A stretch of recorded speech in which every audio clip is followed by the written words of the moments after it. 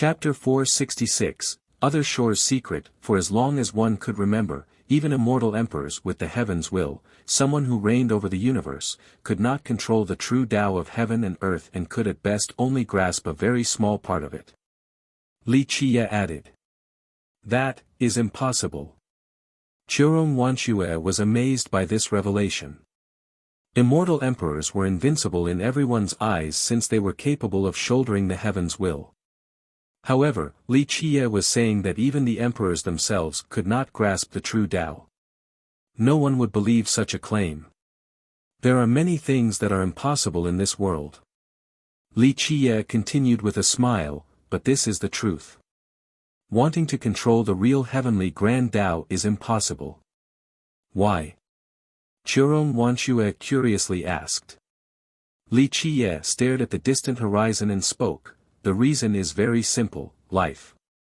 Even an immortal emperor could not suddenly create life. For example, if there is no seed, then there will be no root, let alone a single leaf. Even an invincible emperor cannot create a tree out of thin air. If there is a seed, then emperors have ways to let it become a towering tree overnight. If there was a branch, then an emperor could let it take root in the soil to grow into a tree. With a leaf, they could use the most heaven-defying method so that it would take root and eventually grow into a tree as well. Li Qie paused for a moment before continuing. However, if there is nothing, then an emperor cannot create a heaven-piercing tree because they can't create life out of nowhere. They require a starting point in order to do anything. Creating life is the old villainous heaven's business. To be a bit more exact, it is a matter left to the true Tao of heaven and earth, understand? Chirong Wanshue was sent into a daze. Hearing Li Qie's exposition shocked her completely. It had opened a new door for her. She was able to see a new grand Tao that had never been touched before. At this moment, she was entering a new palace of the grand Tao. Before, she was only lingering around its gate. She was a royal noble and cultivated quite a powerful Tao law, resulting in a strong foundation, but that was mere mimicry. It was like someone had already built a house and she simply moved in and decorated it a bit. But now, she knew how to build her own house one brick at a time. Li Qie looked at her expression and smiled. You are correct, this is about creating a grand Tao that belongs to you and you alone. Even if you cultivate an immortal emperor's technique, it would only be a Tao that belonged to someone before you, it is not yours. If this was the case, then how could you even talk about creating a country or accepting divine bestowments in the future? Without your own Tao, how would the heavens will accept you? How could you shoulder the heavens' will? Chirong Wanshue took a deep breath.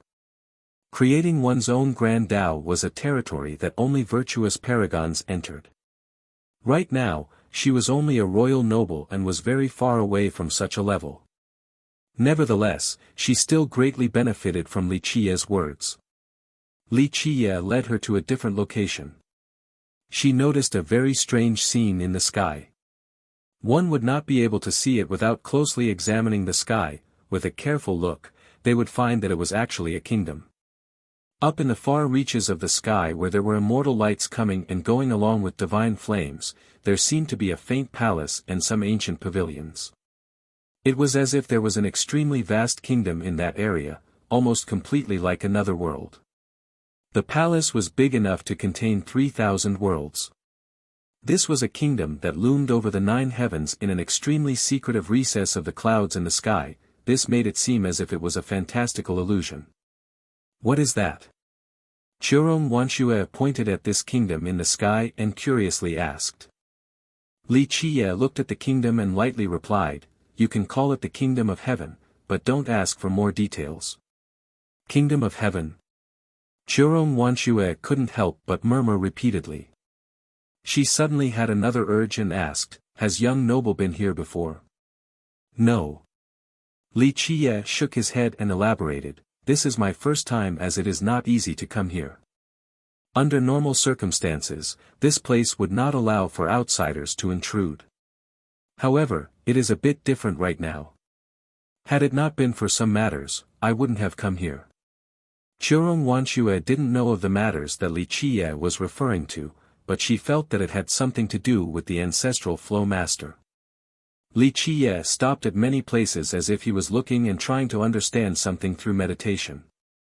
What is young noble trying to comprehend? Churong Wanxue curiously asked after seeing Li Qiye's behavior. Li Qiye answered, merit laws and chapters. However, it is not to the extent of comprehension, I am only looking. These things are too complicated to understand from just a glance. Merit laws and chapters. Churong Wanxue repeated in surprise. She looked around, although this place was derived from the heavenly Grand Tao, she didn't see any merit laws at all. Li Qiye smiled and led her to a high peak so that they could overlook the entire scenery with a panoramic view. Li Qiye then pointed to direct her gaze, look at this piece of heaven and earth. The straight mountain right below your feet is a sword technique. The dense forest ahead is a longevity law. The rolling river before you is a heaven-sweeping technique. The broken mountain over there is an incomplete heavenly knocking technique. Churong Wanxue carefully looked again, but she didn't notice the profundities. However, after receiving more guidance from Li Qiye, she faintly felt something. For example, the high peak below her seemingly contained a resonating sword energy. My talents are too low so I cannot comprehend the mysticisms of these things. Churong Wanxue said in shame. Li Qiye responded with a smile, you can't be blamed, the profoundness of this place is far beyond your imagination. I myself would need to spend a lot of time in order to learn everything. How come young noble isn't learning all the merit laws at this place? Churong Wanxue asked. It took a lot of work to come to this place, a land filled with merit laws. Anyone would covet these laws that came in myriad forms, but not Li Qiye. The merit laws here are not suitable for me.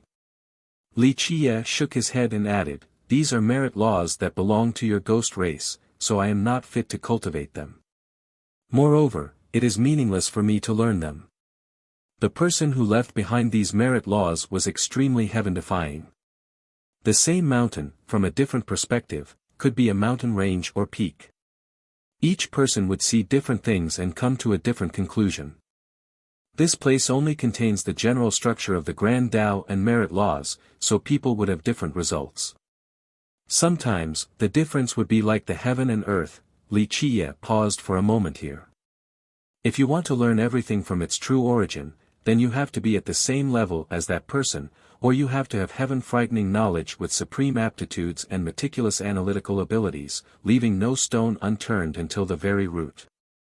Of course, to reverse the flow all the way back to the origin of every merit law here would require a very long time.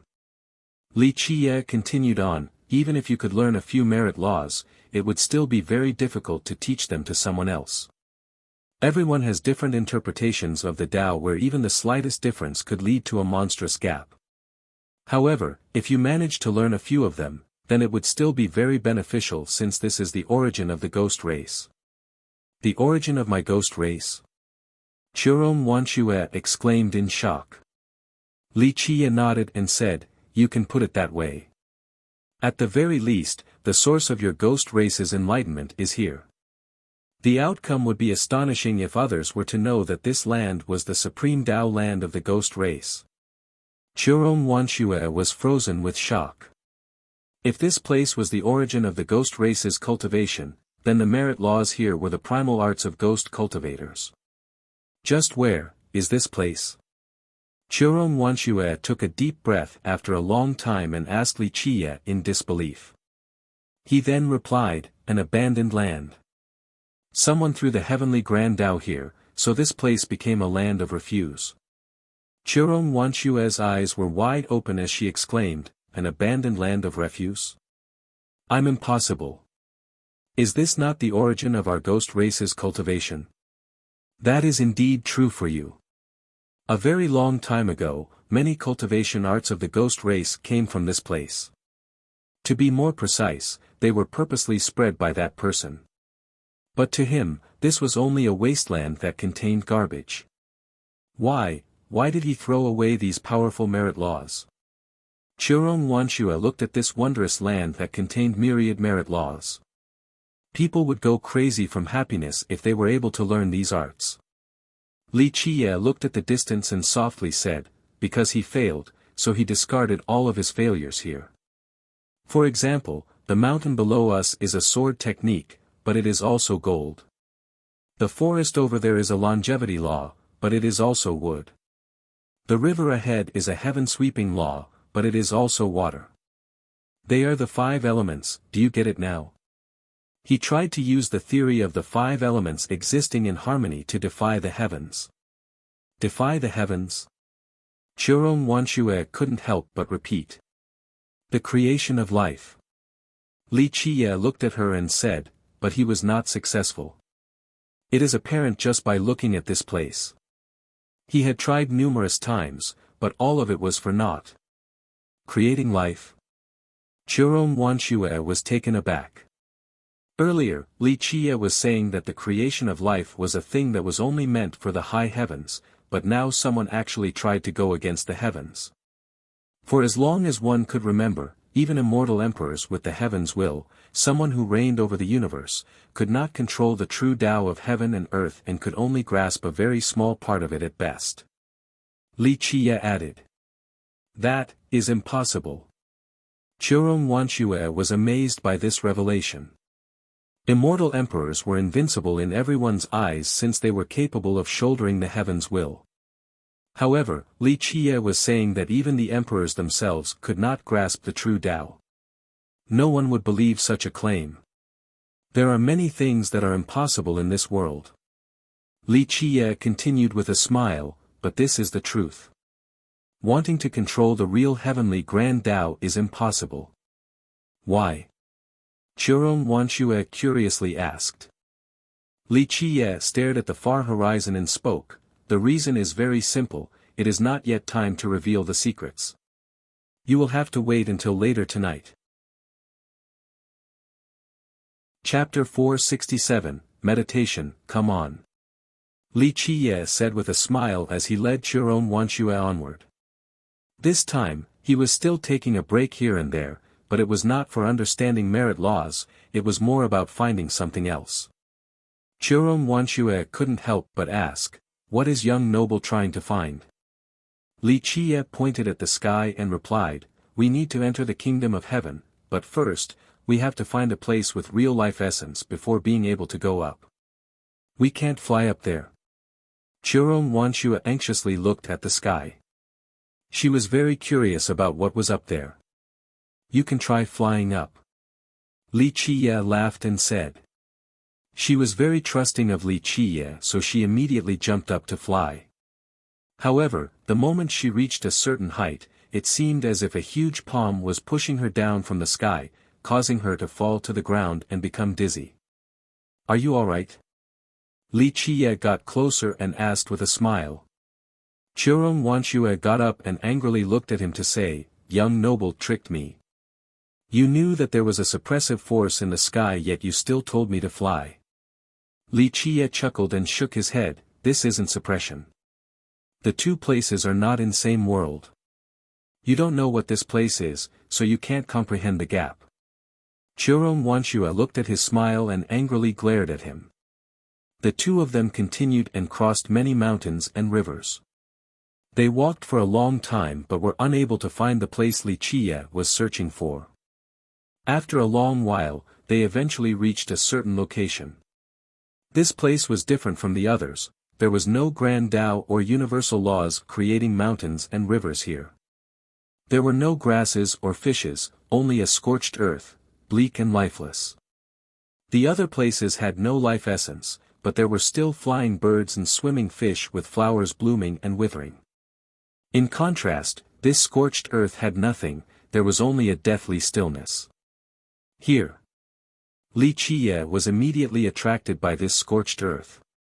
He quickly stepped inside this land and crouched down for a closer look. It seemed that there was something here that was garnering all of his attention. Chirong Wanshue followed right after him. She noticed that there was nothing else besides the little ants crawling on the ground. She couldn't discern whether these ants were real or whether they were derived from the Grand Tao. She then carefully counted and found that there were a total of 10 ants constantly moving in a circular pattern. Wait, no. Chiron Wanshua looked for a while and found that one was missing and only 9 were left. When she counted again, the missing ant came out of nowhere and the group numbered 10 again. She still wasn't right. Just when she thought that she was seeing things, she then found that there was only 1 ant. Moreover, she couldn't see how the other 9 had disappeared at all. How could this be? She was stunned for a bit. The group, once again, turned into 9 ants, then another came out to complete the circle. She didn't know if she was just dizzy or if it was an illusion. She focused her mind again to see how many were truly there. But suddenly, the earth abruptly started to spin and there were millions of ants walking in a circle. This was the last thing she remembered before she instantly blacked out. As she was about to lapse into a coma, a cold aura capable of enlightening people with perfect wisdom went inside her body, causing her to jolt. She instantly woke up. It was Li Qiye who brought her back from her coma. Don't look. Your Tao heart has not been honed to the extent where you can look at this thing. Li Qiye solemnly said. In fact, not too many people in this world could tell how many ants there were, unless it was an immortal emperor or someone who had experienced a lot of training, like Li Qiye. Otherwise, their Tao heart would be shaken. Just what is that? Chiron Wanshua was extremely alarmed and didn't know how many ants there were. This is something beyond your grasp. Li Qiye replied since he noticed her inquisitive mind and smiled, the quantity isn't important, the essential part is the beginning and end. 1 is the primordial, 9 is the extreme, and 10 is grand completion. Chiron Wanshua was still confused after hearing this, but Li Qiye did not find it surprising. Take a walk to other places to see if you can find anything or the place that I'm trying to find. If there is any danger, immediately message me via telepathy. Having said that, he crouched down and carefully watched the ants on the ground. He was completely absorbed and engrossed in meditation. Chiron Wanshua didn't bother him and went elsewhere. Li Qiye completely forgot about everything since there were only the ants moving in a circle in his eyes. In the eyes of others, the ants were moving, but it was a different story for Li Qiye. The ants had to do with the beginning and end. After an unknown amount of time, Li Qiye found some clues and stirringly murmured, "Fascinating, no wonder why he ended up like that." He was comprehending a few things, so the villainous old heavens did not spare him. Amazing. Unfortunately, this is not complete. If he was able to understand it, then he would have been number 1 throughout all the ages. Those who were unaware would only see ants crawling around in a circle, nothing special at all. However, to those who understood a bit more, they would find that the derivation of these ants were too mystical and shocking. Inside these ants was the derivation of the true Tao of heaven and earth.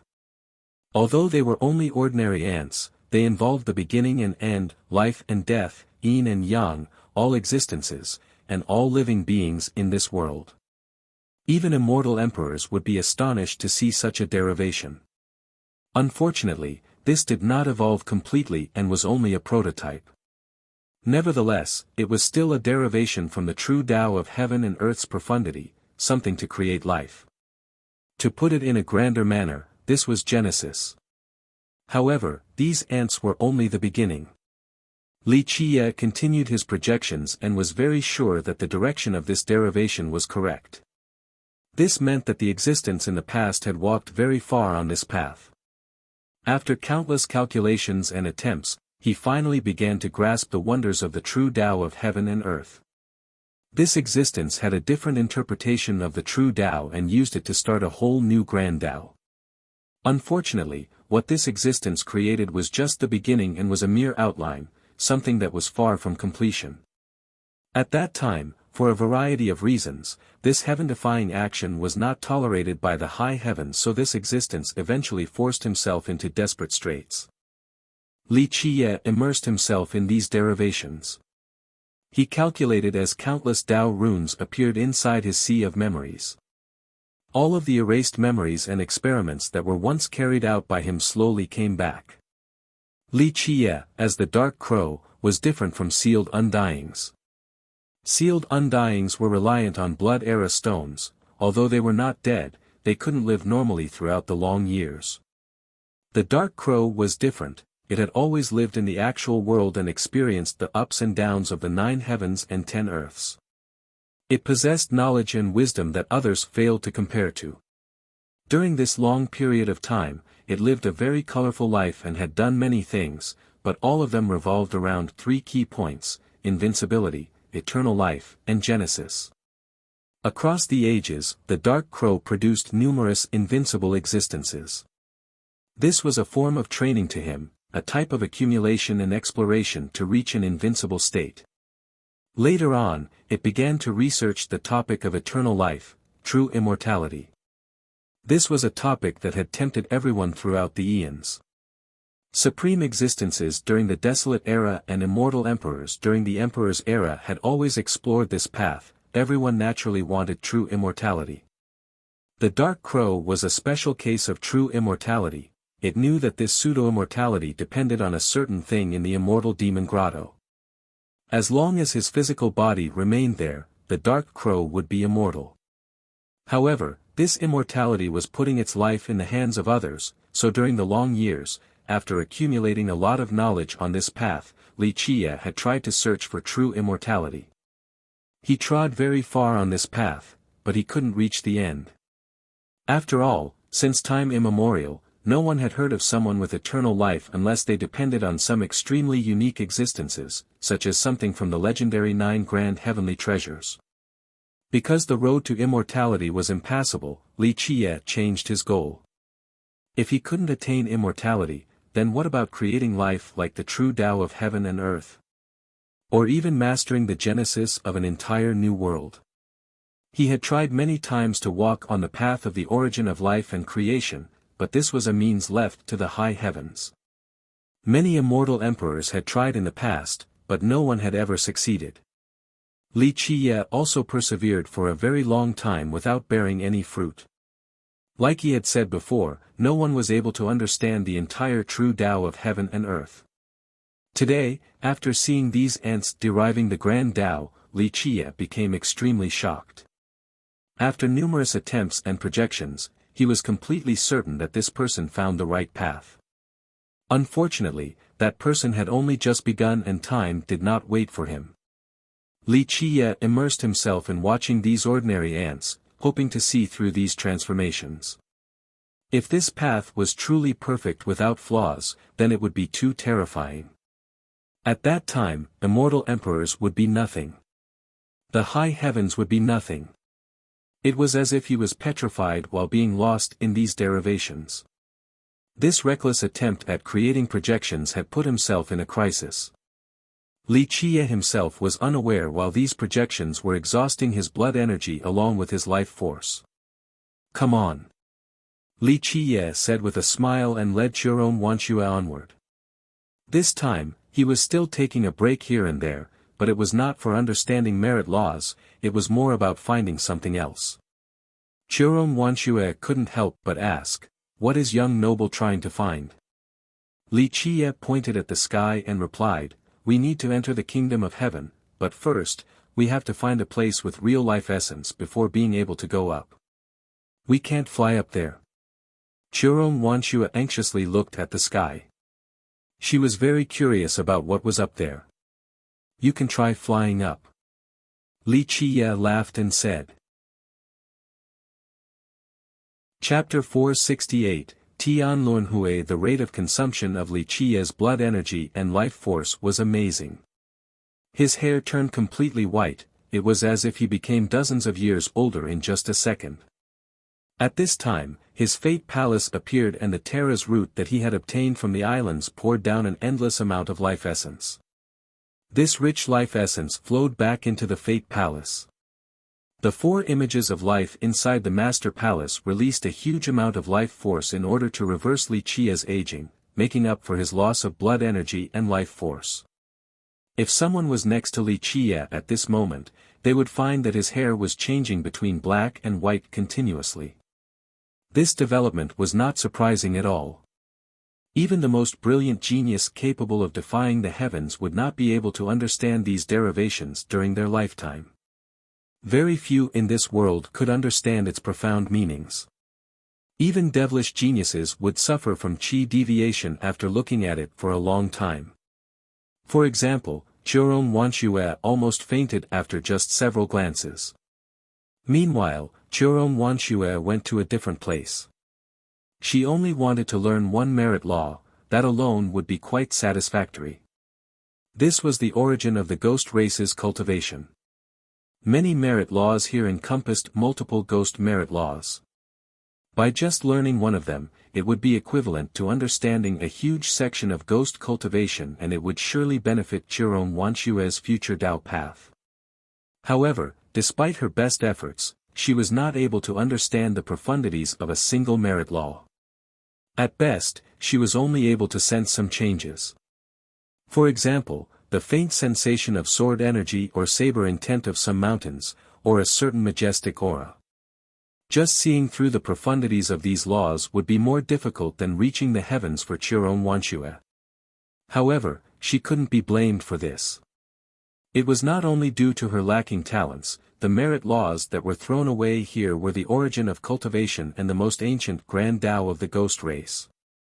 After millions of years of cultivation and transformations, the many races in the sacred nether world were already far from their original grand Tao and merit laws.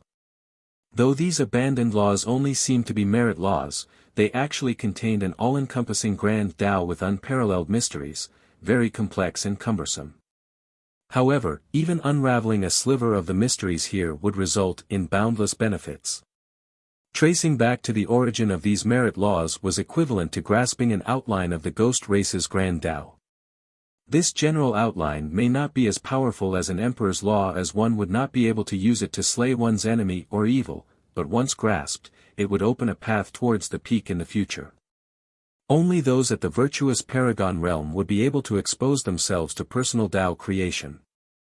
However, in this place, as long as one had heaven-defying talents and knowledge sufficient to understand these origin merit laws, then one could begin to ponder the mysteries of a virtuous paragon long before that point.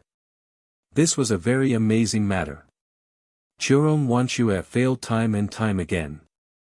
Not only was it due to her lacking talents, but also because her knowledge was far from sufficient.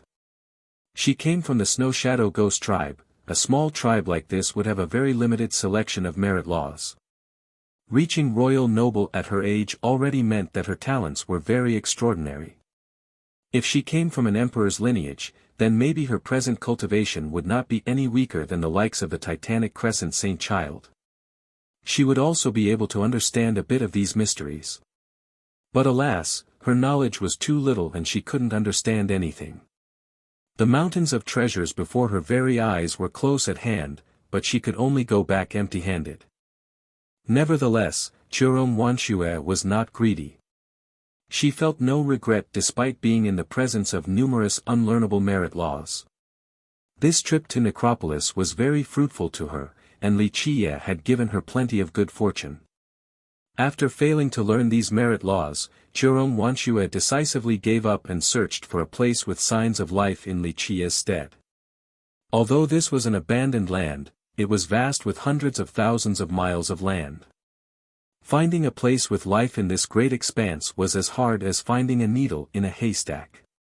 While Li Qie was lost in looking at the ants and Jerome Wanshue was in search for a place with signs of life, someone finally succeeded at crossing the Black Sea back at the boundary.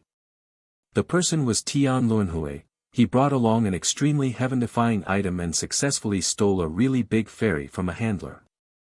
He then brought along dozens of young cultivators on this boat and they quickly traveled towards the other shore. The young cultivators were the most promising geniuses of the ghost race, such as the Titanic Crescent Saint Child, the Ghost Insect Evil Child, Golden Child, Ghost Monk, and so on. Tian Luanhui's actions shocked all the young cultivators present. His invincible style and mysterious aura garnered a lot of admiration. Tian Luanhui is indeed deserving of being one of the three heroes, someone who is comparable to Sir Dizwa. Many were amazed after seeing the faint style of an emperor in Tian Luanhui. No geniuses would deny that he was a reincarnation of an immortal emperor. Even the arrogant Titanic Crescent Saint Child and the ghost insect Evil Child couldn't help but be won over by him. Tian Luanhui's amazing move made others think about Dizhua. How come Sir Dizhua still isn't here yet? Many young cultivators stuck behind at the ocean thought about Dizhua. At this moment, they were all waiting for his arrival. Maybe he would be like Tian Luanhui and would bring them across the Black Sea to the other shore. However, Dizhua still didn't show up. After a long time, new information about Dizhua suddenly came. He had arrived at Necropolis and suddenly entered an ominous ground. At that place, he came upon a divine beast, so he immediately gave chase. A scarlet flame Qilin. Sir Dizhua actually wants to tame a divine beast like a scarlet flame Qilin. Although it was a shame for Dizhua to miss out on this lively occasion, this news was still astonishing enough. Even the older cultivators outside of Necropolis took a deep breath after hearing this. An older sect master said, "Dizhua is too ambitious." Countless people wanted to tame this Qilin in its lair, but all had failed. Even virtuous paragons have failed before. Dizhua is being overconfident this time. Nevertheless, the older generation did not dare to sneer and call him arrogant because he possessed the qualifications and skills to act in this manner. Only a heaven's proud son like Dizhua would be able to tame a divine beast like the scarlet flame Qilin and make it his mount. On the other side, Tian Luanhui brought people across the Black Sea with his boat. Once they landed on the shore, even Tian Luanhui shuddered in amazement. A land of epic creations, a Tao land. Tian Luanhui took in the view as his body exuded a mysterious aura. He was like a god with a pair of eyes capable of seeing through the cycle of samsara and yin and yang. The moment the other geniuses landed on the shore, they also felt the hymns of the Grand Tao and became astonished. Before they could calm down, Tian Luanhui had already disappeared. Apparently, he had no intention of going with them. Maybe great creations are waiting for us at this place. We'll go our separate ways. The Titanic Crescent Saint Child shouted before going on his own. The ghost geniuses all went on their own after picking different directions. They all wanted their own great creations. Maybe they could even find the legendary treasure mountain. They didn't wish to cross this vast land with anyone since no one wanted to share their treasure with others.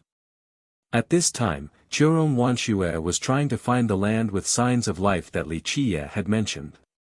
She crossed a mountain range and suddenly felt a mysterious aura coming from very far away. She lifted her head and noticed a shadow in that direction soaring by at an extreme speed.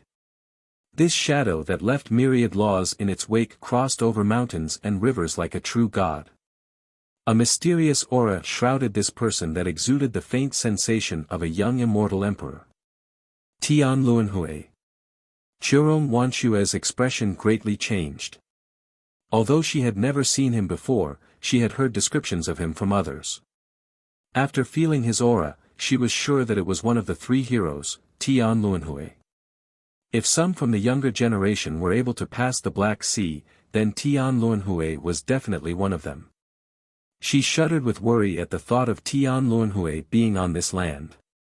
She had to let her young noble know, so she turned around and went back.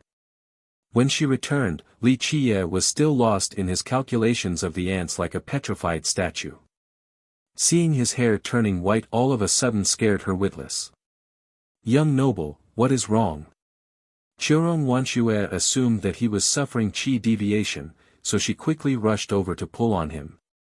However, the moment she got close, a powerful force blew her away.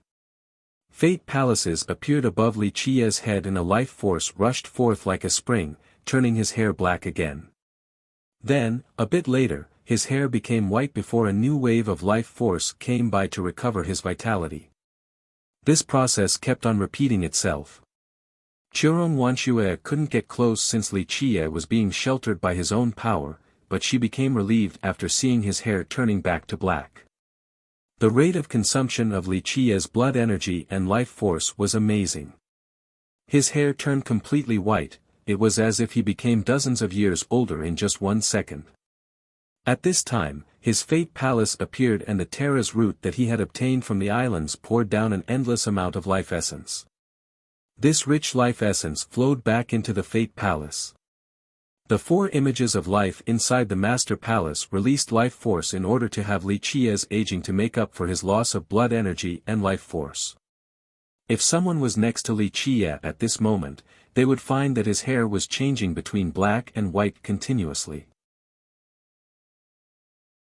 Chapter 469, Disappearance of the Black Sea. However, she was still quite worried while looking at Li Qi's appearance. What could these ants possibly be to cause him to be so immersed like this and risk it all just to comprehend them? Li Qi didn't care for virtuous paragon merit laws or emperor's weapons since he gave them to Chiron Wanshua as if they were garbage. So what in this world could cause him to be so fascinated? Chiron Wanshua found it difficult to imagine such a thing, but it turned out that these few tiny ants were sufficient. She didn't dare to look at them since the lesson from last time was still fresh. With just a couple glances, she had almost lapsed into a coma. If it wasn't for Li Qi saving her in time, maybe she would have died at this place from qi deviation. Tian Luanhui's sudden appearance at this land was a source of worries for her. She decided to stay as a guard by Li Qi's side day in and day out, but Li Qi still remained inert like a stone statue. Time kept on moving and his hair went from black to white, then white to black. In the beginning, she had concerns about Li Qi expending too much blood energy, but these were dispelled when she saw the endless life force inside his fate palace recovering his blood energy. Rumble. Today, she was still by his side, but the landscape suddenly shook. Even the golden and black seas were swaying. She suddenly realized something as she lifted her head and noticed that the kingdom in the sky suddenly became bright as if a paragon was waking up. She had the feeling that a giant had turned his body, causing the earth to quake like this. And it wasn't only her, all the geniuses on this land were scared out of their wits. Even Tian Luanhui, who was searching alone in a corner, became alarmed. What is that? Tian Luanhui looked up at the faintly visible kingdom in the horizon and wondered.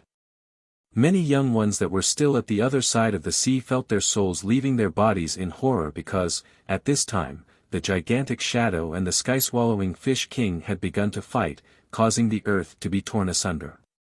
The first move of one side plucked the celestials while the other side unleashed a tsunami millions of feet high.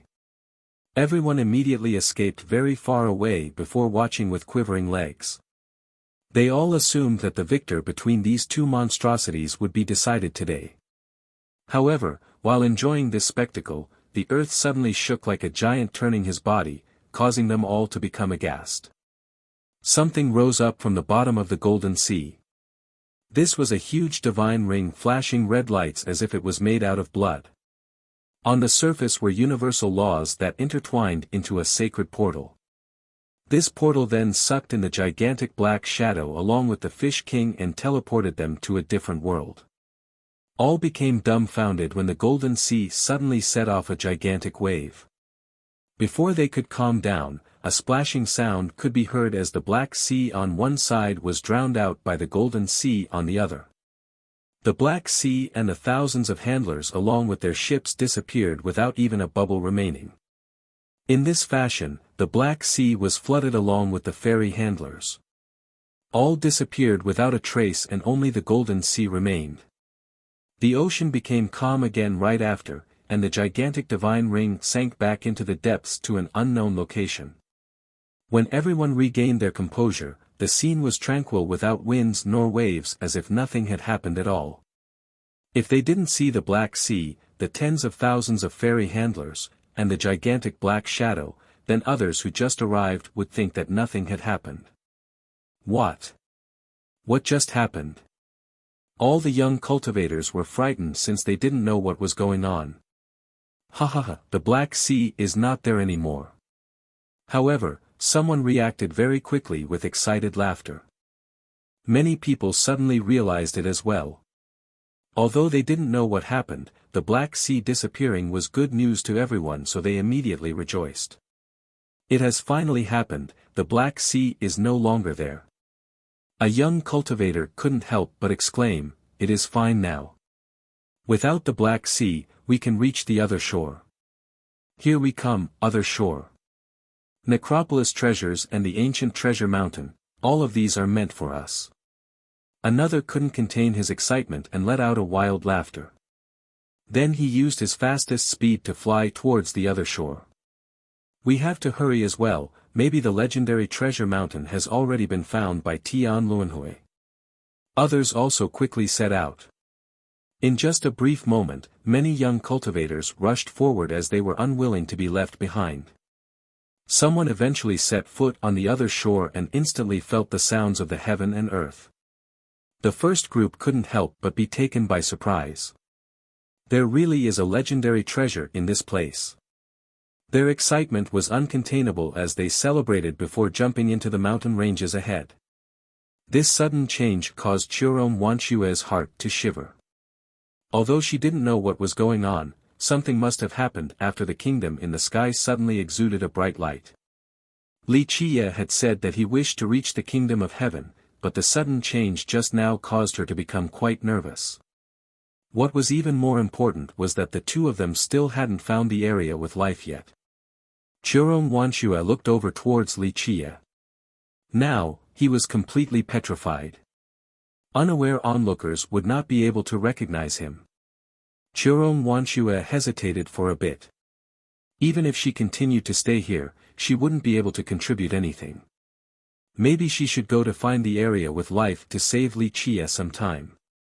In the end, she was still the chief of an entire tribe. After deciding, she no longer hesitated and chose a direction for her search. In fact, they had already gone considerably deep into this landmass, but there were still a few directions left unsearched. At this time, she basically chose to backtrack. She didn't know where the area with life was, but it was definitely not ahead of them, so she had to pick a different direction, even if it meant going backward. She had traveled for several days and encountered a lot of people. This land that was once only inhabited by the two of them was now quite lively, to her surprise. She didn't know what was going on, but she was deliberately avoiding the young cultivators. Li Qie had made a lot of enemies, so she went out of her way to put on a disguise to mix amongst them. The next day, she found several groups and discovered what happened after asking some questions. The Black Sea had disappeared, so countless cultivators were able to reach this land. Many young cultivators were astonished by the magical properties of this land and became incredibly excited. It was as if there were numerous treasures just awaiting their excavation. However, their desperate search bore no fruit as no mountains of treasure could be seen. At this time, they began to recognize the strange aspects of this place. In the end, geniuses couldn't instantly recognize the mysticisms of this land. Not everyone was like Li Qie, who knew many secrets. The moment the geniuses discovered the heavenly accumulation of universal laws, they had a certain thought and specifically went to Tian Luanhui with questions. Tian Luanhui had been, for some time, searching while traveling, so he gave these geniuses a very definite answer: this place is a Tao land. Once, there was a supreme existence who left behind his life's findings here. Every mountain and river on this land is an incredible merit law. After getting such a definite answer, these geniuses became quite shocked, and news of this got out very quickly. What? Every mountain and river is an incredible merit law. All the young cultivators were amazed at this finding. No wonder why everything in this place is formed from universal laws. So this was the case, many became very excited. They began to study the landscape in order to research the merit laws. The first to show some results were the Titanic Crescent Saint Child and the Ghost Insect Evil Child. The Saint Child observed a river and obtained some enlightenment as he quickly shouted with joy, "Amazing, this is an emperor-level merit law. This merit law. It is indeed specifically tailored for our ghost race." The Evil Child studied a particular peak with an emotional expression. The two of them were attracted by these landscapes and became deeply immersed. Although they themselves cultivated Emperor's laws, studying these scenes before them still benefited them greatly. They were both from emperors' lineages, so they cultivated emperors' laws from a young age. Factoring in their excellent talents, very few could match them. Their general knowledge and understanding was also far above their peers, so they quickly reaped a good harvest after observing for a while. Not weaker than emperors' laws. The Saint Child's evaluation quickly spread, causing everyone to be quite astounded. Countless people immediately stopped what they were previously doing to continue observing the landscapes in order to understand their profundities. Emperor's laws, ah! What kind of shocking news was this? To everyone, the treasures were no longer important. An emperor's law would greatly benefit them for life. Immortal Emperor Bao asked, "What do you think this is?" True God Nacht responded with some hesitation, Raffle. It's just a dude on a boat at sunset, right? This led to Immortal Emperor Bao wondering if readers will understand this teaser at all. It isn't that clear. Chapter 470, Learning the Tao at the Other Shore. In just a short period of time, no mountains or river were left unturned. Even the valleys and ravines were filled with at least one or two cultivators trying to ponder the Tao of this amazing land. However, this place involved the Grand Tao's outline, so although each scenery indeed contained a merit law, the Tao found inside was far from simple. That supreme existence in the past didn't just randomly throw down merit laws all over this place. He combined countless merit laws as experiments. Each mountain and river connected with the heaven and earth, so forget about reversing the trace to understand the origin, even understanding what was on the surface was fraught with difficulty. Despite their observations, the young cultivators here had very few results. They were sure that these landscapes contained an amazing merit law. They could feel the sword energy and saber intent inside, but understanding and tracing the mystic Grand Tao all the way back to the origin was harder than reaching the heavens.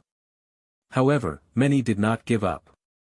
They then chose different mountains and rivers, hoping that they would eventually understand a merit law, but no matter how many times they changed their setting, all was for naught. Occasionally, there would be a few geniuses who were slightly successful, but it would just be a glimpse of the surface. Nevertheless, they still greatly benefited and became lost in their research.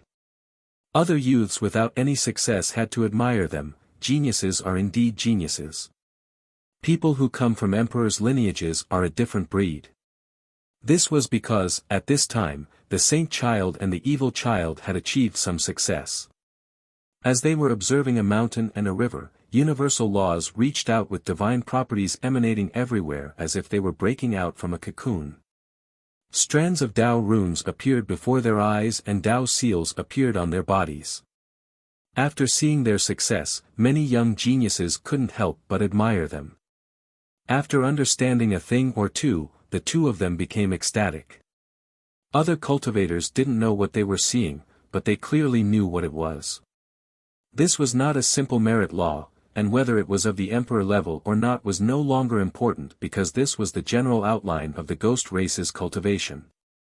They could then derive it much further, resulting in even greater benefits. Buzz. While many were envious of these two, a series of immortal lights suddenly shot to the sky at a different location. What is going on? Many people curiously ran towards that direction.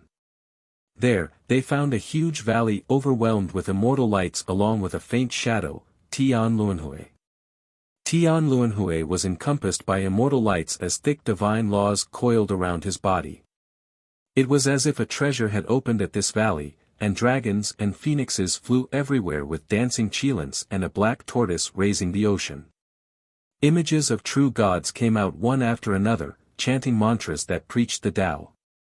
Tian Luanhui sat in a meditative pose inside the immortal lights to listen to the Tao lecture as amazing phenomena appeared all around him. These creatures were not real and instead were formed from the Grand Tao universal laws. However, the profoundness of the Tao being studied by Tian Luanhui was real. A youth noticed this and murmured, "Incredible. He is studying the real mysteries of the Grand Tao."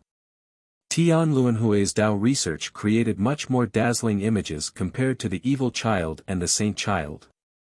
Many cultivators both admired and were envious of Tian Luanhui's amazing harvest.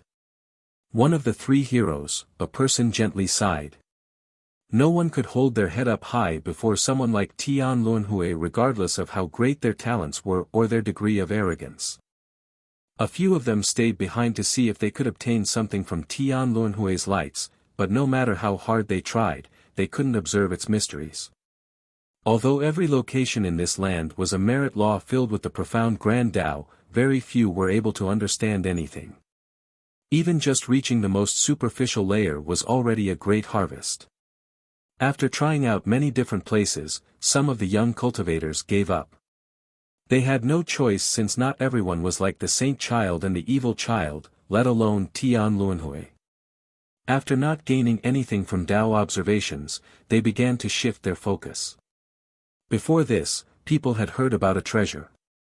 It might even be the treasure of Necropolis that had never been found before. And so, this group decided to find treasures, instead, while searching every inch of the land. Some looked towards the sky because the moment they got here, they immediately noticed the kingdom.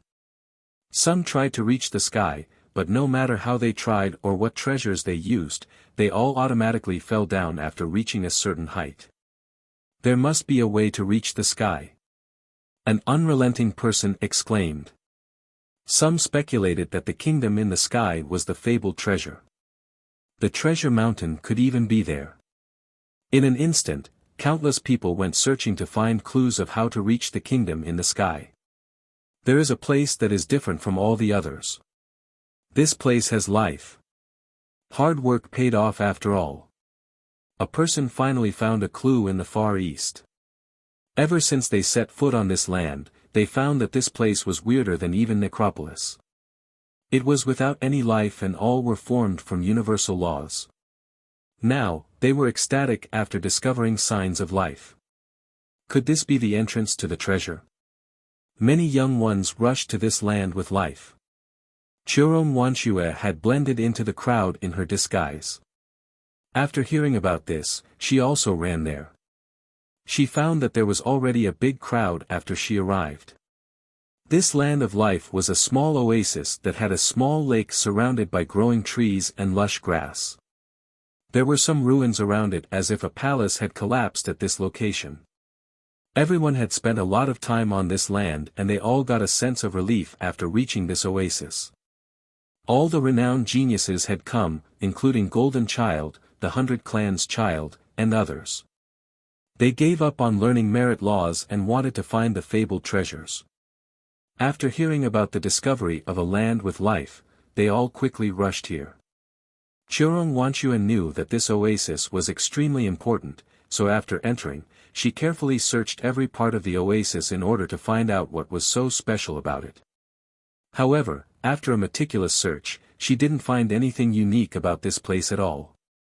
In fact, not only her, but all the other cultivators also focused on finding something and only discovered that this oasis was very ordinary. When she wanted to take an even closer look, a commotion suddenly began at the oasis. It turned out that some ghost race geniuses were chasing cultivators from the other races away. Members of the ghost race can stay behind. Other people, leave at once. Why? A young cultivator of a different race indignantly protested. Someone with keen eyes noticed the faint light of a treasure coming from the lake. It seemed as if an artifact was about to come out. This non-ghost race cultivator quickly shouted, "A treasure is coming out. Members of the ghost race can stay. Other people, leave. Now." This light became brighter and brighter, so more ghost race experts tried to drive the other races away. "This place does not belong to your ghost race," a human cultivator angrily exclaimed.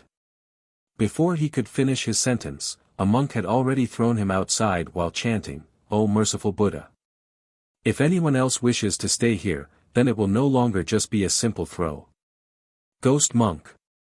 Another cultivator from a different race said with shock. "Ghost monk, don't push us too far." A human expert said with gravity. What are you going to do then? A sneer came about. A golden skeleton walked out as a series of rattles from his bones rubbing together came forth. Golden child.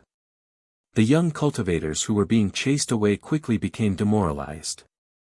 He was not the only one present, the 100 Clans child and the divine Spark Prince were also here. It could be said that the majority of the ghost experts had all gathered at this place. The divine Spark Prince leered at the human expert and coldly sneered, "A human ant dares to create noise here? Are you tired of living?" The human cultivator had an ugly expression. Although it was hard to swallow this humiliation from the prince, he had no other choice. The other races also felt very dissatisfied and angry, but this situation was overwhelmingly disadvantageous, so they had to restrain their anger. At this moment, anyone would understand that these ghost geniuses wanted to claim the oasis for themselves. It would be impossible for others who wanted a part of this treasure to stay. Although they were very unwilling, there was nothing they could do. Their opposition's strength was very apparent here.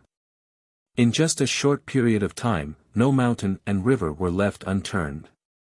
Even the valleys and ravines were filled with at least 1 or 2 cultivators trying to ponder the Tao of this amazing land. However, this place involved the Grand Tao's outline, so although each scenery indeed contained one merit law, the Tao found inside was far from simple.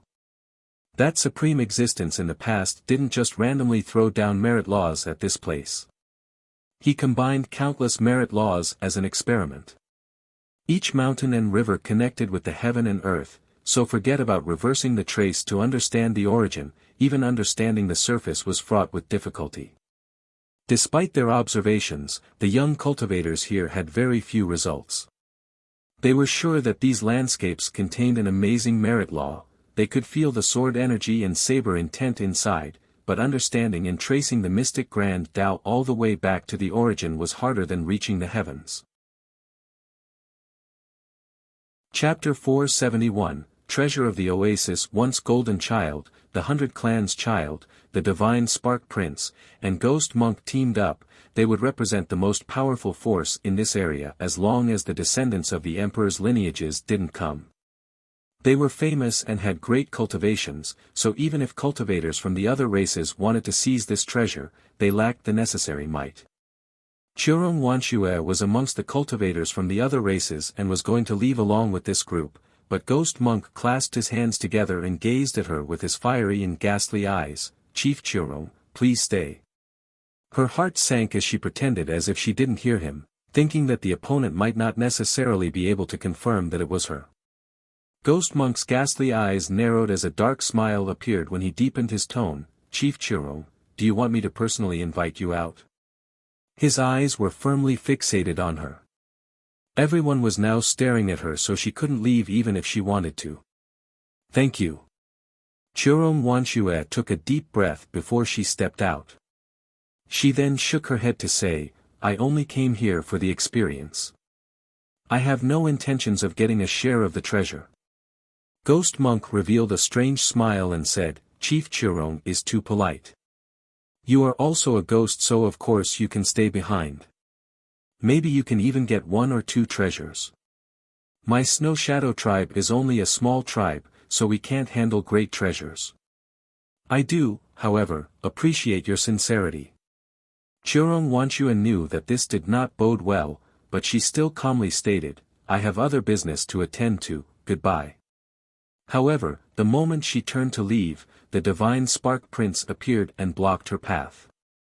He sneered and declared, "Leaving isn't impossible, but tell Li Qie to come here to pick you up." The prince had been slapped several times by Li Qie and had lost all face. How could he not try to repay this humiliation? Although his backing, the ghost insect evil child, was not here, he was confident that his current alliance could capture Li Qie if Li Qie came here. Then, the prince could wash away his shame. Everyone was looking at her since they all knew she was Li Qie's companion. Moreover, they were the first ones here, arriving before everyone else. The prince wanted to keep her behind not only to take revenge on Li Qie, but also to find out some news from her. In the end, Chiron Wanshue was still a chief, so she was able to stay calm in a bad situation. She spoke without any panic with a deep tone, "Divine Spark Prince, I don't understand your intention. There are no grudges between us. Although I have nothing against you, I do against Li Chia." The prince sneered, "You going together with Li Chia was courting death. Chief Chiron, I trust that you can send a message to Li Chia." The 100 Clans child also chipped in with a smile, "Why don't you stay here for now and wait to watch the treasure come into being? Then you can tell Li Chia to come and pick you up as well. Would that be okay with you?" Chiron Wanshue shuddered inside. It was clear that this group had formed an alliance not only to find treasures at this place, but also to set a trap for Li Chia after baiting him. The cultivators who were chased away from the oasis were only watching from the distance. They didn't know Chiron Wanshue, so naturally they would not take action to help her. As for the cultivators inside the oasis, they were all on the side of the Divine Spark Prince, so they were certainly not going to help her. Besieged, Chiron Wanshue knew that whatever she did would lead towards a disaster. She took a deep breath and shook her head to say, "I'm afraid you have found the wrong person. Ever since we got here, fellow Taoist Li and I went on our separate ways. I don't know where he is at this moment. Moreover, we are merely acquaintances, so I have no way of informing him." Although Chiron Wanshue could indeed contact Li Chia, she didn't hope for her young noble to come to this place.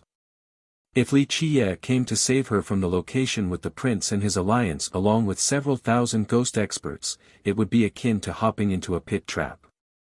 No matter how strong he was, he most likely couldn't deal with so many ghost experts working together. "Ha, Chief Chiron, if you don't help us, then I'm afraid we can't help you."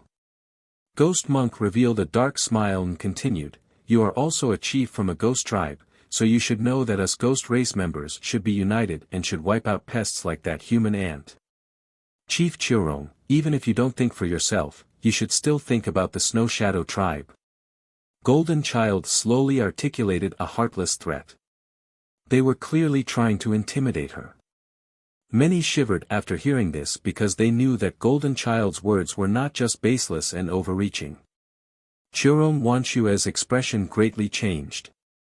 Her tribe was only a minor clan, it could not reach the apex or even approach it. However, the 100 Bones Sacred Tribe was a renowned great clan. Although it was not an emperor's lineage, it was a giant monster. One of its fingers was enough to easily destroy the Snow Shadow tribe.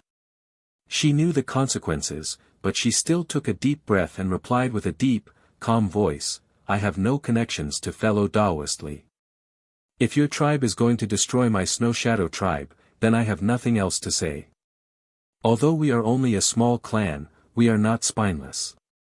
We will never succumb to your oppression." She had made up her mind about not putting Li Chia in a dangerous situation. Her powerful rhetoric earned her a lot of respect from the young cultivators of the other races. A small tribe like the Snow Shadow tribe could not oppose a behemoth like the 100 Bones Sacred tribe. Even other great powers in the nether border would not want to mess with this tribe since this was the territory of the ghost race. One had to show proper restraint when dealing with them. Moreover, the alliance showed that it was not just the sacred tribe at work here.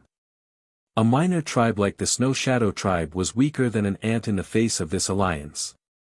However, even against prodigies like Golden Child, Chiron Wanshue, who hailed from a small tribe, still spoke powerfully without shrinking away. As a result, many people admired her courage. Why waste time talking with her? The Divine Spark Prince looked at the increasingly brighter brilliance from the lake and impatiently said, "Just capture her. Then, we will see if a treasure is about to come out from this lake or not.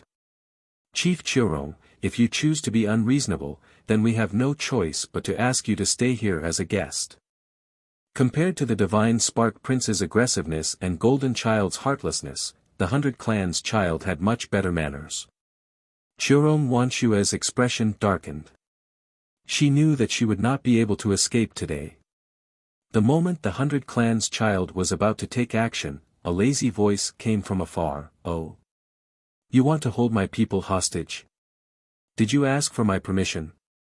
Everyone couldn't help but look over towards the direction of the voice and found that Li Qiye was quickly approaching.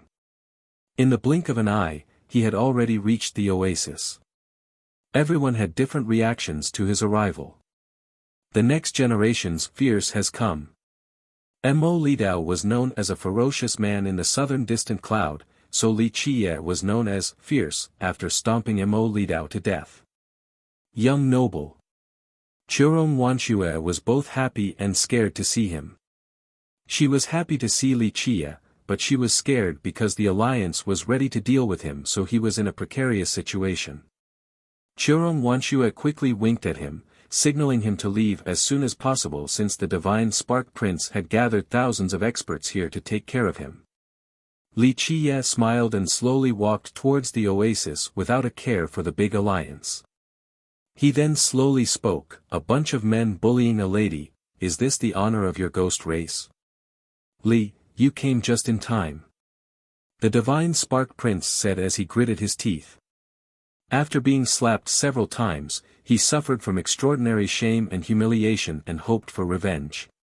He hated Li Qiye to the bones and wished that he could peel Li Qiye's skin and tear apart his tendons, then beat him down to his knees to wash away the shame.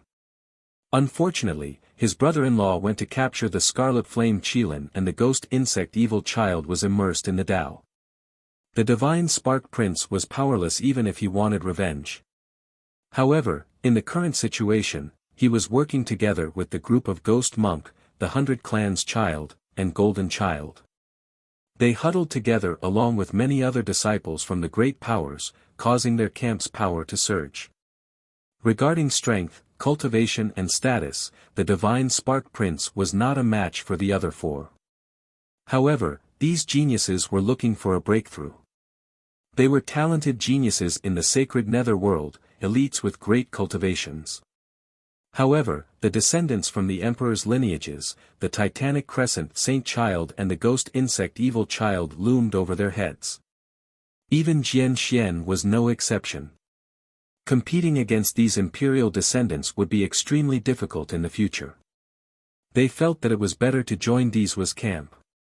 Once he becomes an immortal emperor later on, they would be bestowed titles and countries and would have the same amount of power as imperial descendants. Because of this group banded together. Now, they all stared at Li Qiye. This could be described as, the path is always narrow for enemies. The divine Spark Prince's eyes were filled with fury. He wished that he could stomp Li Qiye down to the ground at this very moment, but he knew that Li Qiye was very powerful and he was not stupid enough to rush over. Ghost Monk, Golden Child, and the 100 Clans Child looked at each other and were eager to give it a try. They didn't plan on fighting him solo and instead wanted to work together to capture Li Qiye in an instant. They were all geniuses of the sacred nether world, so they were very confident that they could capture the lone Li Qiye if they were to join forces. Once Golden Child, the 100 Clans Child, the Divine Spark Prince, and Ghost Monk teamed up, they would represent the most powerful force in this area as long as the descendants of the Emperor's lineages didn't come. They were famous and had great cultivations, so even if cultivators from the other races wanted to seize this treasure, they lacked the necessary might. Churong Wanshue was amongst the cultivators from the other races and was going to leave along with this group, but Ghost Monk clasped his hands together and gazed at her with his fiery, ghastly eyes. "Chief Churong, please stay." Chapter 472, Prelude to the Bloody Massacre. Li, you choose not to enter the welcoming heavens and instead tread into a hostile hell. The divine Spark Prince with bloodshot eyes said through gritted teeth. Li Qiye gave him a lazy look and responded, "Hell? Where is this hell? You guys dare to think of yourselves as hell? Even if it is hell, I would still slaughter everything and stomp them below my feet. O merciful Buddha!" Ghost Monk began to chant. Buddhist hymns appeared as Ghost Monk's body exuded a nether aura. It was as if dark Buddhas were crawling up from the ground while emitting ominous laughter that caused people to shudder. Ghost Monk was famous for being merciless in the sacred nether world. Many became quite frightened whenever his name was brought up. Benefactor Li is too confident. You have come to the wrong place. This is the world of ghosts, and you alone cannot set off a storm. Ghost Monk said with a shady smile. World of ghosts. Li Qiye raised his brow and retorted, so what if it is? I will still pierce the sky of this so-called world of ghosts. Then, he relaxedly walked towards the oasis. Golden Child, the Divine Spark Prince, Ghost Monk, and the 100 Clans Child looked at each other. 700 young ghost experts rushed forward to prevent Li Qiye from entering. The 100 Clans Child revealed a smile that was not a smile and said, Fellow Taoist Li, excuse us, but this place belongs to the ghost race. There will be a price if you wish to enter. Li Qiye glanced at the young geniuses, then at the several thousand ghost members in the oasis and laughed. Meanwhile, these ghost cultivators were very excited. They had people from the great powers along with the minor sections.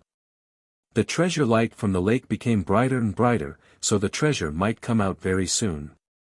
The excited crowd was jubilant and awaited their chance to show off. If they could contribute, then the group of the young geniuses would surely share more treasure with them. Moreover, killing a human like Li Qiye would send a message to the other races' cultivators, something that they would be very happy to do. Is that so?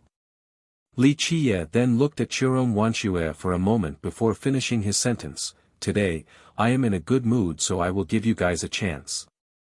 Obediently let go of her and I'll forgive you all. Big tone. The Divine Spark Prince coldly laughed before saying, We can do that if you surrender yourself. If you do so, we will let her leave safely. This monk can assure you that we shall do so. Moreover, no one will make it difficult for the Snow Shadow tribe. But if you don't cooperate, it would be hard to say.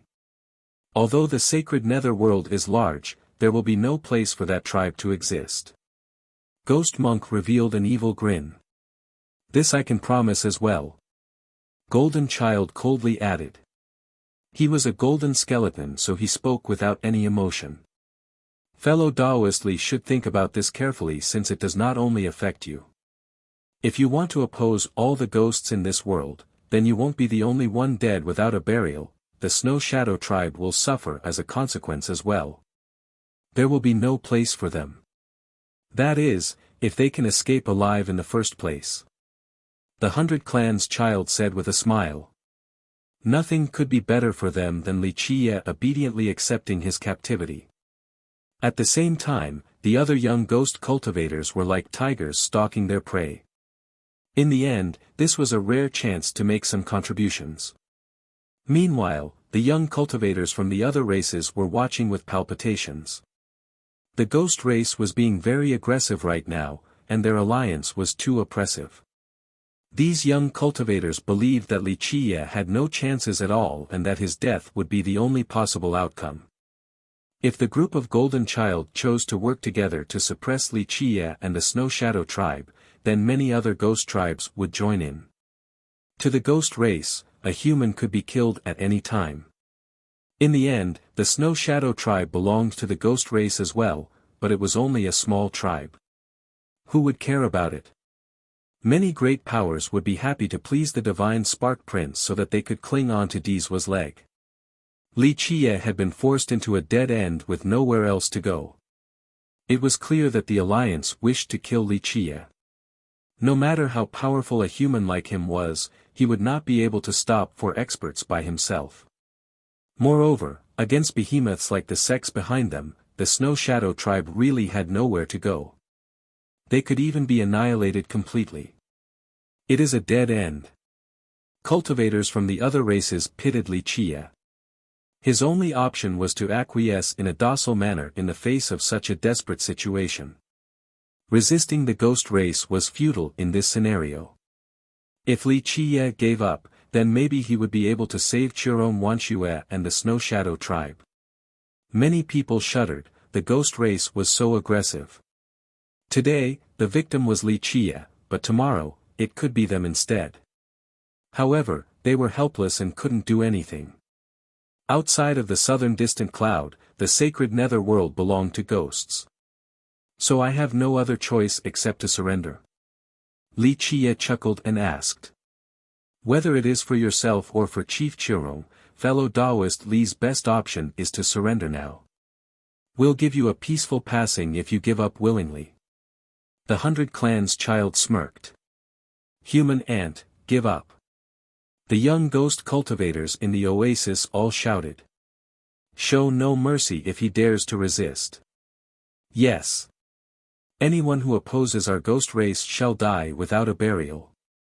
Massacre their entire clan. Many young ghost cultivators clamored after being infected by this atmosphere.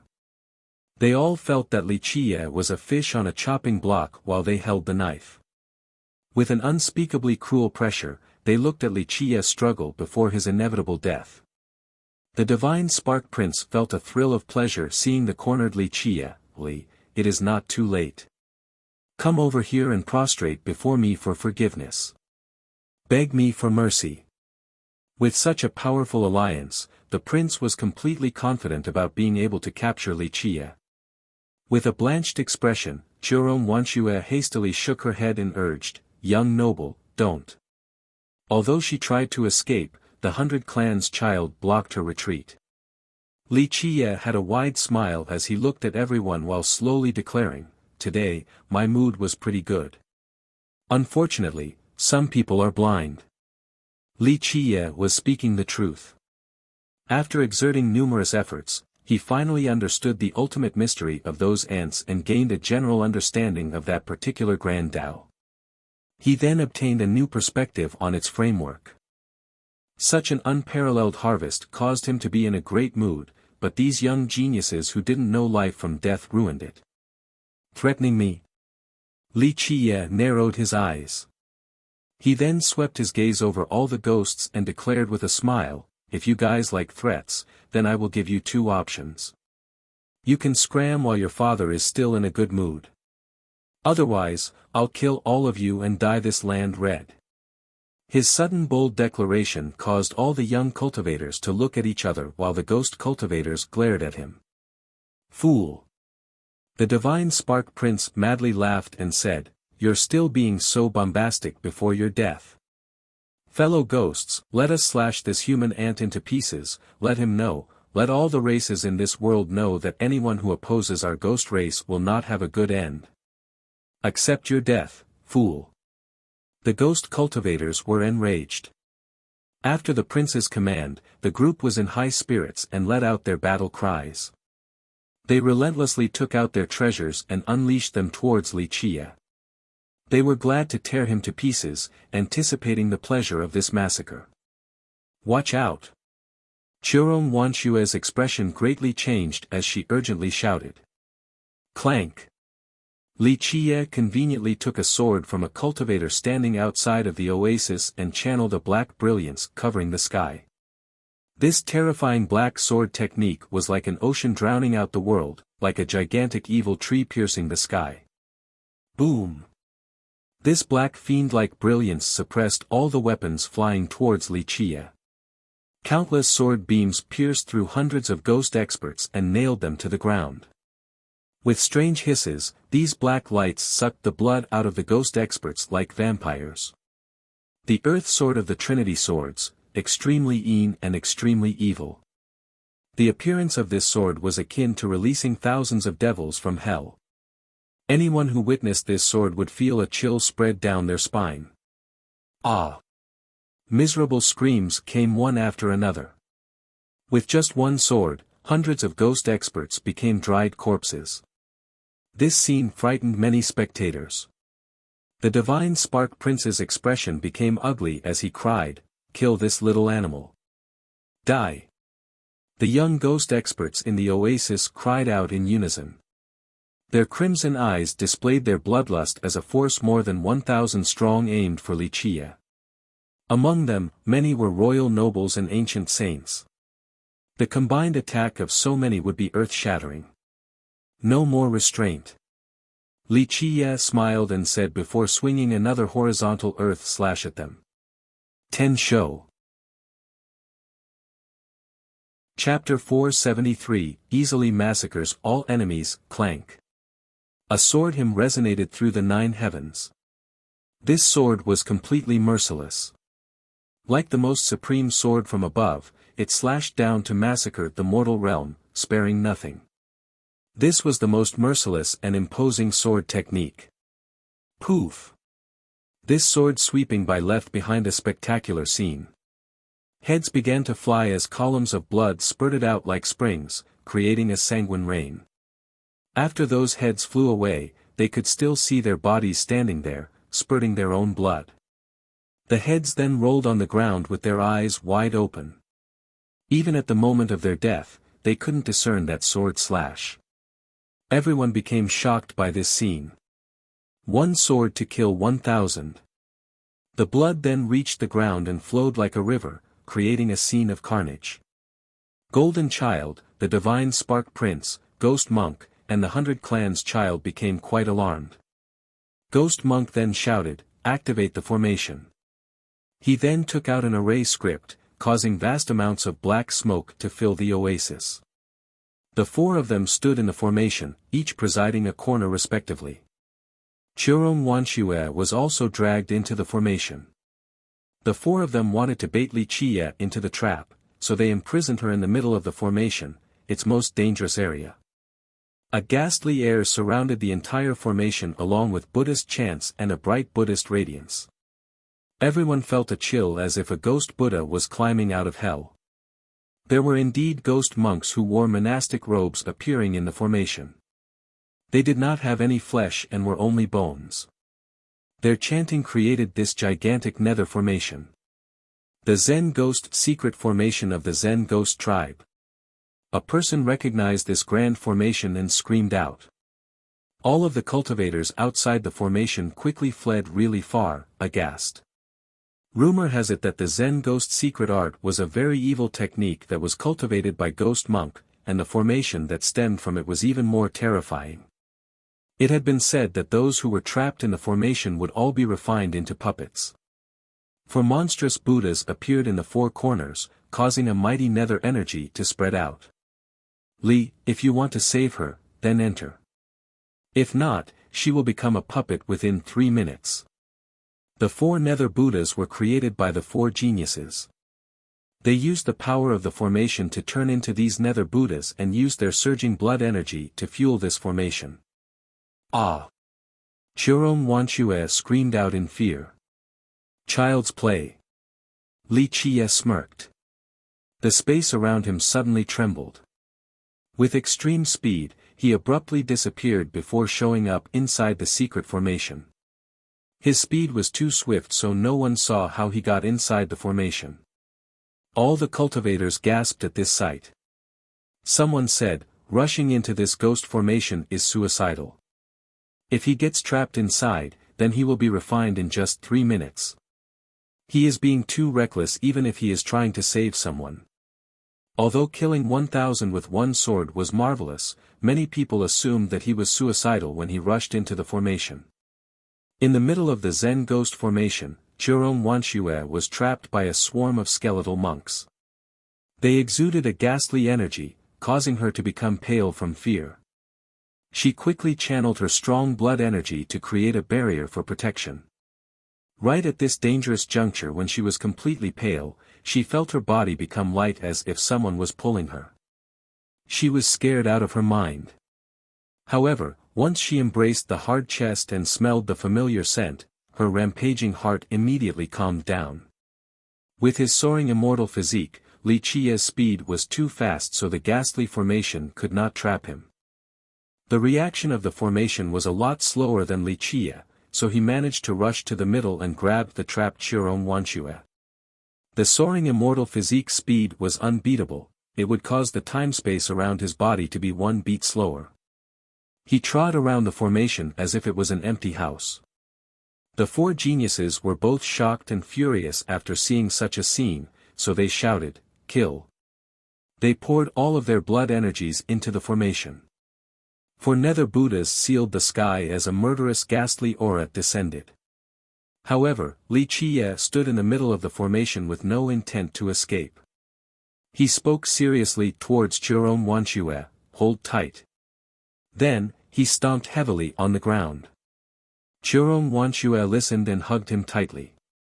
There was an unprecedented sense of security as she hugged her young noble's waist. In this second, the hell-suppressing inner physique emitted a bright light. Countless silk-like universal laws hovered around him as his invincible physique erupted. The sky was covered by Li Qi's gigantic foot. The 9 heavens collapsed and myriad stars were destroyed. Even a vaster earth would not be able to withstand such a terrifying stomp. This stomp was as heavy as the 9 worlds and the countless mountains contained within. It was capable of collapsing the firmaments and crushing all things in this world. Boom! After a deafening bang, this stomp came down and shattered the 4 nether Buddhas into little pieces that scattered in the sky. The group of the 4 geniuses was blown out of the Zen Ghost secret formation by this powerful force. Rumble! More explosions ensued along with the sounds of bones breaking. All the skeletal monks in the formation were crushed completely. Eventually, another bang resounded as the entire formation collapsed. The 4 spewed out blood in the sky after being knocked out of the formation. Before they could reach the ground, Li Qie, with a speed 10 times faster than lightning, had already reached them. The first victim was Ghost Monk. Before he could react to Li Qie's sudden appearance, he was already kicked flying. The second was the 100 Clans child. He was alarmed after seeing Ghost Monk's situation, but it was too late. With the soaring immortal physique, Li Qie pierced his head with a finger. The third was Golden Child. He was frightened out of his mind and wanted to take a treasure out. However, with a cracking noise, his bones instantly shattered. Everything came to an end. By the time anyone realized what had happened, Li Qie was already gripping the divine Spark Prince by the neck in midair. Ah! At this time, Ghost Monk's horrified scream finally came out. He heavily struck the ground due to the kick and turned into a puddle of flesh and blood, staining the ground. His scream before his death echoed all the way to the blue clouds. The 100 Clans child didn't even have the chance to scream since his head was penetrated, his body fell flat to the ground. Golden Child's golden skeleton broke into countless fragments, he was without a chance to scream either.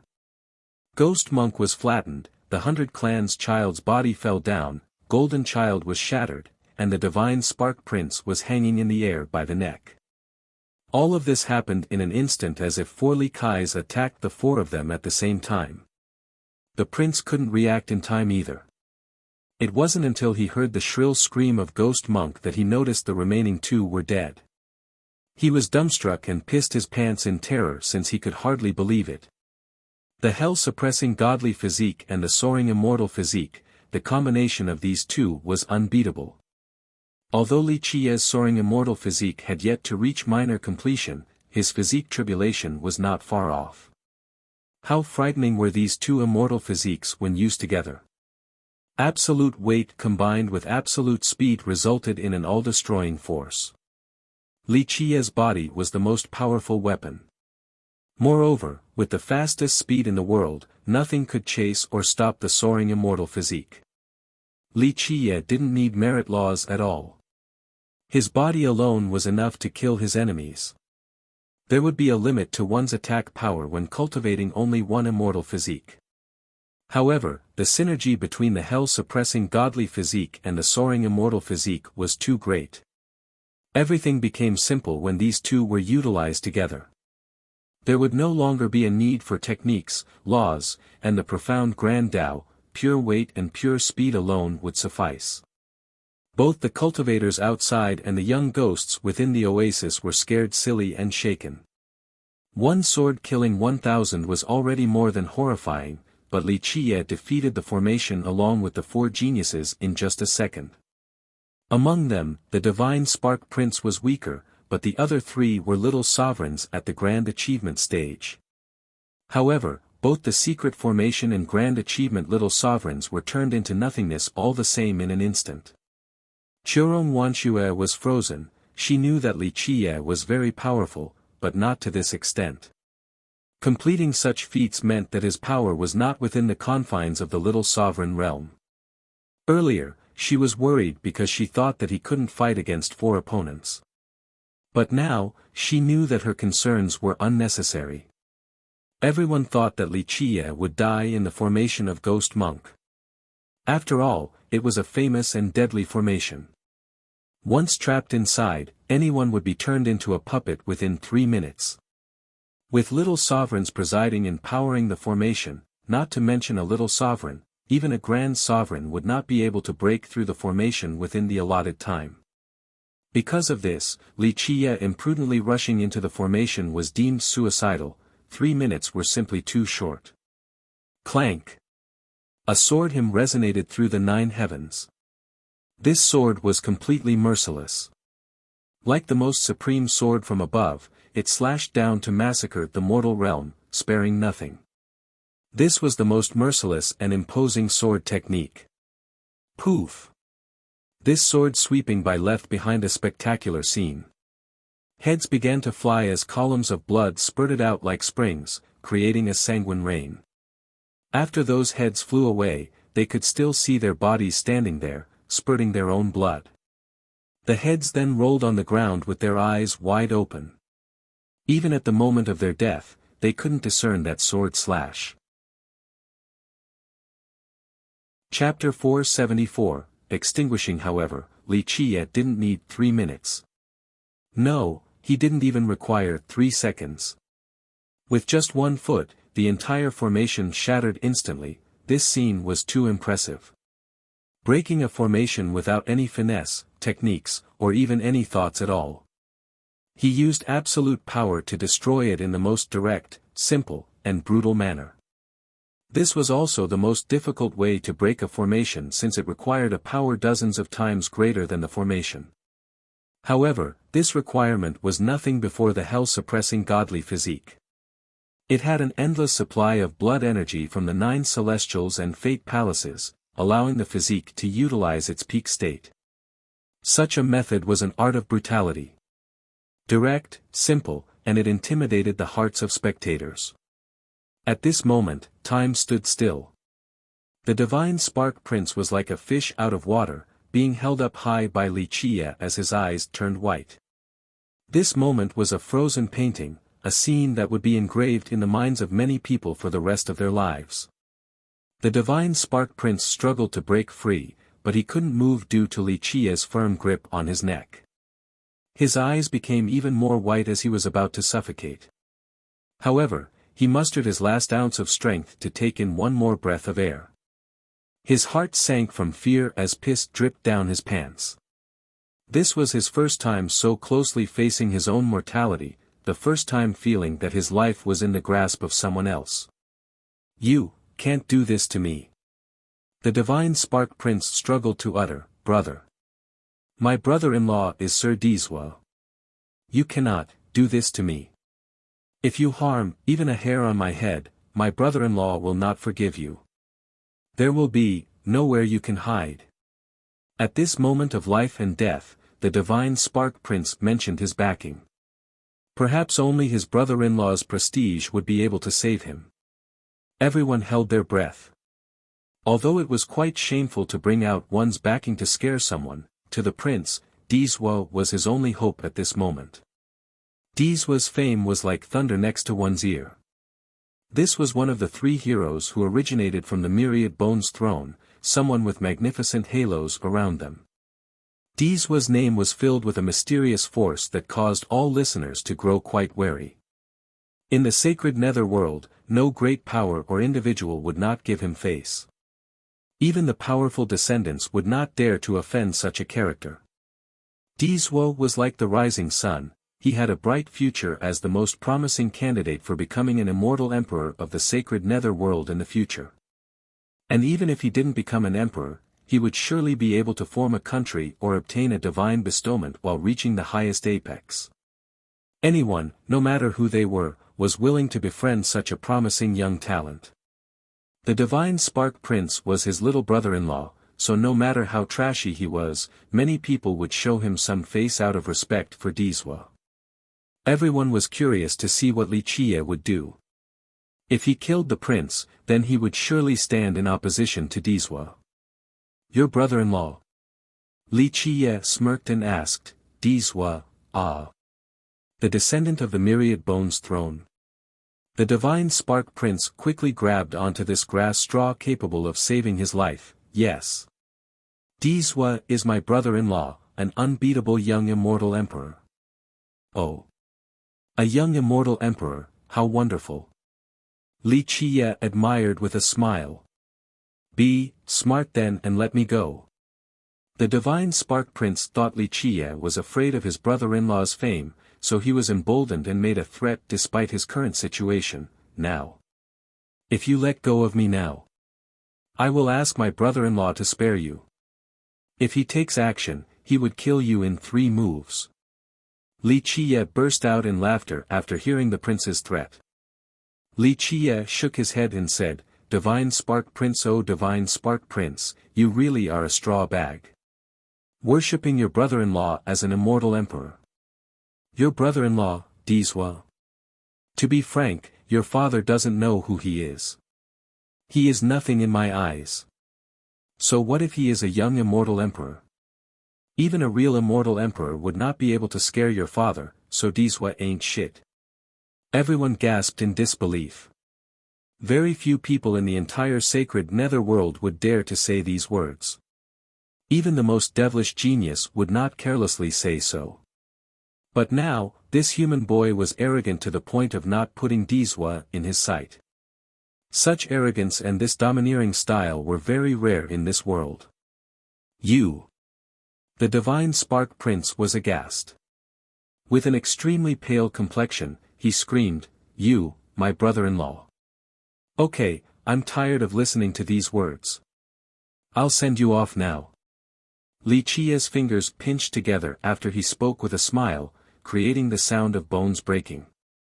The divine spark prince died without a chance to scream as his eyes were still wide open.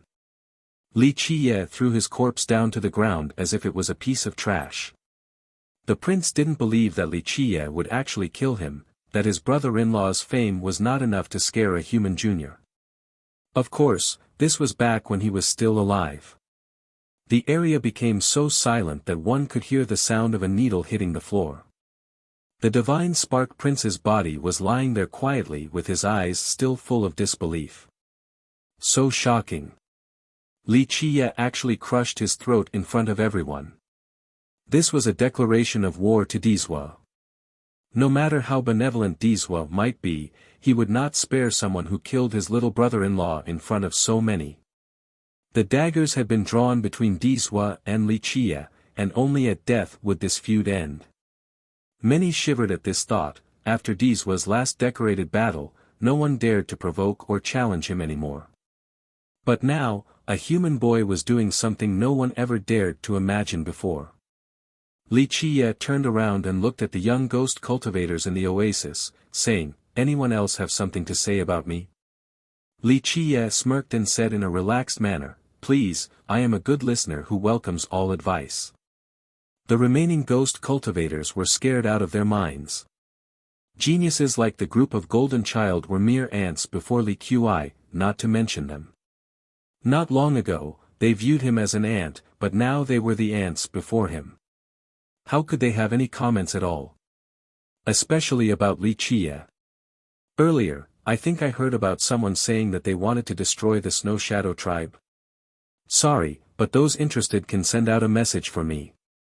I don't care what your tribe is. The 100 Bones Sacred Tribe, the Zen Ghost Tribe, whatever. If someone dares to destroy the Snow Shadow tribe, then I will massacre all of them, even the Myriad Bones Throne. My reasoning is very simple, those who dare to touch the people under my protection, your father will destroy them. Everyone glanced at each other while trying to make sense of such aggressive words. Throughout the ages, no one had dared to say that they would destroy the Myriad Bones Throne, let alone a crazy human boy. However, no one would dare to voice their dissatisfaction towards Li Qiye. In the end, the example of the 4 geniuses was still very fresh and unforgettable in their minds. Since no one has any comments about me, disperse. I trust that you guys will happily welcome me in. Li Qiye asked with a broad smile. The ghost cultivators in the oasis suddenly rushed outside like bees from their hive. When the trees topple, the monkeys scatter. They didn't want to stay at this place, they only wanted to get as far away from this monster as possible. Li Qiye brought Chiron Wanshue to the lake while no one dared to stop him. Even if a treasure was about to come out, these ghost cultivators wouldn't want to stay. Their life was more valuable than treasures. The cultivators from the other races saw Li Qiye walking towards the lake as the light became increasingly brighter. Some courageous souls trailed behind him into the oasis. They didn't dare to contest for the treasure against Li Qiye, but they had an irrepressible curiosity and simply wanted to see what kind of treasure was coming out. Chiron Wanshue and Li Qiye drew closer to the lake where the light was very bright. When standing next to the lake, one would notice a bright brilliance that illuminated the entire oasis. Is it about to come out? Many people probed on the sideline and eagerly asked, what kind of treasure is it? Chiron Wanshue didn't think so because the lake became brighter as Li Qiye got closer. Once Li Qiye was next to the lake, the light became blinding. This made her realize that there was no treasure, the light was being emitted because of Li Qiye. Although the light in this small lake was blinding, the surface was calm. It didn't seem like a treasure was about to come into being. As if he knew her conjecture, Li Qiye smiled and said, yes, it is not a treasure or anything of that sort, it is because of this. Li Qiye took out an item that looked like a talisman. However, it was not a talisman, it was more like a piece of paper.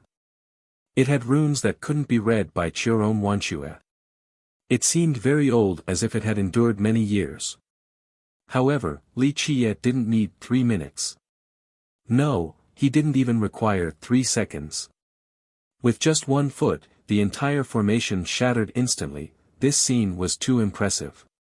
Breaking a formation without any finesse, techniques, or even any thoughts at all.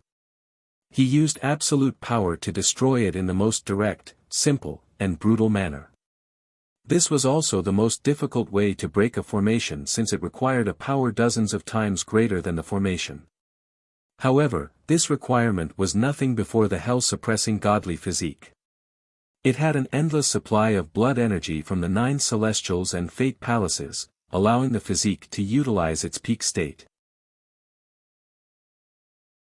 Chapter 475.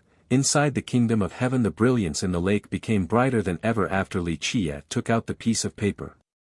Waves of immortal lights surged into the sky as if an immortal item was coming out. A young stone golem from an ancient clan recognized the item in Li Qiye's hand and jumped from shock before shouting, That is the legendary prime ominous key. The young cultivators in the far distance behind him were also astonished from disbelief. What? The prime ominous key? The prime ominous key was something found only in the legends, very few actually saw it with their own eyes. It was said that in order to open the prime ominous grave, one must possess the key.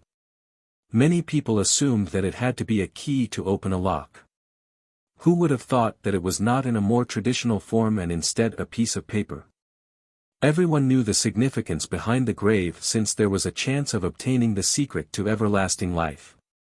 This was something even more valuable than becoming an immortal emperor. Chiron Wanshue was stunned. At this time, she understood that he obtained the key from the ancestral flow master. Li Qiye held the key while spewing out a mantra, open.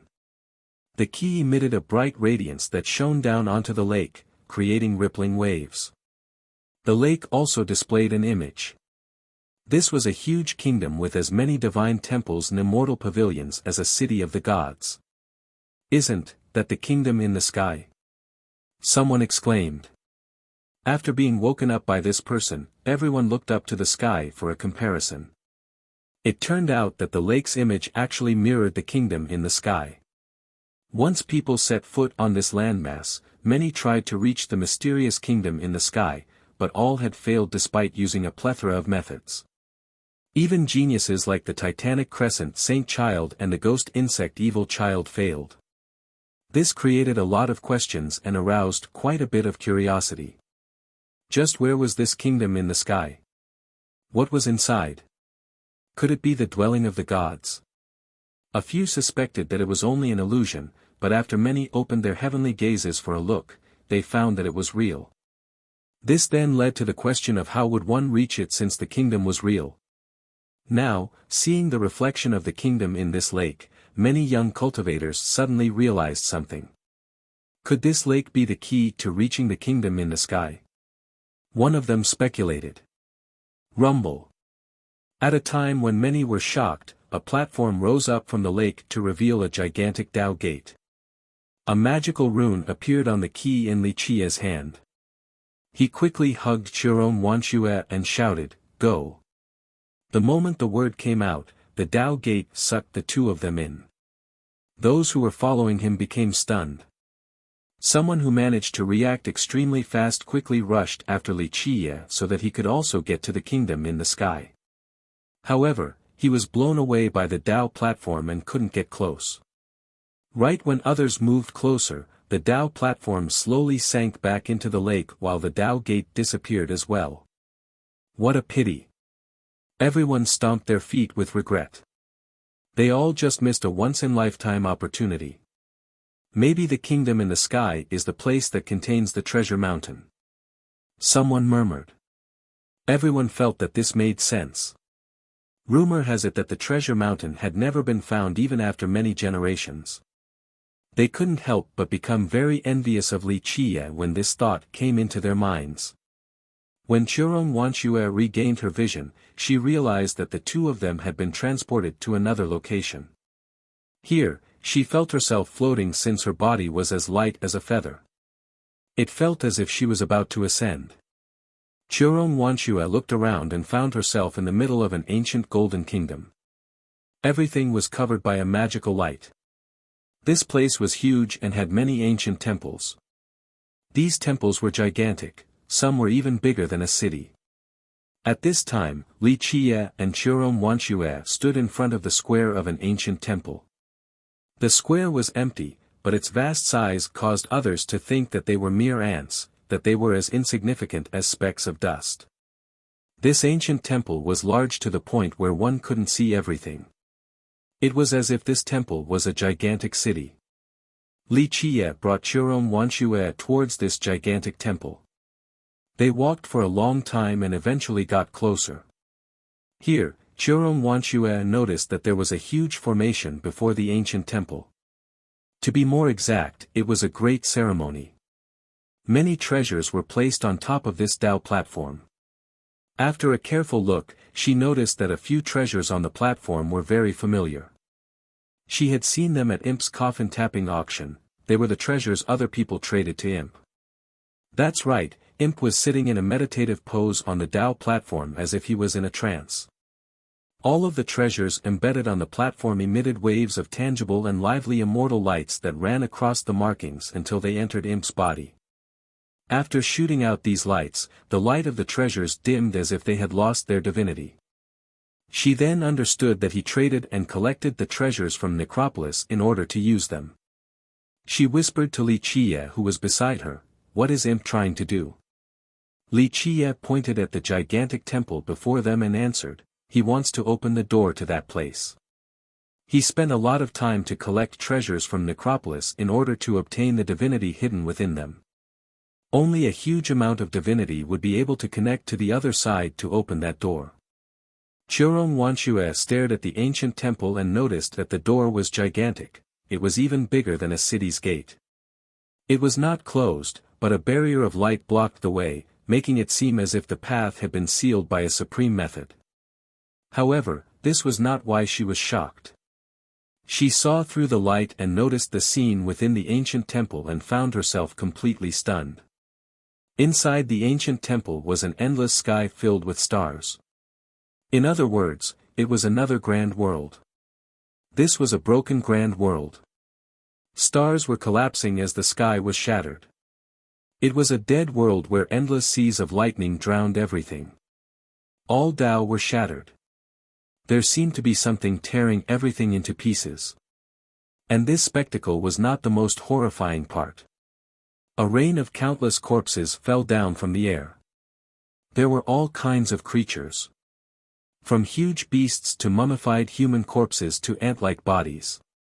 To sum it up, there were countless bodies falling down from the sky, such a terrifying scene. In the sky was a huge open door, the source of these falling corpses. It seemed that the power that wanted to tear this world apart came from this door.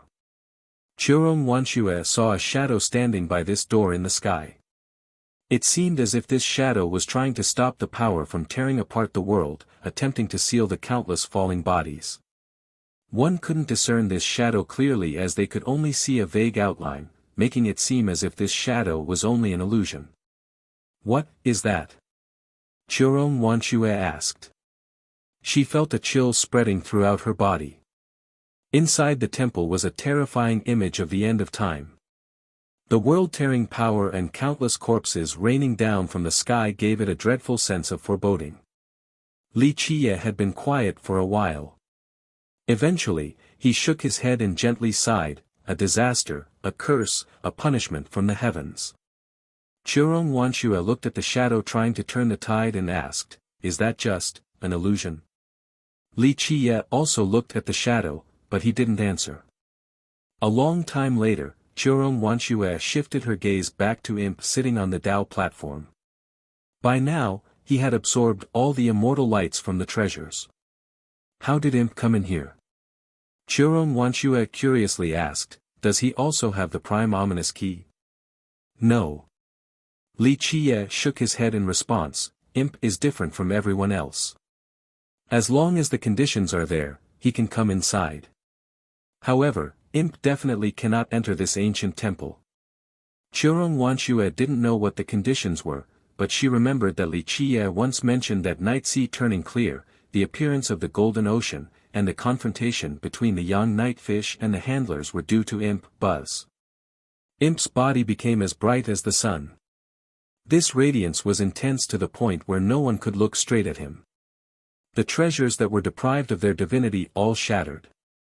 When the light from his body reached its limit, it suddenly turned into an unparalleled magical rune that seemed to block a supreme grand Tao.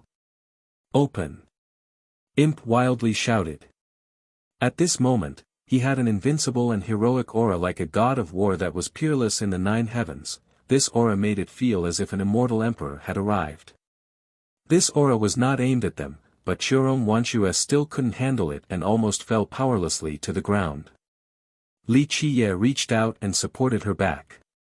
A circular divine radiance from an unknown source appeared before him, but it was unable to stop this invincible aura. The brilliance in the lake became brighter than ever after Li Qiye took out the piece of paper. Waves of immortal lights surged into the sky as if an immortal item was coming out. A young stone golem from an ancient clan recognized the item in Li Qiye's hand and jumped from shock before shouting, That is the legendary prime ominous key." The young cultivators in the far distance behind him were also astonished from disbelief. "What? The prime ominous key?" Chapter 476, Imp Qin Guangwang. After being shrouded in the divine light, Chirong Wanshue finally heaved a sigh of relief and no longer felt the suppressive aura. Imp madly roared and unleashed countless magical runes to attack the barrier at the gate. A very small hole was created in this barrier. In a split second, Imp used an unbelievable speed to rush towards the gate in order to enter the temple. However, boom! A deafening blast threatened to destroy the heaven and earth. The moment Imp tried to infiltrate the temple via this tiny gap, the barrier blocked his path. Even in his mighty God of War form, he was still blown away by the barrier of light. His invincibility could neither stop nor withstand the barrier's power. It was an eye-catching scene to see Imp flying in the sky as his white beard became stained with his own blood.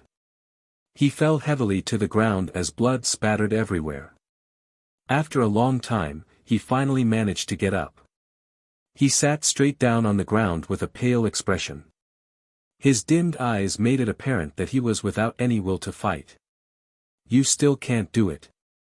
Li Qiye approached and shook his head to say, "Everyone is powerless in the face of this matter. One can only rely on oneself when dealing with a heavenly tribulation like this. If outsiders could help, then it would have happened already. Churon Wanshue didn't understand what Li Qiye was talking about and only stood silently to the side. The frozen imp finally looked up and said, I have prepared for a very long time just for today. It is meaningless. Li Qiye shook his head and continued, if it could work, then would the ancestral flow master just sit there and wait? If outsiders could help, then it would already have been dealt with. Who are you? Imp gazed intensely at Li Qiye and asked with a deep tone. Imp's eyes focused, this was a pair of eyes as bright as the stars. With an unparalleled prestige, they caused others to want to submit. Li Qiye was unfazed by the gaze and replied, who I am is not important. However, I will give you a chance, maybe you will find salvation. The stunned imp came back to life and shook his head to say, salvation? I should have been saved in the past but, imp let out a soft sigh. Li Qiye said with a smile, the ancient legends have always been a mystery and included many complex things. That year, even if you tried your best, it wouldn't have done anything. Imp had a smile filled with bitterness, regret, and helplessness. This one smile contained too many emotions. Li Qiye consoled, I heard that you used your blood for the sacrificial ceremony that year. You have already tried your best. Imp shook his head and bitterly laughed. After a long time, Imp responded, no, it was to ask for forgiveness. No need to be discouraged, there is still a chance. For example, me. Li Qiye looked at him and said while pointing at his own nose, if you agree to help me, then no matter if it is for salvation or forgiveness, there will be a chance. What kind of chance? Imp gravely inquired. Li Qiye pointed at the sky and declared, I want to declare war, I want to tear that sky apart, I want to penetrate that damned place, I want to dig out that damned existence, I want to dispel the fog that's shrouding all things. Declare war. Ha! Ha! Imp burst out in laughter as if he had just heard the funniest thing in the world. With just you? Ha ha ha! Imp was tearing up from laughter while pointing at Li Qiye. He laughed to the point where he could no longer stand straight. It seems that you don't believe me. Li Qiye didn't care for his laughter and leisurely said. Imp struggled to stop laughing and shook his head to say, I'm not looking down on you. It's just that wanting to tear that sky apart. Not even immortal emperors would be able to do it, let alone you. Li Qiye retorted, it isn't necessarily impossible for an immortal emperor, it depends on whether they have the courage to fight or not. Don't forget that, in the past, immortal Emperor Fei Yang had fought to the point where the heavens collapsed while both devils and gods cried out. Eventually, he suppressed that place completely.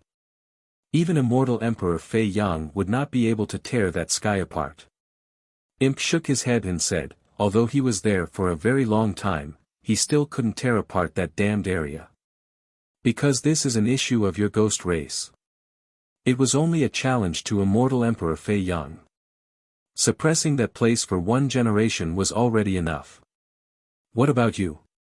Imp looked at Li Qiye and probed, you are also a human so this place has nothing to do with you. Li Qiye narrowed his eyes and smiled after a long silence, not necessarily. I might be a human, but there are a few things I want to make clear. Commendable courage, but you won't do. Imp shook his head and said. Is that so? Li Qiye smilingly refuted, I don't think so. Although my cultivation right now is far from an immortal emperor, my methods are definitely no weaker than one. More importantly, I have something that immortal emperors do not have. For example, this thing. Li Qiye took out a tree stump with the shape of an open palm from his fate palace. The already dead stump had green leaves growing from it, filled with endless life.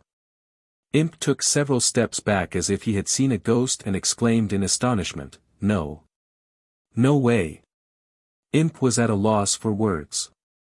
After some time, he pointed at Li Qiye and uttered in surprise, how did this thing fall into your possession? Li Qiye smiled and withdrew his palace before saying, "It doesn't matter how I obtained it. The important thing is whether you are interested or not." Imp was dazed and unable to speak. Li Qiye smiled and continued, "I understand. This is a path towards death. You can think about it and give me an answer later. Of course, don't let me wait for too long." Imp looked at Li Qiye. One wouldn't know what he was thinking about. After a very long time, he took a deep breath and asked, "What do you want me to do?" Li Qiye replied, "I need someone to open a path for me. With you as my vanguard, I can accomplish even more things." "With just me?" Imp shook his head and said, "I alone won't do. It is not because I'm afraid of death. Death to me is salvation. However, with only me helping you, it would be absolutely helpless and we would not be able to attack that place. That damned place is too powerful and is definitely not weaker than any burial ground." Imp was stunned and was met by more words from Li Qiye. "Of course, you should be mentally prepared. Once we make our way in, I cannot guarantee your survival. You should already know as well that leaving Necropolis is not easy." "Survival? If we make it there, I do not plan on coming back alive." Imp gently sighed, "I am neither a man nor ghost. Continuing to live is meaningless. If His Excellency didn't grant me this supreme blessing, then I wouldn't want to live any longer after that blood ceremony in Necropolis in the past." Li Qiye nodded his head and said, "Very well, you shall be my vanguard. It will be very spectacular." Imp took Li Qiye's hand and agreed, "Good, I hope you will be successful. My name is Qin Guanwang, I have not used this name for a long time." "I know." Li Qiye chuckled and said, "You probably have never heard of my name before. It is Li Qiye." Qin Guanwang murmured his name again and again. Then he looked up at Li Qiye. "I seem to have heard of this name before." Li Qiye smiled and looked back at the ancient temple. "Then I shall get started." "What do you want to do?" the puzzled Qin Guanwang asked. Li Qiye replied, "Don't worry, I won't do anything crazy.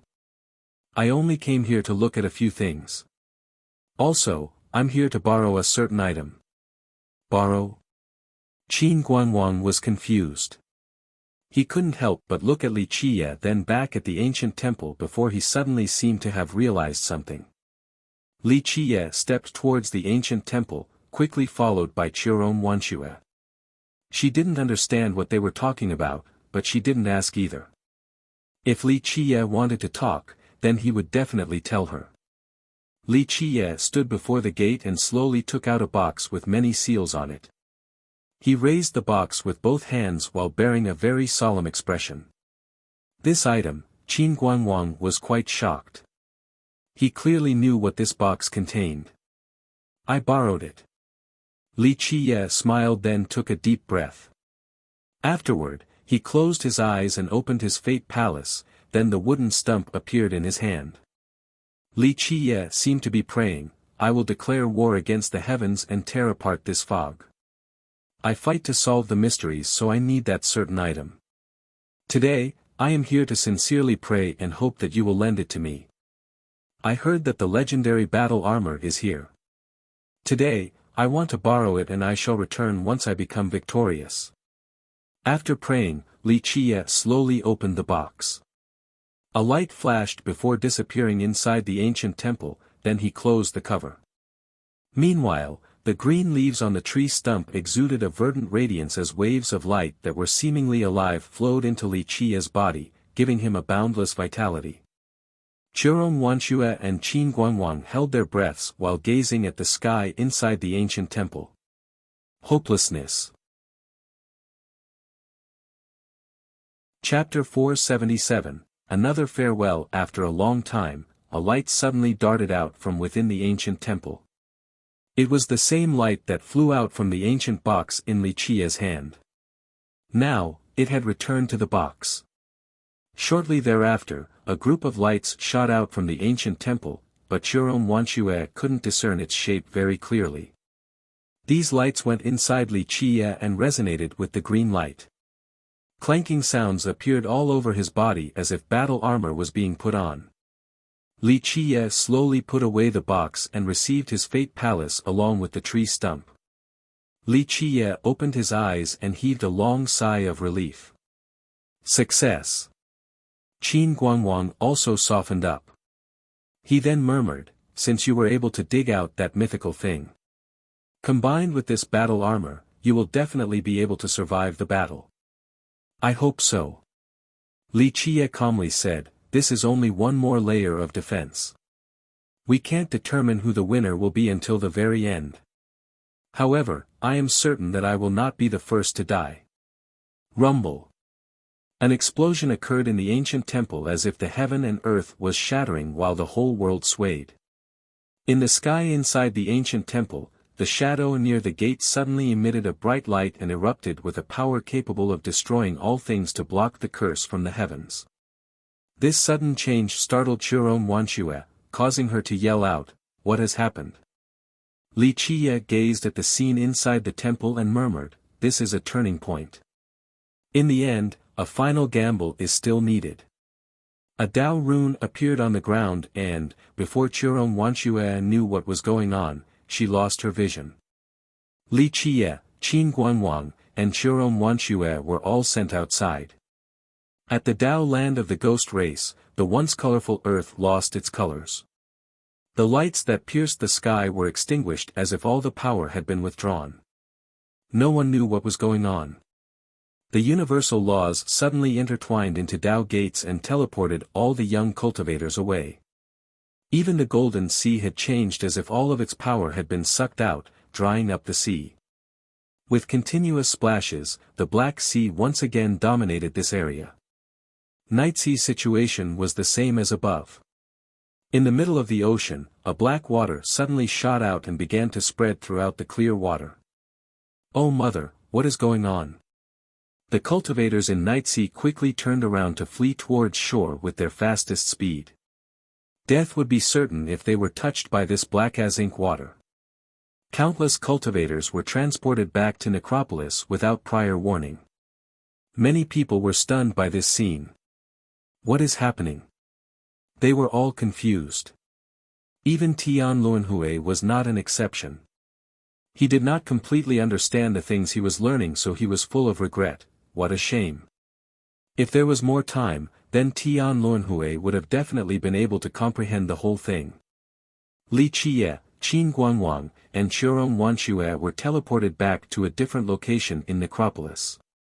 Qin Guangwang looked around and said, I have to go back to my old coffin. When you're ready to go to war, just call for me. He then gave an item to Li Qiye. Li Qiye accepted the item and nodded his head to say, for sure, I shall leave the vanguard to you. Qin Guangwang then turned around and disappeared without a trace. Chiron Wanshue found it strange and asked, young noble, is imp a human or a ghost?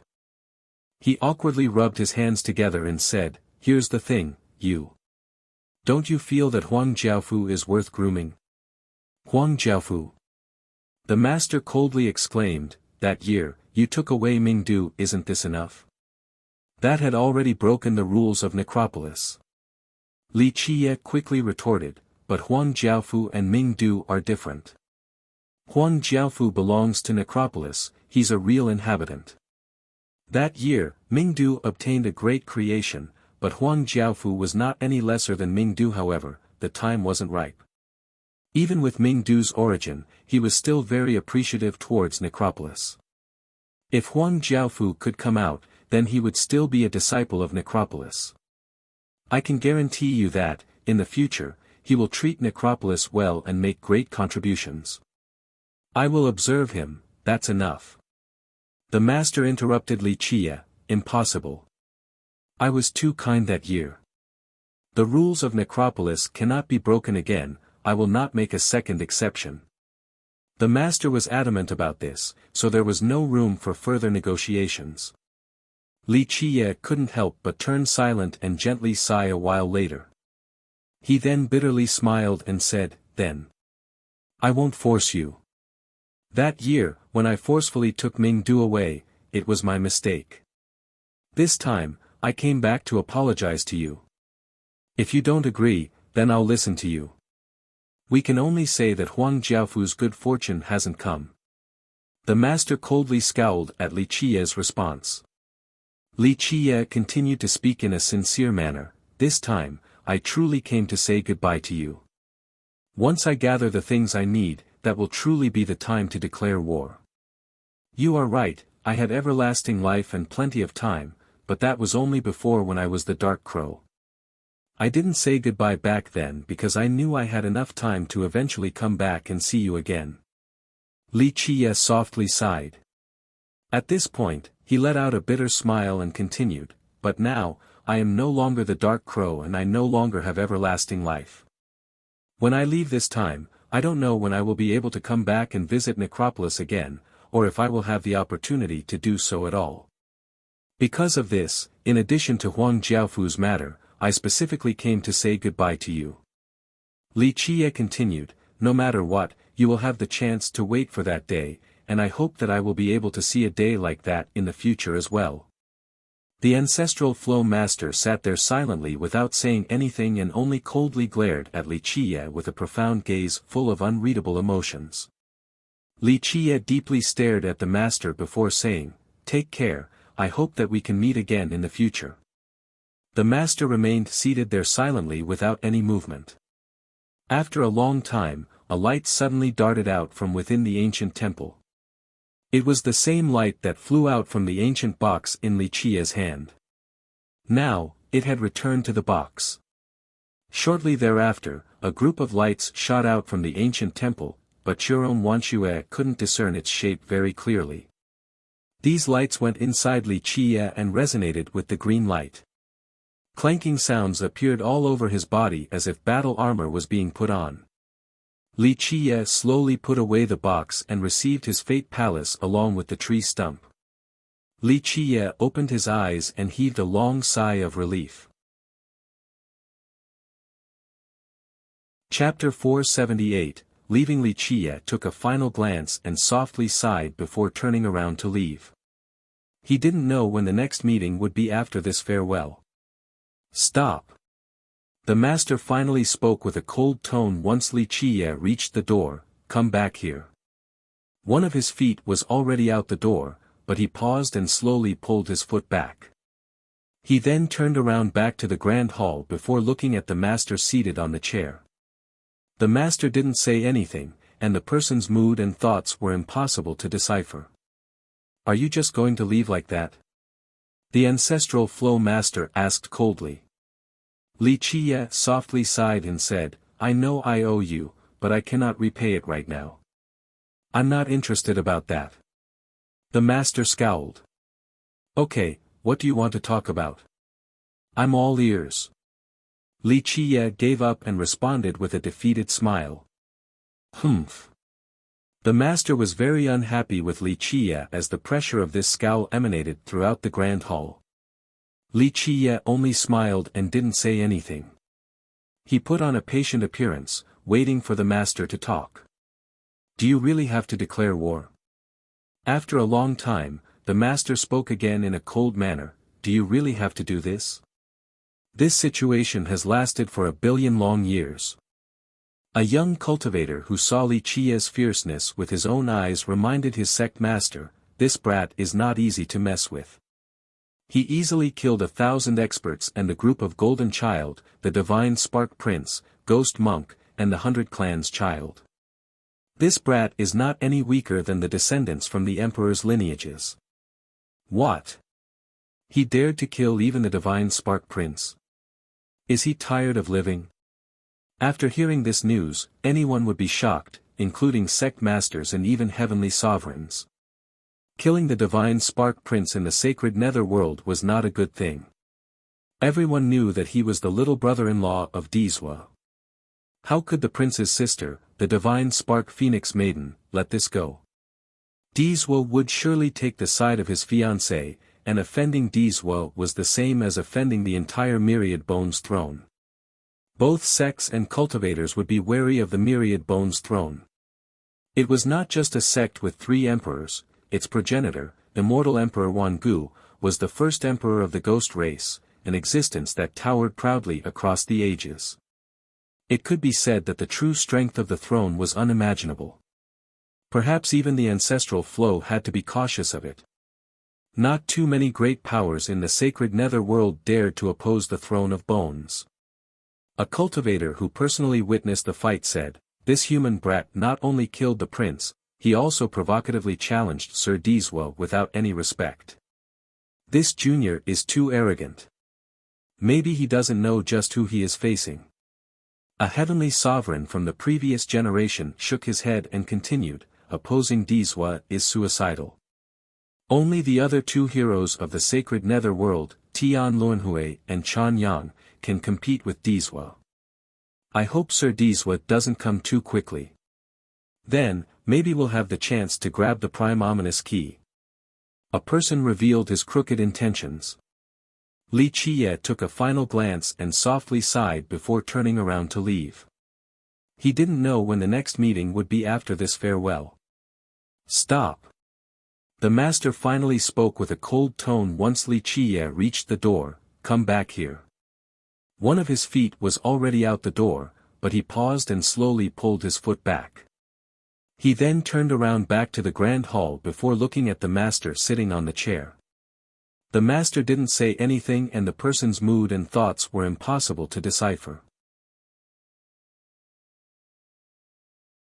Chapter 479, Imminent Catastrophe. In fact, more than just a few people wanted to seize Li Qiye's key. It was something full of temptation. There was a rumor stating that the one who wields the key would have a higher chance of obtaining the legendary immortal technique for everlasting life. In the past, Immortal Emperor Du had the key, which was why he was able to find the grand creation in the grave. Just wait, even if that human boy can leave Necropolis, he still won't be able to enter the grave. A person sneered, "When Deeswa comes, he will be a dead man." After Li Qiye left the ancestral flow, Huang Jiaofu immediately came to find him. Li Qiye said, "The ancestral flow master has allowed for your departure. When do you plan on leaving?" Huang Jiaofu scratched his head and hesitantly asked, When does Sir think is a good time to leave?" Li Qiye contemplated while stroking his chin. Then he took a look at Huang Jiaofu, "Are you certain you have died several times?" Huang Jiaofu wryly laughed and said, "Sir, I'm not sure of the exact number, but my urge to leave Necropolis is quite strong." "Then do not rush it. Try to remember a thing or two. If given the chance, then die one more time. If you successfully transform, then you can leave without dying. If you force your departure before a successful transformation, then you won't live for long anyway and you won't be able to amount to much. It would be a waste of my efforts, understand?" Huang Jiaofu prostrated on the ground and said gratefully, "I will never forget your kindness. After leaving Necropolis in the future, I am willing to follow you as your servant and contribute to your cause." "No." Li Qiye shook his head and said, "You need to be grateful towards Necropolis, not me. The reason that you were able to live till now is because of Necropolis. It is this place that feeds you. Moreover, it is not me who made an exception for you, it was the ancestral flow master whose benevolence decided to give you a chance to create a miracle." Li Qiye solemnly continued, "Remember, in the future, no matter what you achieve or what fortunes you obtain, you must promise 3 things to me today. First, never oppose Necropolis. Second, never do anything that might harm Necropolis. Third, you must help Necropolis if it is in trouble. Necropolis gave birth to you and groomed you, it is your origin. Got it? Sir can rest assured, this lowly one will definitely follow the 3 vows made today." Huang Jiaofu swore. "Very good." Li Qiye nodded and said, "I trust that you will create a miracle in the future. You being able to live through the many ages in Necropolis is already a miracle, a great creation." Huang Jiaofu busily kowtowed on the ground with irrepressible excitement. He had finally obtained his wish. He didn't know why he wanted to leave Necropolis, but this urge had been unbearable ever since the inception of his memories. He absolutely had to leave the city in order to see the outside world. The inhabitants of Necropolis wanting to leave the city was an unbelievable matter. Necropolis was their root, their paradise. No sentiment had ever wanted to leave before, but Huang Jiaofu was different. A long time ago, he obtained a great creation just like immortal Emperor Mingdu, but he was different from the emperor. Li Qiye gave the ancestral flow a final glance and secretly sighed. It was time for him to go. Li Qiye left the ancestral flow and went to find Chiron Wanshue, but he was surprised to not see her at their original meeting spot. "Sir wants to find that lady?" Huang Jiaofu said. "When I came earlier, she was in a rush and quickly left Necropolis." Li Qiye left instantly. He knew something had happened, otherwise, Chiron Wanshue would not have left so easily. There was only one reason for her quick departure. Something must have happened to the Snow Shadow tribe. Rumble. Waves of explosions rumbled throughout the sky, causing the earth to shake. This huge army flying in the sky alarmed numerous cultivators. The army consisted of golden chariots, amazing flying creatures, and divine ships. This extremely spectacular and magnificent aura showed off their might like an unstoppable flood. Young geniuses and famous cultivators from the previous generation all avoided the path of this army. It moved without showing any restraint in its domineering rampage. All other people avoided their path. A few people were unhappy, but they quickly changed their expressions after seeing the phoenix banner hung up high. Even the most arrogant cultivator would take several steps back after seeing this insignia. This magnificent and powerful army had an imposing aura with their vast blood energy. All the troops had divine flames surrounding their bodies, and they all wore great suits of armor like an army from the heavens. This army guarded a phoenix chariot that had 8 mythical birds pulling it. The chariot was cast from an extremely rare sacred metal and had scintillating lights along with floating universal laws. A woman who wore a phoenix robe sat inside the chariot. Her phoenix eyes carried a prestige just like a noble empress. Her beauty shamed the flowers and the moon, causing the birds and fish to hide, for they were not worthy to be in her presence. The woman sat upright on the chariot with an atmosphere as if she was the queen of this world. Not only was she beautiful, she even had multiple divine rings that bloomed from her body. They were extremely blinding and gorgeous, like a golden phoenix in the sky. Many people were shocked to see this woman from afar. Sect masters who were camped right outside Necropolis all had different thoughts upon her arrival. A person whispered with a changed expression, "The Divine Spark Phoenix Maiden." Divine Spark Phoenix Maiden, an extremely famous name. Young geniuses were sad to hear this name due to fear, and even predecessors were not spared from this fate. The Divine Spark country was a big nation in the southern distant cloud, a country of the first rank.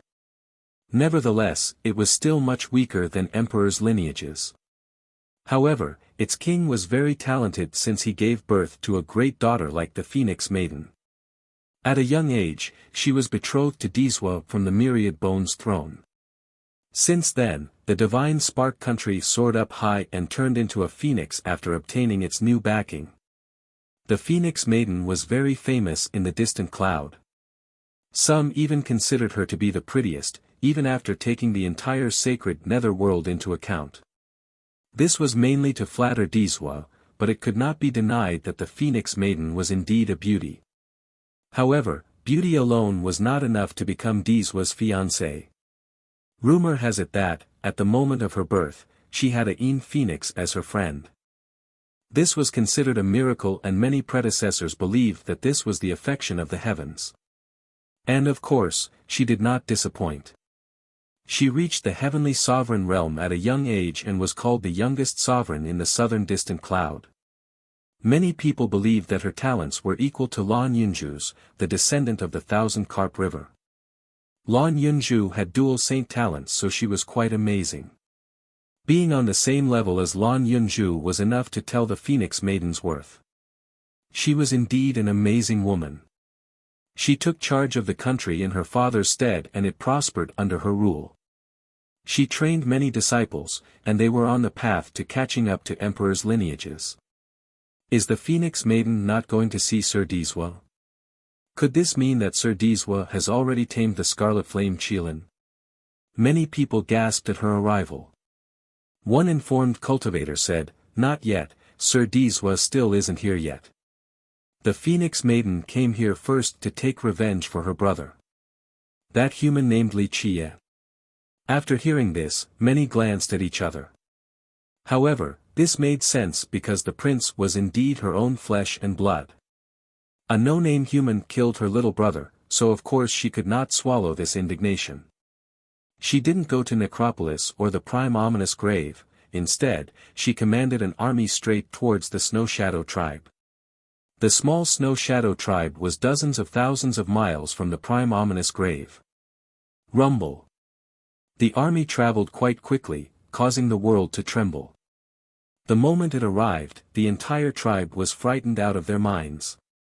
An elder noticed the army and said with a blanched complexion, "The divine spark Phoenix Maiden." The entire tribe was overshadowed with fear. The scared elder recovered and quickly shouted, Go inform the chief and Elder Ji's group." The army quickly surrounded the Snow Shadow tribe completely. The Phoenix Maiden sat on her phoenix chariot up in the sky, forcing others to look upward. She coldly looked down at the entire tribe. In her eyes, they were mere ants. Wiping them off the planet was as easy as flipping her palm. Snow Shadow members, listen well. From now on, no one is allowed to take a single step outside lest they be killed without mercy. She spoke majestically in a tyrannical manner. This caused all of the Snow Shadow members to become pale. In fact, more than just a few people wanted to seize Li Qie's key. It was something full of temptation. There was a rumor stating that the one who wields the key would have a higher chance of obtaining the legendary immortal technique for everlasting life. In the past, Immortal Emperor Du had the key, which was why he was able to find the grand creation in the grave. Just wait, even if that human boy can leave Necropolis, he still wouldn't be able to enter the grave. A person sneered, "When Diswa comes, he will be a dead man." Chapter 480, Great Bounty. Despite being in control of a great army that loomed over the Snow Shadow tribe, the Phoenix Maiden did not order for the tribe's destruction immediately. After trapping the tribe, she sent out a message immediately, "Li Qie of the human race, heed my words. Surrender within 1 day or I'll stamp out the Snow Shadow tribe." After hearing this message, many looked at each other. Everyone knew that she wanted revenge for her brother, the Divine Spark Prince. Her solemn and mighty voice rang across the sky, "Anyone who captures Li Qie alive shall be rewarded with a king medicine. If you bring his head to me, I'll award a precious scroll. His limbs may be traded for a virtuous paragon life treasure. No matter who it is, killing him shall earn them the Prime Ominous Key. The reward may be given immediately." Her declaration caused many great experts' hearts to beat fast. Such a big play. This reward was too tempting, no one would be able to resist it. Someone couldn't help but murmur, "Such a tyrannical style. Li Qie can't escape even if he wants to, since he would be chased by everyone to the corners of the world.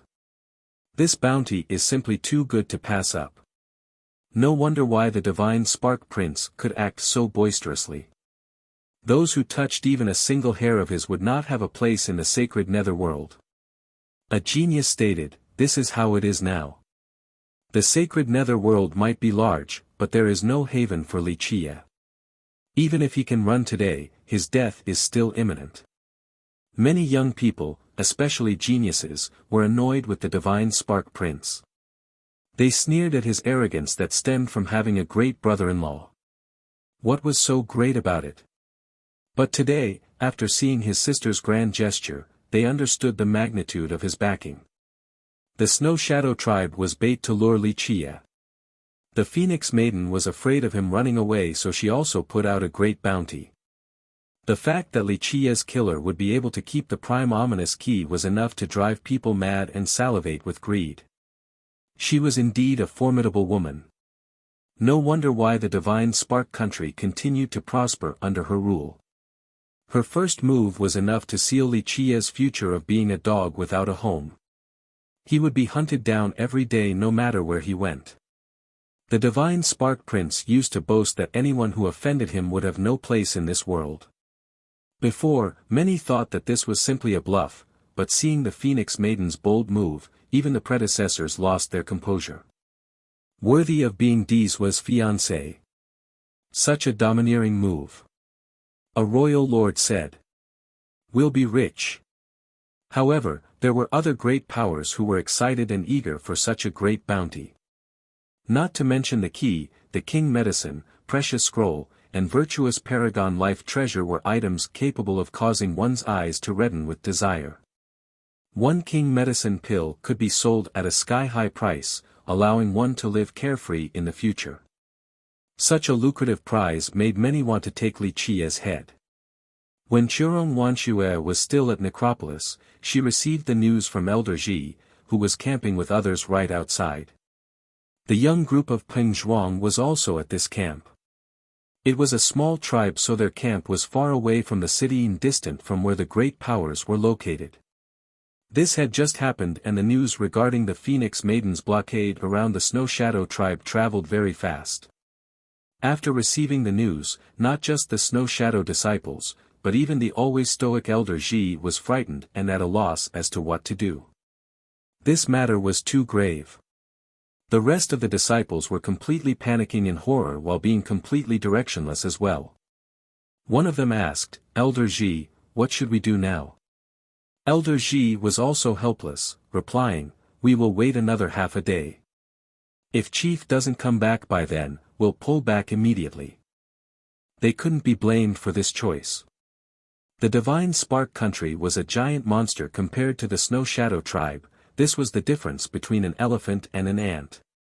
Moreover, what caused Elder Ji to quiver even more was that the Phoenix Maiden was Wuxia's fiancé.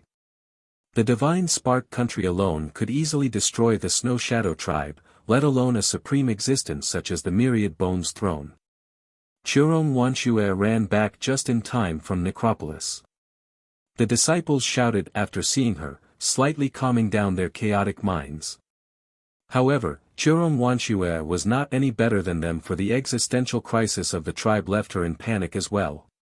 She asked, what is the situation right now?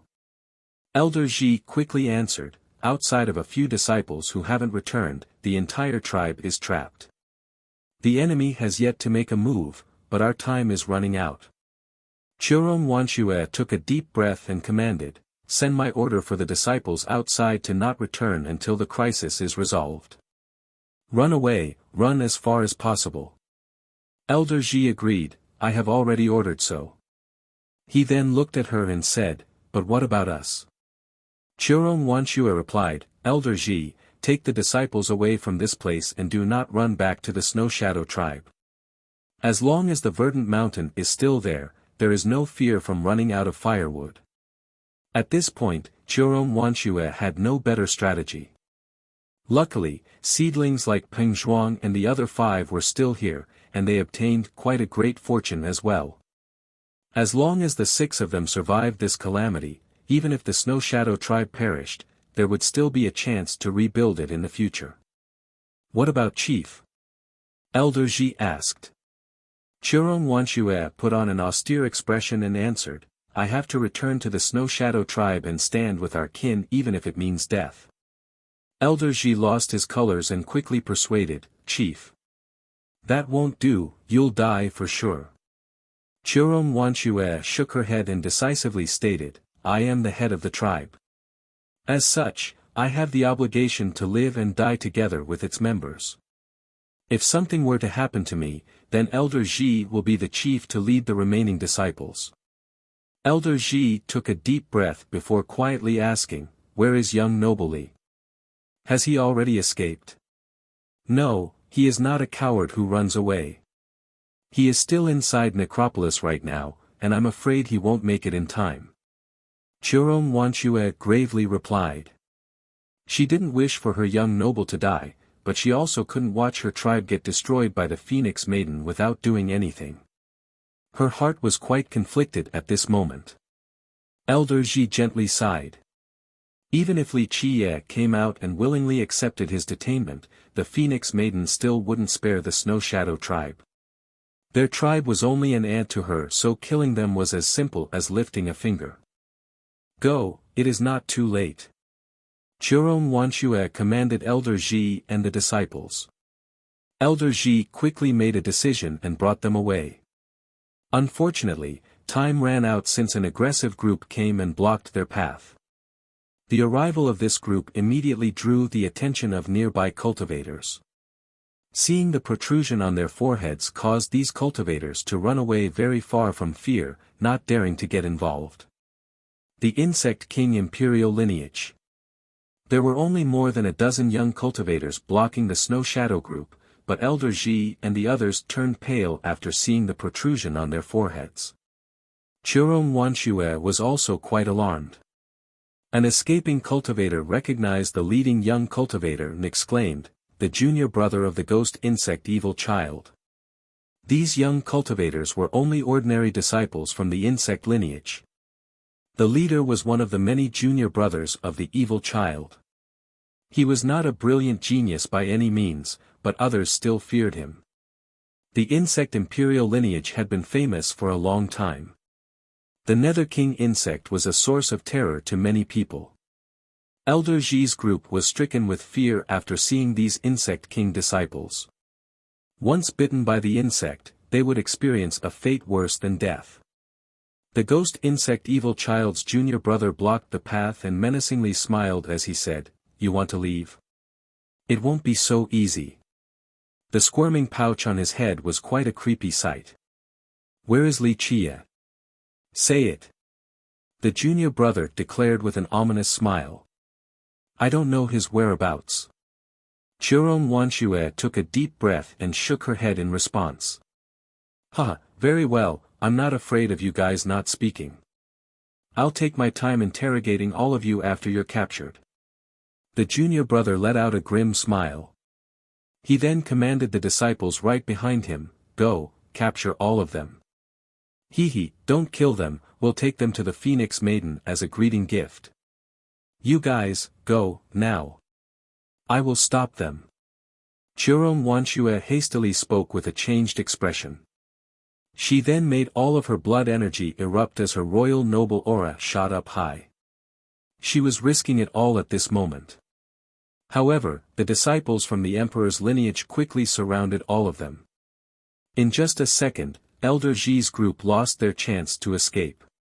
Divine Spark Phoenix Maiden. Chapter 481, Divine Spark Phoenix Maiden, Be Obedient Anne. The junior brother laughed sinisterly. However, before he could finish, his words were abruptly stopped. Fuff! An arrow's shadow flashed, accompanied by a wind-breaking noise. The disciples that were surrounding Churon Wanshue's group were pierced and fell to the ground without the opportunity to even scream. The ghost insect evil child's junior brother had been gripped by the neck and suspended in the air. He was already in his enemy's grasp before he finished his sentence. Everything happened too fast. Before anyone could calm down, the disciples from the insect lineage were all shot to death while only the junior brother was alive. The junior brother couldn't move with his neck gripped, so he struggled to spew out these words with a pale face. Who are you? Are you not currently looking for me?" The young man that was gripping his neck revealed an innocent smile and said, "You were searching, so I came to see you." Li Qiye. The junior brother trembled in fear.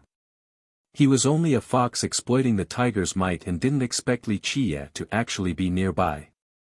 Li Qiye killed the group of the Divine Spark Prince and the other young geniuses in one breath. He was the new, fierce, of this generation. "Very well, if you are looking for me, then it is time to finish this." Li Qiye's roar reverberated throughout the world in an overbearing manner. "Regardless of how many people the Divine Spark country brought, I alone shall slaughter all of them. But heed my warning, do not touch a hair of the Snow Shadow tribe, or else I will slay your entire country tomorrow." This tyrannical declaration echoed in the sky for a long time. Many people looked at each other after hearing this. Someone couldn't help but sneer and say, "Ignorant fool, does he not know who he is offending? Slay my divine spark country." The Phoenix Maiden's image also appeared under the 9 heavens. She had a pair of sharp and majestic gaze, making her seem like the queen of this world. She coldly spoke, "Just because of these words, I shall annihilate the Snow Shadow tribe, then I'll exterminate your 9 clans."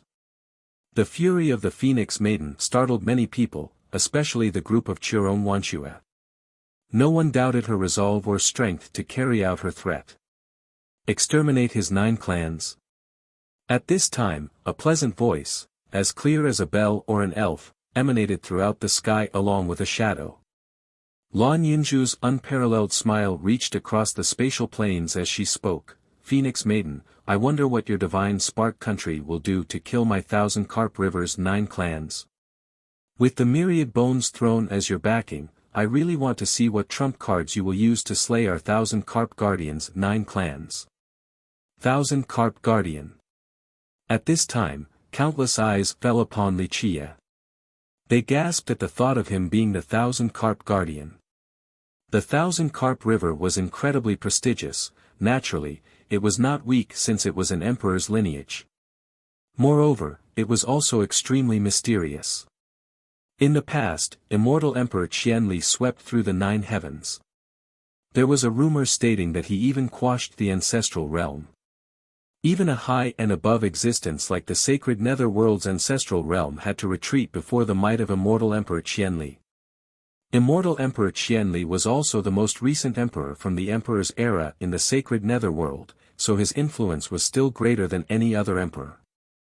Because of this, the mysterious and dreadful 1,000 Carp River was coveted by many lineages, but none of them dared to make a move. "Phoenix Maiden, the rules are very simple."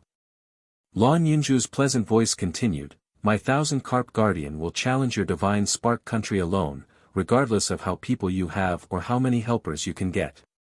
However, you cannot touch the Snow Shadow tribe, or else my 1,000 Carp River will guarantee that tomorrow will be the demise of your divine spark country. Even the myriad bones thrown will not be able to protect you." Lan Yunju's words reverberated throughout the world. Everyone held their breaths in anticipation after hearing these words. Many great powers knew that this was not an empty threat.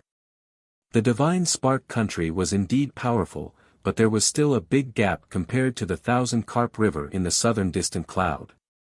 The river sect had the power to destroy the divine spark country, and the myriad bones thrown was too far away to help. "So be it." The Phoenix Maiden spoke with a cold attitude, "Tell him to come alone, I shall wait right outside the Snow Shadow tribe." Having said that, her image in the sky disappeared. Wuxia and Lan Yunju's avatars also disappeared from the horizon. The messages across the sky from the 2 sides created a tense atmosphere. Everyone knew that a storm was coming. This battle would surely shake the heavens. This also resulted in a group of indecisive people. Before, many were eyeing Wuxia not only for the prime ominous key, but also for the tempting bounty from the Phoenix Maiden. However, the situation was now different since they all knew that Wuxia was the guardian of the 1,000 Carp River. This meant that he had its backing. Anyone who wanted to deal with Wuxia had to think it over carefully, including other emperors' lineages. Chapter 482, Going Through the Bloody Path. The rewards are the same, whoever kills Wuxia will be protected by the myriad bones thrown. After the exchange in the air, the Phoenix Maiden immediately let out this message. Many cultivators who were going to give up suddenly became active again after hearing about the protection from the Throne of Bones. This was met with an immediate response from Wuxia, "I welcome all those who want a piece of me. If you think you are capable, then come and kill me for the prime ominous key and the rewards.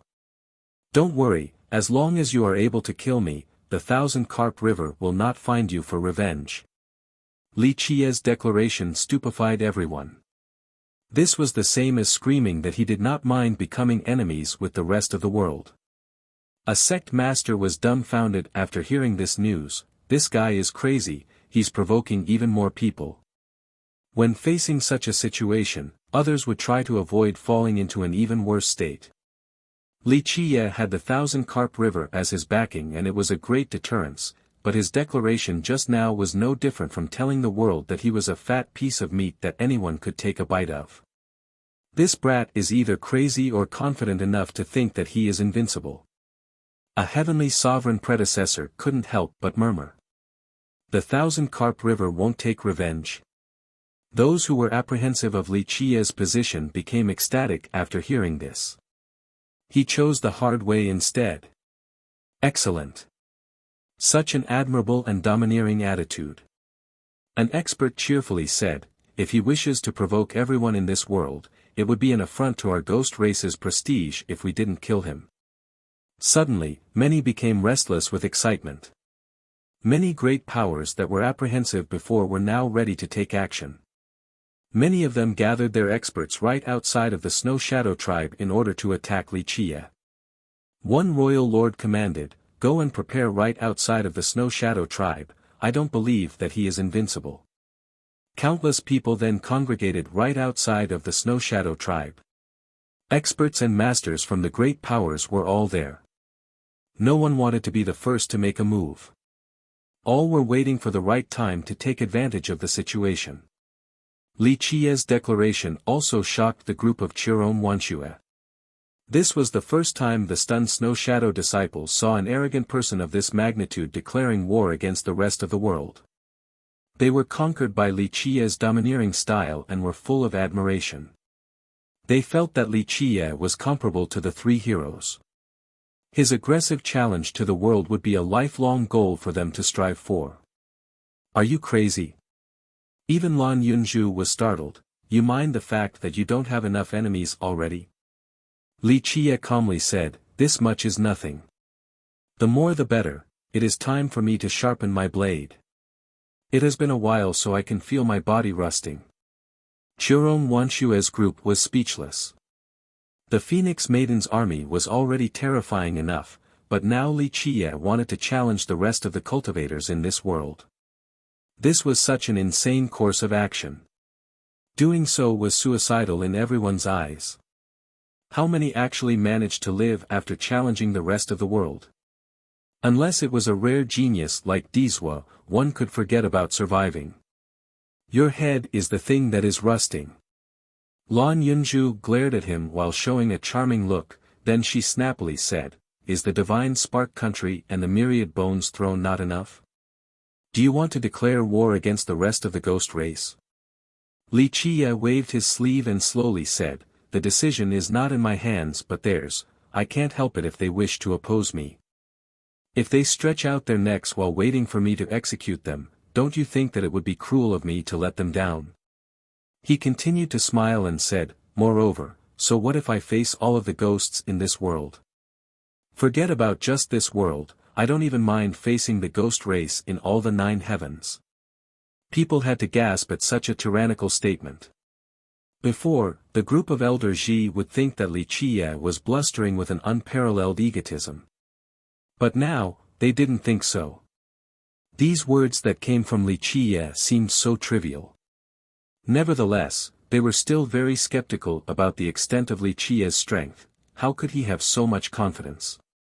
Lan Yunzhu looked at Li Qiye and angrily said, have you become insane due to murderous urges? You're always talking about massacres and such. Lan Yunzhu knew about Li Qiye's aggressiveness and that he wasn't a good guy at all. Li Qiye had planned to slaughter them back at the Thousand Carp River, and he had no reservations against killing the ghost race. Killing one is a sin, killing hundreds makes one a hero, killing tens of thousands makes one a king, and killing millions makes one an emperor.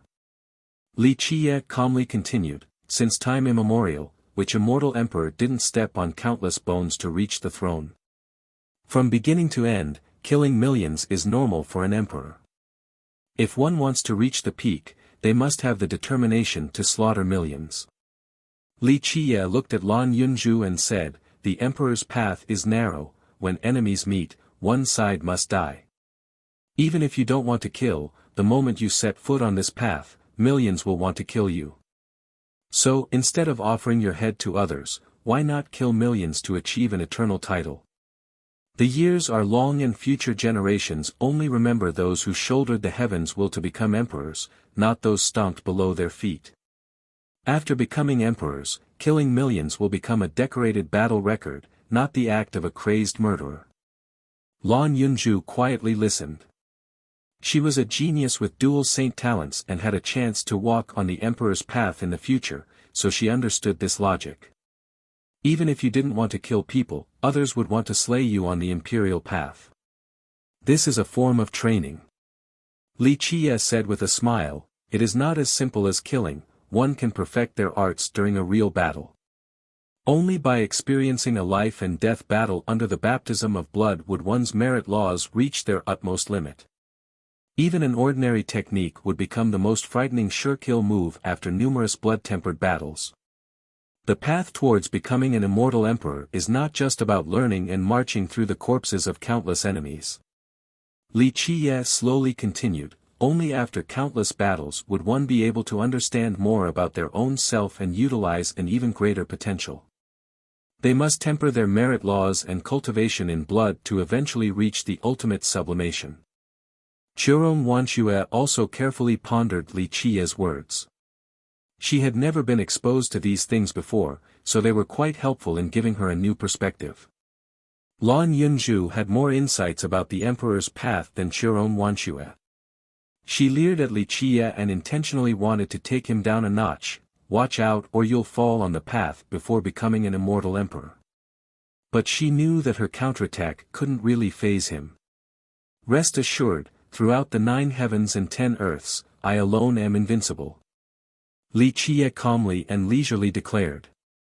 The group of Elder Ji couldn't help but show astonishment from this exaggerated remark. Other people, no matter who they were, would be afraid to say such a thing, but this was a simple and common routine to Li Qie. Lan Yunju wittily quipped, "Oh, uncle, don't blow the leather hide too hard or it'll blow up." Li Qie leisurely smiled and retorted, "Just wait for my triumphant return." Lan Yunju glared at him before calmly saying, "I know, I'll be waiting."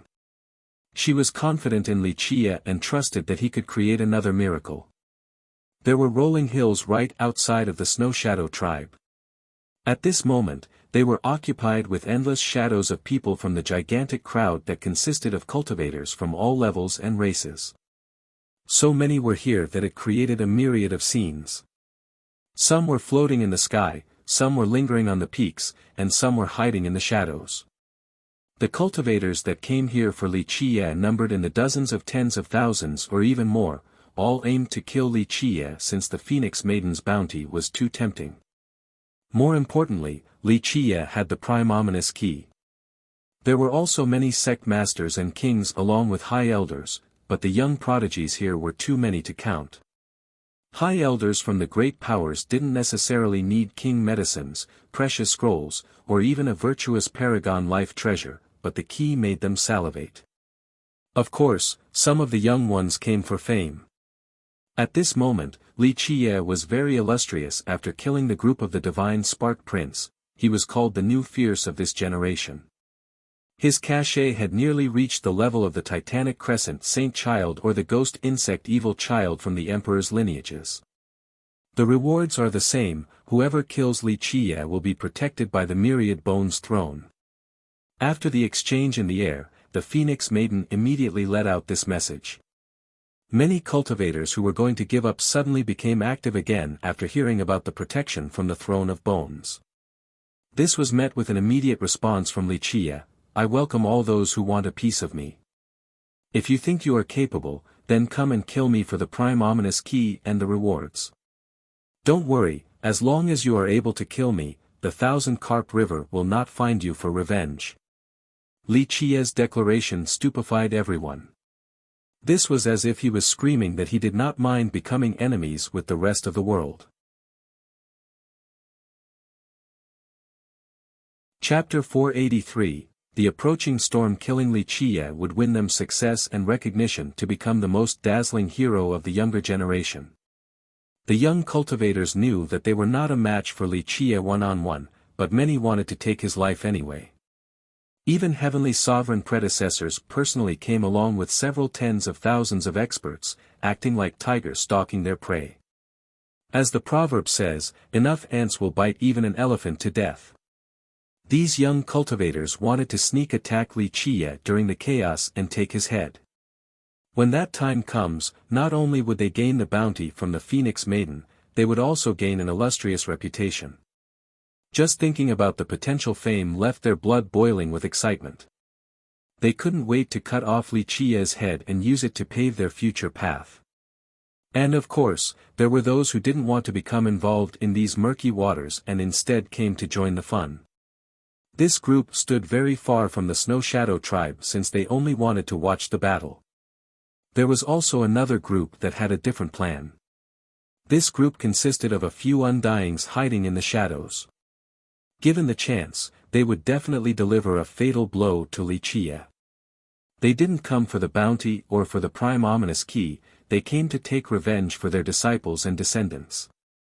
At the oasis, Li Qiye killed many young ghost cultivators. Their elders were the ancestors of sects who had been waiting for a chance to take revenge. Outside of the Snow Shadow tribe, countless experts held their breaths in anticipation for Li Qiye's arrival. Some were excited, others were tense while the rest hid their emotions. Only the divine spark Phoenix Maiden who was sitting on her Phoenix chariot remained calm. It was as if her victory was already a foregone conclusion. The Snow Shadow members were stricken with fear. Although the enemies hadn't taken action against them yet, who could predict what would happen after the battle? At this point, they could only pray for Li Qiye to be the victor with the last laugh. The majority of the Snow Shadow disciples didn't know who Li Qiye was or why their tribe was linked to a human. However, these questions were no longer important to them. What was crucial was that Li Qiye's victory was the Snow Shadow's last hope of survival. If Li Qiye died, then amidst the excitement, the divine spark country and the crowd would destroy the entire Snow Shadow tribe.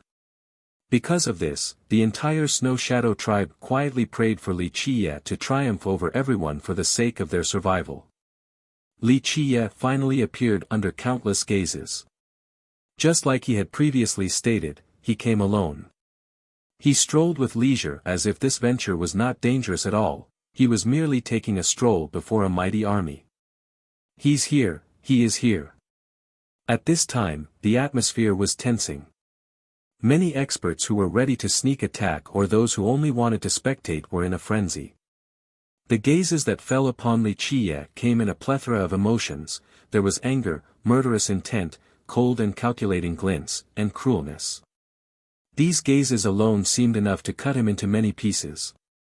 The 10,000 experts outside of the tribe secretly took out their weapons or maneuvered to a better position. When the time was ripe, they would deliver the fatal blow. Li Qiye seemed to be a lost lamb as he faced so many prowling experts among the hills. He had entered the tiger's den, and these hungry experts were just waiting to take his head. Or, one could also describe him as a drowning man surrounded by sharks that were ready to swarm him once they smelled blood.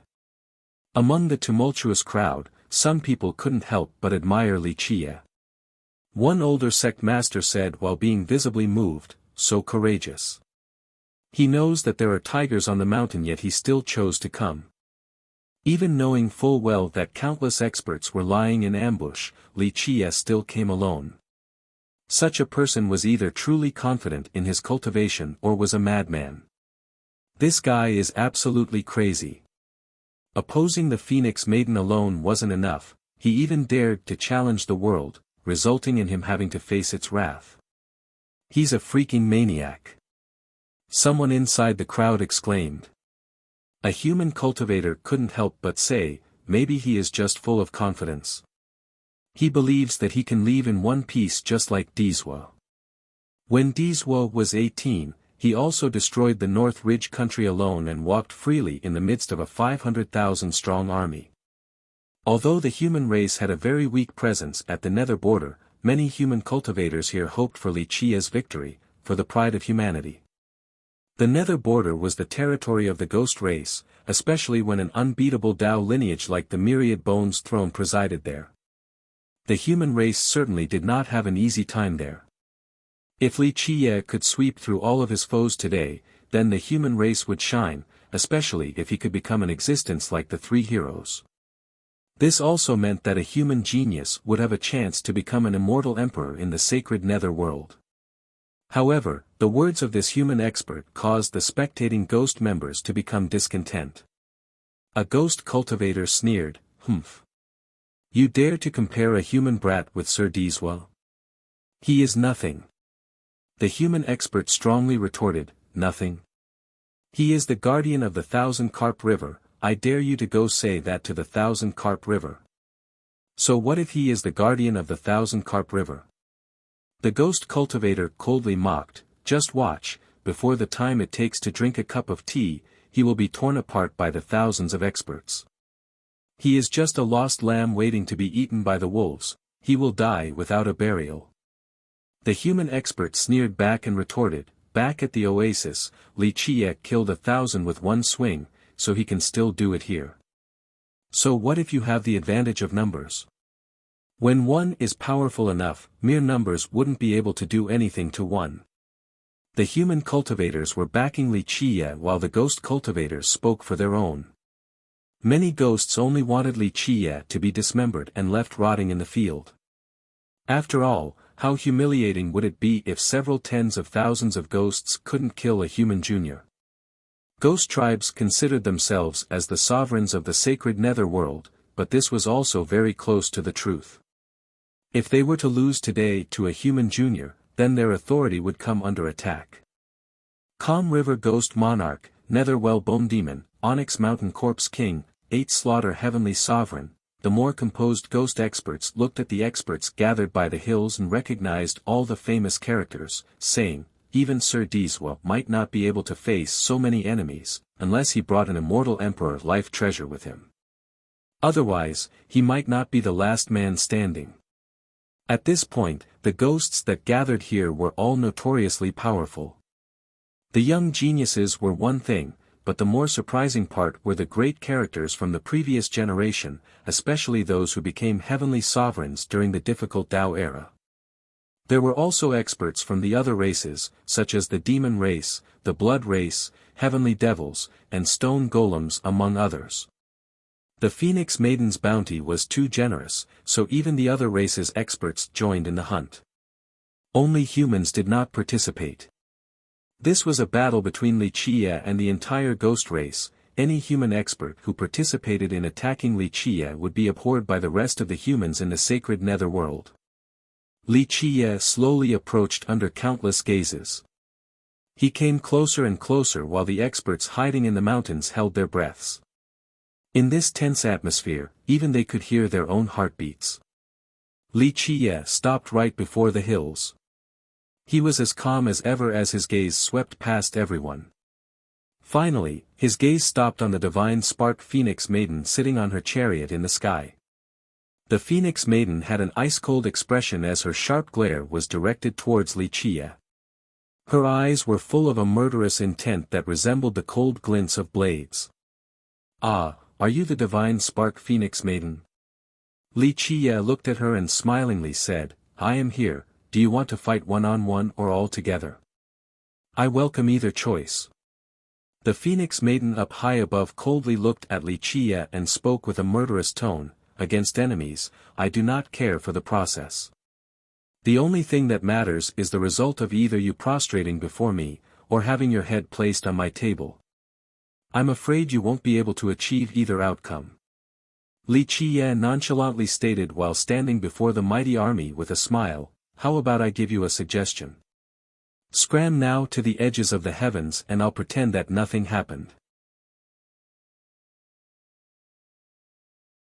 Chapter 484, Solo Against All. Naive fool, still blustering after killing my little brother. The Phoenix Maiden's cold eyes were full of murderous intent. She was no different from a maddened queen. "You mean that useless prince? It could only be described as him choosing death. He dared to conspire with others against me. I was already merciful enough for not taking it out on your divine spark country. Today will be your funeral." I will offer your head at my little brother's funeral to appease his soul in the heavens." The Phoenix Maiden spoke with a cold expression. Li Qie was too lazy to talk any longer, so he said, "Then stop wasting time. Just get on with it and see who will become the ultimate winner. Do you want to go first, or do you want to let these hired thugs come at me?" The Phoenix Maiden coldly glared at him and then spoke emotionlessly, "Heroes, from now on, the reward will be doubled. Capture Li Qie alive, 3 virtuous ancestors' longevity blood drops, Li Qie's head, 1 king medicine pill and a bottle of 1 million-year-old longevity blood, any of his limbs, 1 precious scroll and 1 virtuous paragon true treasure." What? 3 drops of longevity blood from virtuous ancestors? An uproar erupted after this declaration. Someone else exclaimed, 1 bottle of 1 million-year-old longevity blood. 1 drop of longevity blood for 10,000 years, 1 drop of longevity blood from 10,000 drops of blood. This was a phrase that described how precious a cultivator's longevity blood was. A virtuous ancestor's blood was even more precious since they were the highest existences amongst virtuous paragons. Some people said that virtuous ancestors were the closest to immortal emperors, they were at the pinnacle of their realm. Some even said that their power was very close to emperors. So how could 3 drops of longevity blood not cause people to palpitate? Grand characters at the end of their lifespans lost their composure after hearing this reward. A few undyings that were hiding in the shadows wanted to take a shot. Their lifespans had withered, but maybe these 3 blood drops would allow them to live for a few more years. However, these undyings had lived for a very long time. They were not in a rush to take action and only continued observing to see Li Qie's true power. A few of them were very wary of him. After all, he was still the guardian of the river sect. They weren't sure whether the river sect would protect him if they attacked Li Qie. The Phoenix Maiden's new conditions caused the spectating experts to no longer be able to bear it. The ghost experts who already wanted to kill Li Qie became even more agitated. In just a few moments, countless glowing eyes were glaring at him. At this time, he was a piece of fat meat that everyone wanted a bite of. Cultivators eyed Li Qie like hungry wolves, but no one wanted to make the first move. Li Qie had a certain level of notoriety after killing Golden Child's group, so no one wanted to be the first person to eat crabs. Many just wanted to take advantage of the situation, so they waited by the side. Li Qie had moved behind the real Bai Longfei and shattered his head with 1 slap. Bai Longfei didn't see anything at all even at the moment of his demise. He naturally couldn't see how Li Qie appeared behind him despite his great speed. You were only displaying your slight skill before a true expert. Li Qie didn't even bother to look at his corpse and said. Bai Longfei's speed was no different than a snail's in Li Qie's eyes. Li Qie didn't even need to use the soaring immortal physique against Bai Longfei, the Kung Peng's 6 variants alone was far faster than Bai Longfei. Many people shuddered after seeing how Li Qie easily slayed Bai Longfei with 1 slap. It was apparent that he was much faster than Bai Longfei. Li Qie walked closer to the tribe's entrance and was stopped by 3 middle-aged men. One wielded a large shield, another a pair of sabers, and the last one had a long rope wrapped around his arm. A total of 8 divine rings emanated from each of their bodies. Without a doubt, they were all just a step away from grand achievement, little sovereign. The Winged Continent's 3 saints. The hearts of many people shuddered after seeing the 3 middle-aged men. The 3 saints were far stronger than ordinary little sovereigns. They reached the heavenly sovereign realm during the difficult Tao era. Alas, they were born in the wrong era and spent their golden age in the midst of this arduous time. Otherwise, they would have already reached heavenly king or virtuous paragon. Moreover, the 3 of them were blood siblings and they had grown up together. They cultivated the Tao alongside each other in the form of a combination technique. They were completely in sync with their thoughts. When facing their enemies, whether it was only one person or an army, the 3 of them always fought together. The oldest brother had the shield for defense, the second brother had 2 sabers for offense, and the third brother's rope was for sneak attacks. The 3 were perfect together, and very few people could defeat their joint attacks. Even grand sovereigns had died at their hands. "Junior, what will you do now?" The oldest brother with the shield gravely spoke with the appearance of an unbreakable mountain.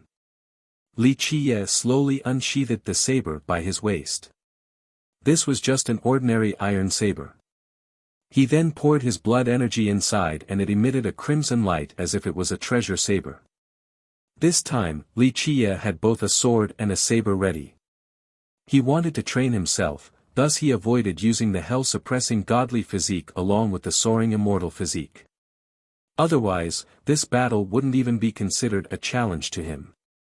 Li Qiye pointed with his saber and lightly said, "Come, don't waste words." Having said that, a saber's him appeared. The ordinary saber under the channeling of his blood energy seemed to have its own spirituality. "Mad fool!" The second brother roared, then attacked with his dual sabers instantly. The saber slashes came suddenly and continuously like a flood. This little sovereign's attacks flooded the sky, creating a terrifying scenery. The saber slash could easily split the earth and mountains in half. "Are you not embarrassed by showing off such a meager level of saber mastery?" Li Qiye smiled. "Zheng." He raised his saber to the sky. In this instant, the ordinary saber in Li Qiye's hand seemed to have turned into a flood dragon. "Naive fool, still blustering after killing my little brother." The Phoenix Maiden's cold eyes were full of murderous intent. She was no different from a maddened queen. "You mean that useless prince?" It could only be described as him choosing death. He dared to conspire with others against me. I was already merciful enough for not taking it out on your divine Spark country. Today will be your funeral. I will offer your head at my little brother's funeral to appease his soul in the heavens. The Phoenix Maiden spoke with a cold expression. Li Qiye was too lazy to talk any longer, so he said, "Then stop wasting time. Just get on with it and see who will become the ultimate winner. Do you want to go first, or do you want to let these hired thugs come at me?"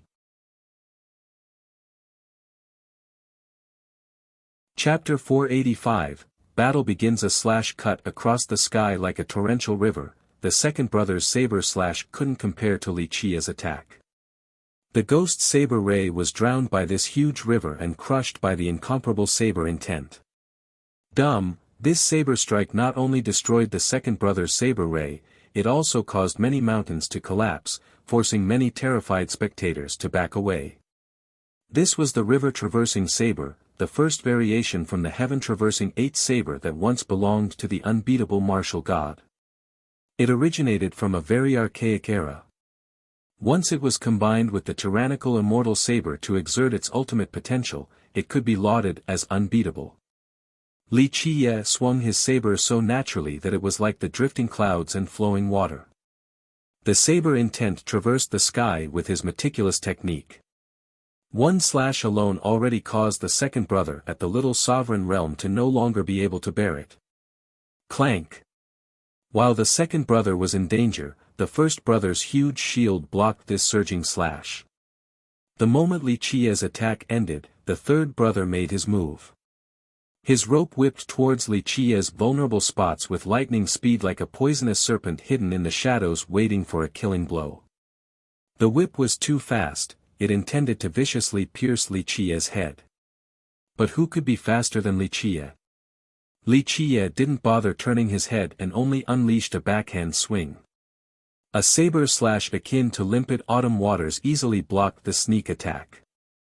However, it did not stop there, it cut straight towards the third brother's chest. This was the hateful water saber, the second variation of the 8. This saber could cover the sky without leaving behind any openings. Clank! Seeing his third brother about to be cut by the saber, the first brother's huge shield seemingly came alive and quickly moved before the third brother to block this strike. At the same time, the second brother's dual sabers slashed down from the sky, creating a cross from above that quickly encompassed Li Qiye. He thought that it would kill Li Qiye in an instant. "I have no time to play with you all," Li Qiye roared. With a boom, a red radiance emanated from behind Li Qiye's head as his life will appeared. The yin-yang sea of blood created a tidal wave that towered for thousands of meters. A monstrous amount of blood energy poured into the saber in Li Qiye's hand, creating an incomparably terrifying sea of fire that started to burn the world. Clang! Another saber's hymn filled the sky. One more circular slash came out as a saber glint suddenly flashed with unparalleled speed. This glint was enough to take down the sun and moon in the sky. Looping sky saber, this was the third variation that was capable of slaying the heaven and earth. Although it was just a sharp, flashing glint, its edge was unstoppable. "Time to end this," Li Qiye screamed out while unleashing flames all over the sky. An endless amount of energy turned the ordinary saber into a blood saber. In this soundless second, the saber cut through the first brother's shield as if it was tofu and continued to his body, splitting it in half and causing blood to spurt. "Big brother!" The second brother startlingly exclaimed, but it was also too late for him. Pluff! The unstoppable circular slash bisected his waist as well. The enraged third brother crazily pounced forward as his whip roared like a mad dragon.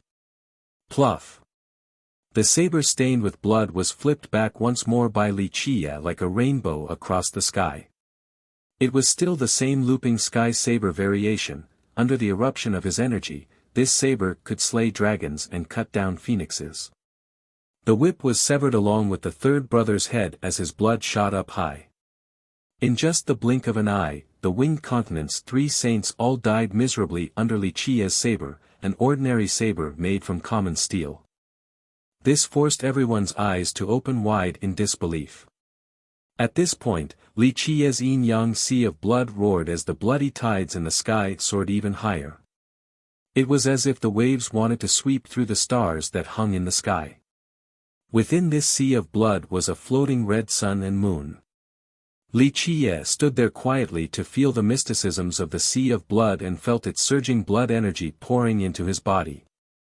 Li Qiye's physique was powerful enough to withstand this boundless vitality. In the past, his body would not be able to handle this ocean-like blood energy, so he was very much enjoying the current sensation. He immersed himself in this sea of blood and basked in its profoundness. It was as if Li Qiye was shouldering this sea of blood as he slowly walked towards the entrance and calmly smiled. Not a bad joint technique, but unfortunately, they didn't cultivate Emperor's laws. The 3 saints' joint technique was indeed amazing, but their merit laws were far from sufficient. If only they could have cultivated an Emperor's merit law, then they would have been formidable and could kill grand sovereigns like dogs. At this point, the hearts of many spectators sank. Li Qiye easily killed the 3 saints, this was too heaven-defying. They stared at the roaring sea of blood right behind him. They became quite enamored with greed as they salivated since they understood how great this longevity treasure was. A lord of a big country couldn't help but speak with envy. Maybe this is a longevity treasure of the immortal emperor level. Such a tyrannical blood energy capable of turning ordinary steel into a divine saber able to easily cut through the 3 saints' treasures. Just how strong is this blood energy? It has to be of the immortal emperor level. After hearing this, not only was this lord's eyes reddened with jealousy, many covetous glimmers shot out from people's gazes. How great would it be to have an immortal emperor longevity treasure? Even the most ordinary technique, once strengthened with the blood energy of an immortal emperor, could tear apart the sky and split the ocean asunder. Such a longevity treasure would always be full of temptation. Even more people wanted to kill Li Qiye. It was no longer just for the Phoenix Maiden's bounty. Li Qiye's longevity treasure was even more beneficial than the rewards. O merciful Buddha! 8 old men that were seemingly around the age of 70 stood out at this time. Although they appeared quite elderly, their vitality was surprisingly exuberant, similar to a young man's. Moreover, despite their ghastly aura, there were bright waves of light right behind them as if they were nether Buddhas. The 8 old men formed a straight line. The hands of the person behind them would be placed on their shoulders. In a second, it was as if all 8 of them had become one. The Zen Ghost 8 Buddhas. Many spectating cultivators from afar were alarmed after seeing these 8 old ghosts. These were frightening characters of the elder level from the Zen Ghost tribe. At this point, the 8 men opened up their divine rings. Each of them had 10 divine rings, so they were all grand sovereigns. Although there were 8 of them, after taking on this linear formation, everyone would think that it was just one person. Interesting, a big tribe is indeed a big tribe after all. Li Qiye narrowed his eyes towards the 8 monks and said, "This is the legendary myriad one physique." Li Qiye slowly put away his saber. Bang! Li Qiye's fate palace emerged and a Kuan-Peng instantly jumped out. In this split second, a gigantic Kuan-Peng covered the sky as it poured down a primordial waterfall. An emperor's law. Feeling the emperor's aura, someone quietly murmured. Li Qiye's Kuan-Peng had turned into a primordial Kuan-Peng, so no one recognized what kind of emperor's law this was. With the sea of blood on his back and the Kuan-Peng floating above him, each of Li Qiye's steps could create an entirely new world. With a pressing momentum, he uttered, "Let me taste the myriad one physique. This brat is too bold. Wanting to fight barehanded against 8 grand sovereigns, does he really think that he is invincible? Open." Li Qiye went forward with a bullying momentum as his 2 hands slammed down like 2 giant cudgels. Right now, Li Qiye was not using any techniques or variations, he wasn't using his immortal physiques either, only the Kuan-Peng's earth transformation. The earth transformation's heaviness was like the immensity of the earth as it came pressing down with infinite power. Li Qiye's hands heavily slammed down on the old man at the front of the 8 monks' formation like 2 mountains. Boom! After a deafening explosion, the old man's 2 hands easily blocked this dominating emperor's law. While the man in front easily deterred Li Qiye's attack, the 7 in the line behind him attacked Li Qiye like a long whip. They came very suddenly with a speed countless times faster than Bai Longfei's. Moreover, this whip-like strike could break a mountain range or sink the earth. Li Qiye shifted his body, creating an afterimage as he used the dark space transformation. The spatial barrier was no longer a hindrance. Li Qiye appeared in the middle of the 8 Buddhas. One must beat a snake by the head, so Li Qiye wanted to strike the weak spot of the 8 by severing their connection. Pluff! Suddenly, the 8 instantly attacked Li Qiye as if they were a scorpion's tail. The speed was too fast and Li Qiye couldn't dodge in time. Bang! Li Qiye was blown away while spurting out a mouthful of blood. Boom! He then slammed heavily into the ground, creating a huge pit. Nice! The ghost experts instantly cheered after seeing the 8 monks easily defeat Li Qiye, and they became excited at the sight of spilt blood. Chapter 486. Combat. The human cultivators were startled after seeing Li Qiye get blown away. These were 8 grand sovereigns, so their combined power was quite terrifying. Rumble! Li Qiye got up from the pit.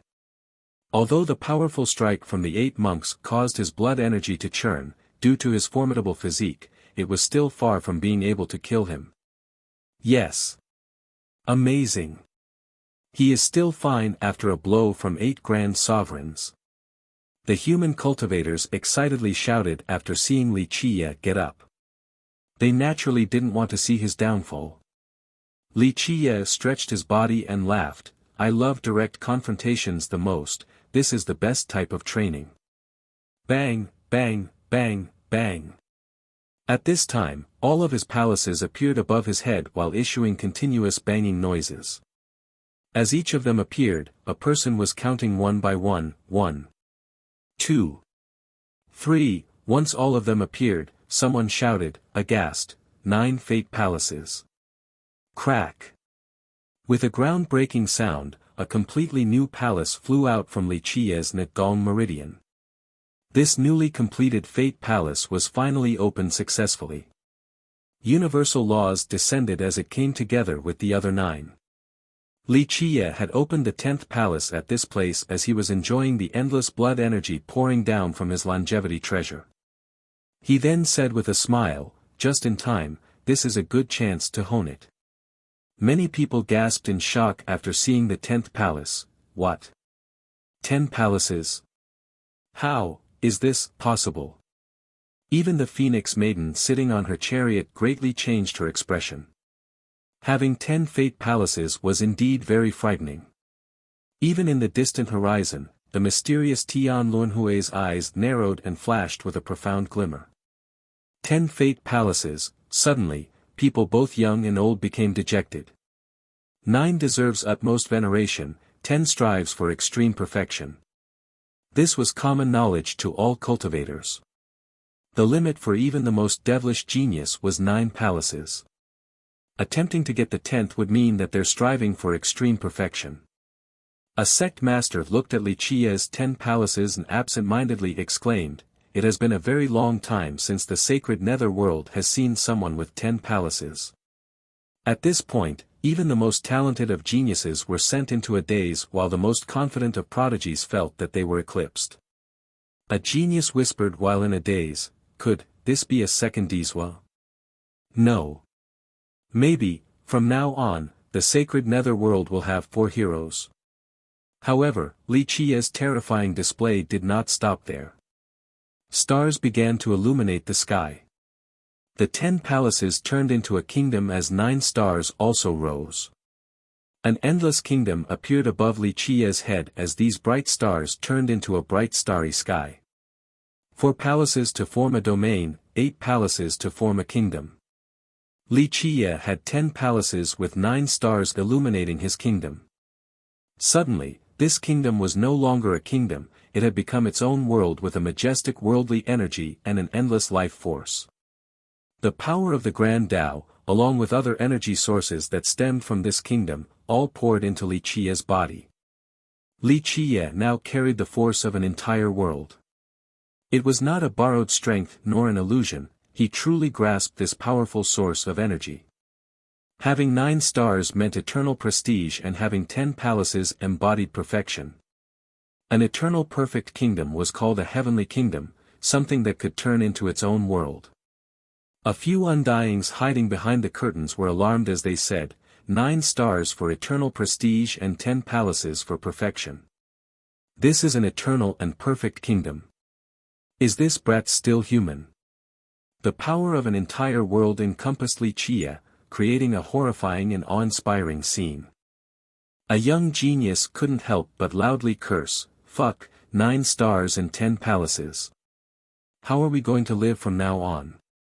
10 palaces alone would be jealousy-inducing enough, let alone 9 stars as well. 10 palaces. He is way too abnormal." Far away at Necropolis, Lan Yunju watched and couldn't help but smile helplessly. Before, she already knew that Li Qie had 9 stars, but she didn't expect him to also open 10 palaces. Lan Yunju was an amazing genius with dual saint talents, but even someone who others claimed to be a devilish genius like her was still overshadowed by Li Qie's miracle. Jerome Wanshue's group was also dumbfounded. Having 9 stars and 10 palaces was a legend to them, an unreachable miracle, a thing that they did not even dare to think about. But today, this legend and miracle was very close to them. We cannot let this person live. The Titanic Crescent Saint Child and the Ghost Insect Evil Child exclaimed in horror. Li Qie's achievement was too big of a threat to imperial descendants like them. Although he may not be as strong as Diswa right now, he would be a second Diswa very soon.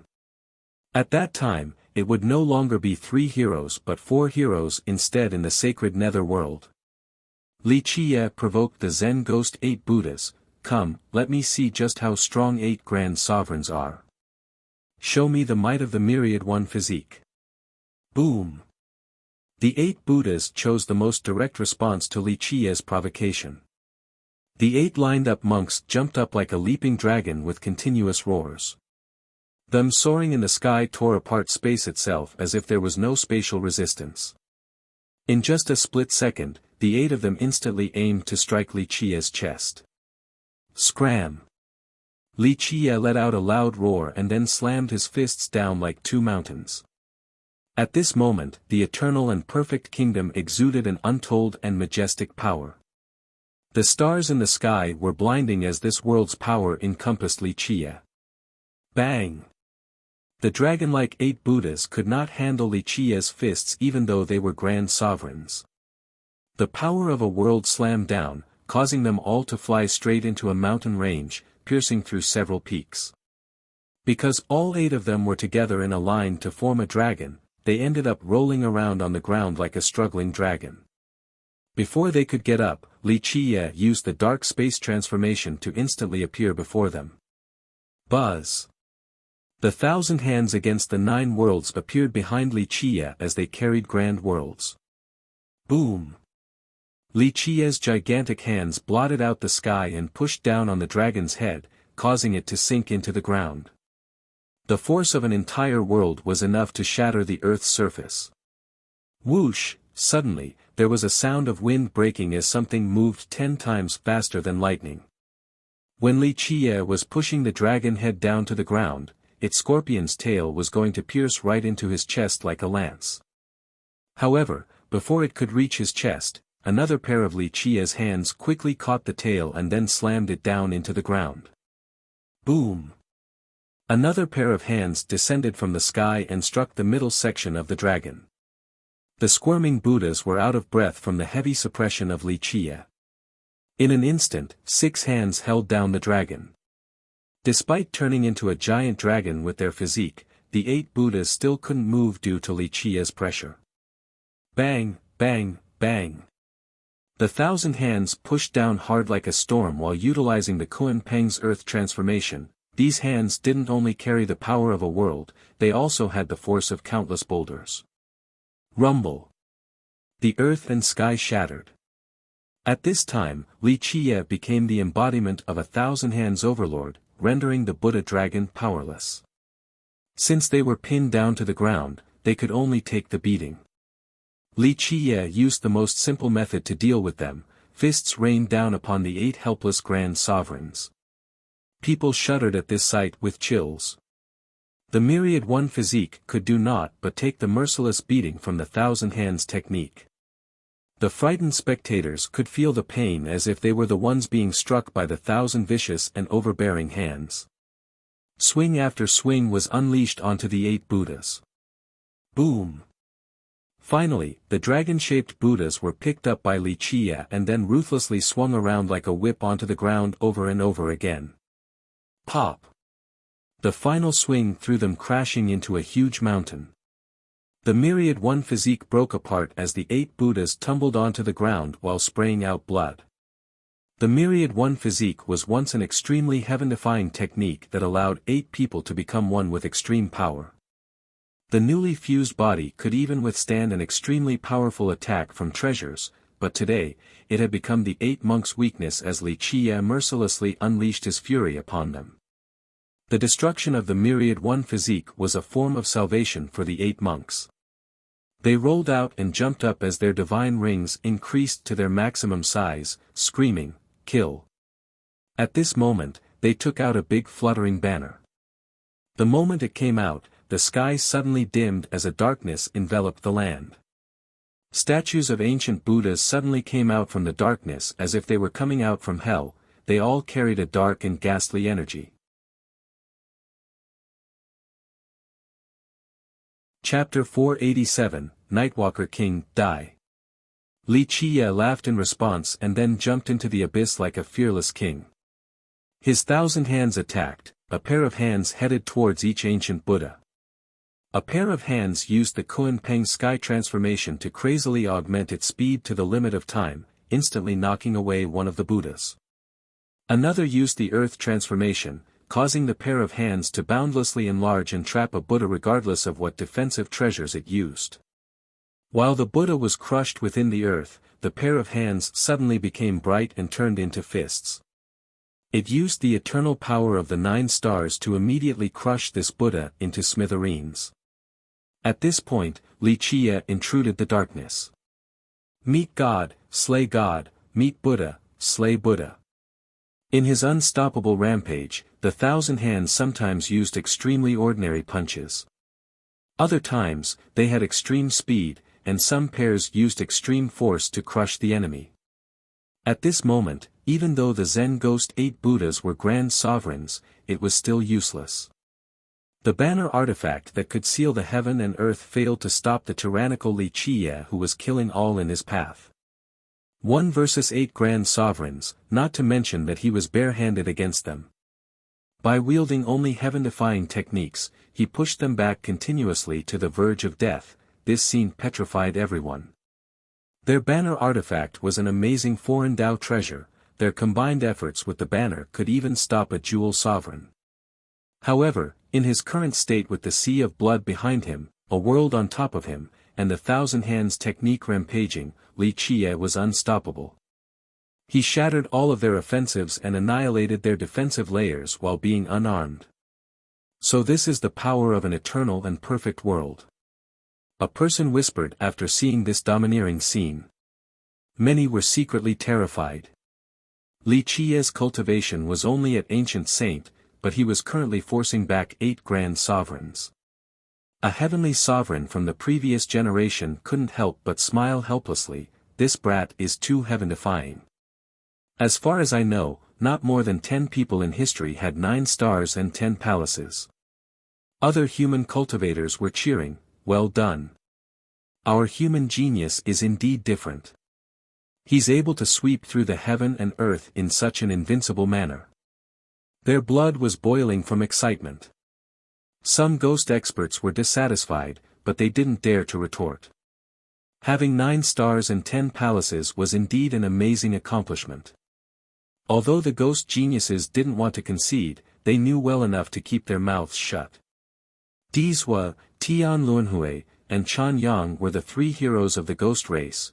They were unbeatable amongst the younger generation, but no one had said that they had obtained 9 stars and 10 palaces.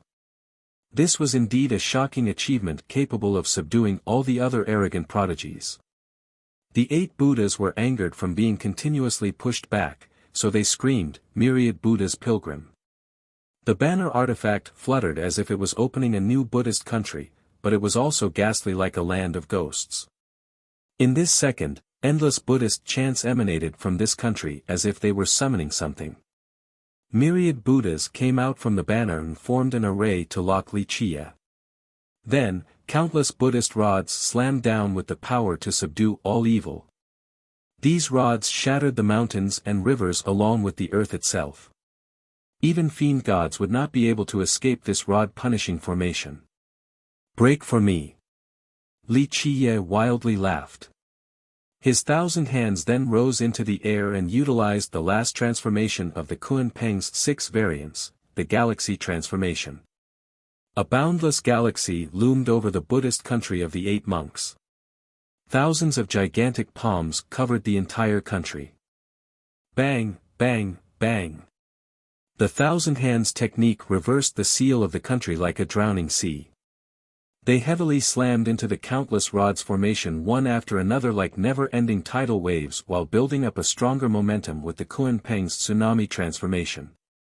In just a moment, this power had stacked to the limit and finally, an unstoppable strike slammed down. From the Galaxy transformation to the Tsunami transformation, Li Chia had used the last transformations within the Kunpeng's 6 variants with perfection. Boom! The earth shattered and the mountains split apart from the force. All the rods and Buddhas were annihilated. The 8 Buddhas were knocked up high from this earthquake while spewing out blood. This was their strongest technique, but it still couldn't stop Li Chia's bare hands. Pluff! As Li Chia was defeating the 8 Buddhas with his attack, a red flash suddenly appeared and a cold glint aimed straight for Li Chia's chest. Li Chia's final attack triumphed over the 8 Buddhas, and this strike was aiming for his momentary weakness. In this split second, a ghost-like person sneak attacked Li Chia, aiming to kill him with one blow. Li Qiye reacted very quickly, but this blade still managed to cross his chest, leaving behind a bloody wound. In an instant, the enemy relentlessly attacked like a storm, wanting to sever Li Qiye's head. In response, Li Qiye put up both of his hands to block. Nevertheless, he was still blown far away and heavily slammed into a peak. The attacker who launched the sudden strike was too fast and swiftly dealt two fatal blows. Perhaps the enemy had been hiding for a very long time, waiting for this opportunity. Nightwalker King. The shadow disappeared after the attack, causing the spectators to cry out in shock. The Nightwalker King, the most terrifying character in the Nightwalker sect who was very good in the art of assassination. Although he was not an assassin by trade, he still commanded fear from many sacred nether inhabitants. Yi Sha was his apprentice, so he attacked Li Qiye to take revenge. However, even this sneak attack was not enough to kill Li Qiye. Li Qiye crawled up from the debris. He was still alive and kicking as he spoke, again. Die. After a crazed battle cry, a loud rumble emerged. The earth shook as if there was a huge beast stampeding in the area. A gigantic stone golem rushed forward like a mad bull and slammed into Li Qiye with its gigantic body. Scram!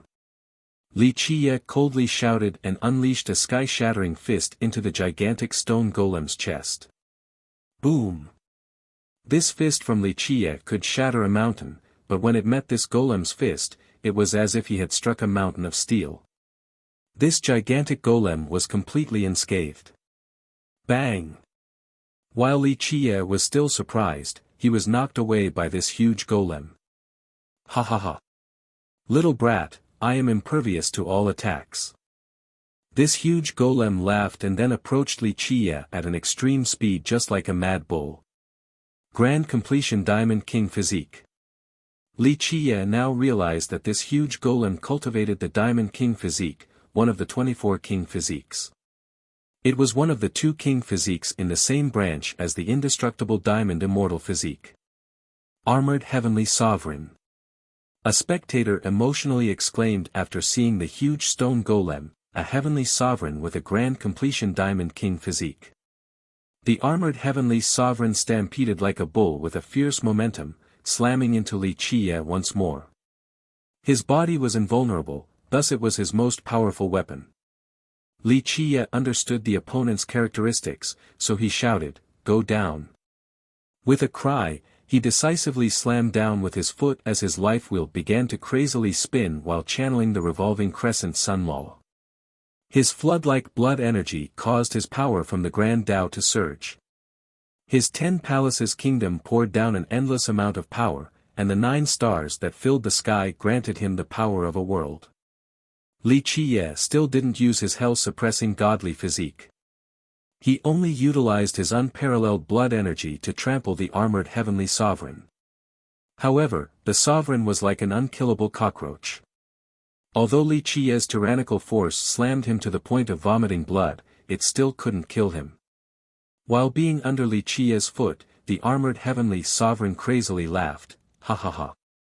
You can't kill me." His Grand Completion Diamond King Physique could even withstand a virtuous Paragon True Treasure's attack, so one could only imagine how tough his body was. Is that so? Li Qiye chuckled. The starry sky suddenly became bright. Inside the 10 Palaces Kingdom, the Terra's root poured worldly energy into Li Qiye. In an instant, Li Qiye not only had the power of an entire world, but also worldly energy. The moment his foot stomped down again, it was as if 3,000 worlds were pressuring the armored heavenly sovereign. Crank crack. Series of bone-breaking sounds appeared as the armored heavenly sovereign bellowed miserably while spilling blood. This one stomp was beyond his body's defensive threshold, but he still didn't die. You can't kill me. I am a Grand Completion Diamond Physique. The armored heavenly sovereign shouted. However, his words no longer carried the same confidence as before. At this point, many spectators felt chills. The armored heavenly sovereign was a real sovereign with a Grand Completion Diamond Physique. His body could stop the suppression from a heavenly king and attacks from a virtuous paragon life treasure, but now his bones were being broken from an ancient saint's stomp. How terrifying was this development? Chapter 488, Bloody Training. At this time, everyone understood the true power of having 9 stars and 10 palaces. This was a miracle that allowed the eternal and perfect kingdom to unleash an absolute power capable of crushing everything. Kill him. At this time, the 8 Buddhas that were still alive came again. Another shadow flashed, and the Nightwalker King bared his fangs once more. Everyone go together, cut him into pieces. At this moment, someone shouted. Many weapons and treasures began to attack as several thousand experts rushed to attack. Those who wanted to take his life were surrounding him like a pack of wolves. They now understood that no one could kill him one-on-one. Even a heavenly king would find it difficult to kill this 9 stars and 10 palaces miracle. This brat was already too heaven-defying, so others could no longer remain patient. They all jumped out to attack Li Qie. This is even better. Li Qie wildly laughed. He kicked away the armored heavenly sovereign beneath his foot. The Terra's root that grew like a divine tree sucked up the boundless worldly energy, the kingdom's energy, and the energy from the stars and gave it to Li Qie in the form of a heavenly waterfall. Li Qie utilized the 1,000 hands technique to its limit as all of his hands raised the 3,000 worlds behind him. Kill. He did not cower in the face of the gigantic army and instead was excited to see blood. One hand held a saber while the other one held an iron sword, one was channeling the Kunpeng's 6 variants while the other was creating an inescapable net. Roar!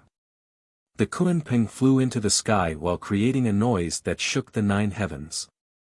The primordial Kunpeng swept everywhere, causing a downpour of blood.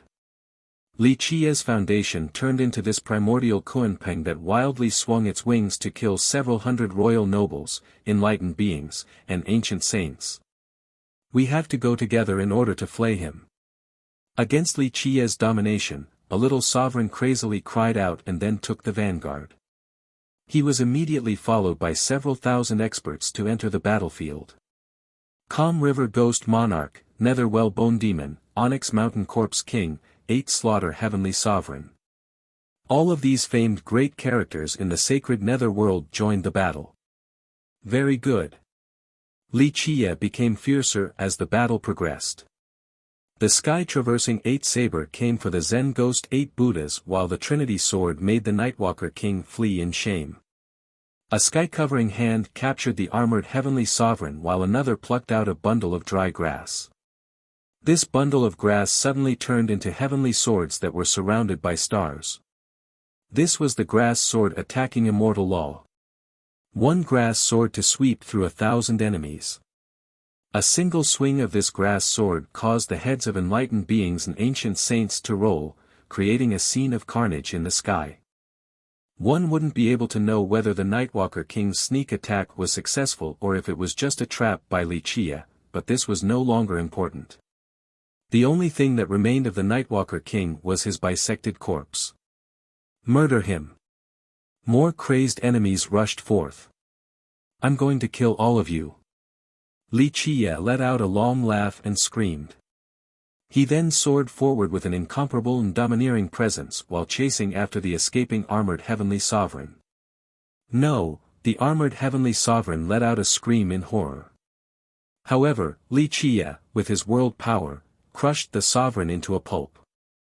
Even his grand completion diamond physique could not stop Li Qie's tyrannical kick. The yin-yang sea of blood exuded a blood energy that towered millions of meters high. This blood energy caused Li Qie's Trinity Sword to kill all in its path with its 3 variations. The Earth Sword devoured the sky and swallowed the earth, the Heavenly Sword showed no mercy in its massacre, the Mortal Sword was a style filled with life essence, but it was completely merciless in ending the lives of its enemies. Swoosh! Although the Calm River Ghost Monarch managed to cut off one of Li Qie's 1,000 hands, the newly grown hand tore off the monarch's head. At this time, Li Qiye was a monstrous butcher. Although he was injured, none of the injuries were fatal. The endless vitality from the yin-yang sea of blood and power from the 9 stars and 10 palaces continued to strengthen him. Even a heavenly sovereign with a virtuous paragon true treasure would not be able to give Li Qiye a fatal blow in a short amount of time. Momentarily, Li Qiye had massacred countless enemies as he made his way in and out of the battlefield.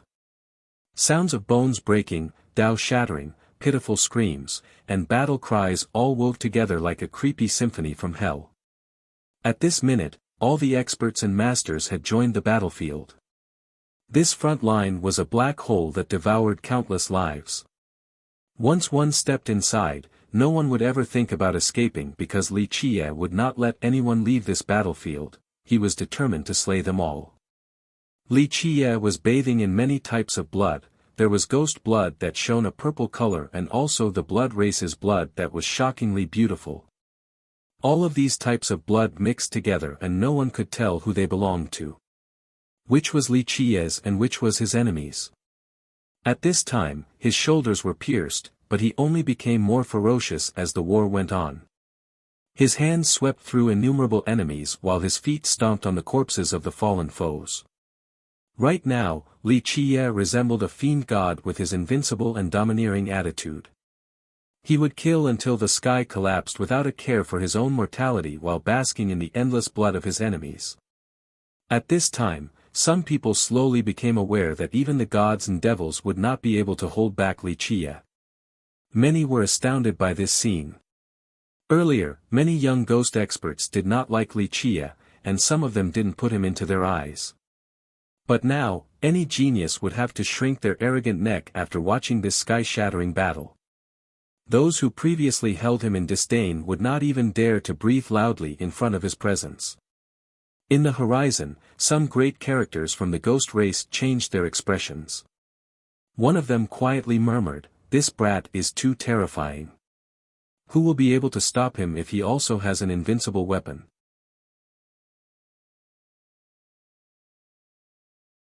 Chapter 489, Massacring tens of thousands of enemies from the beginning until now, Li Qiye had not used any powerful weapons.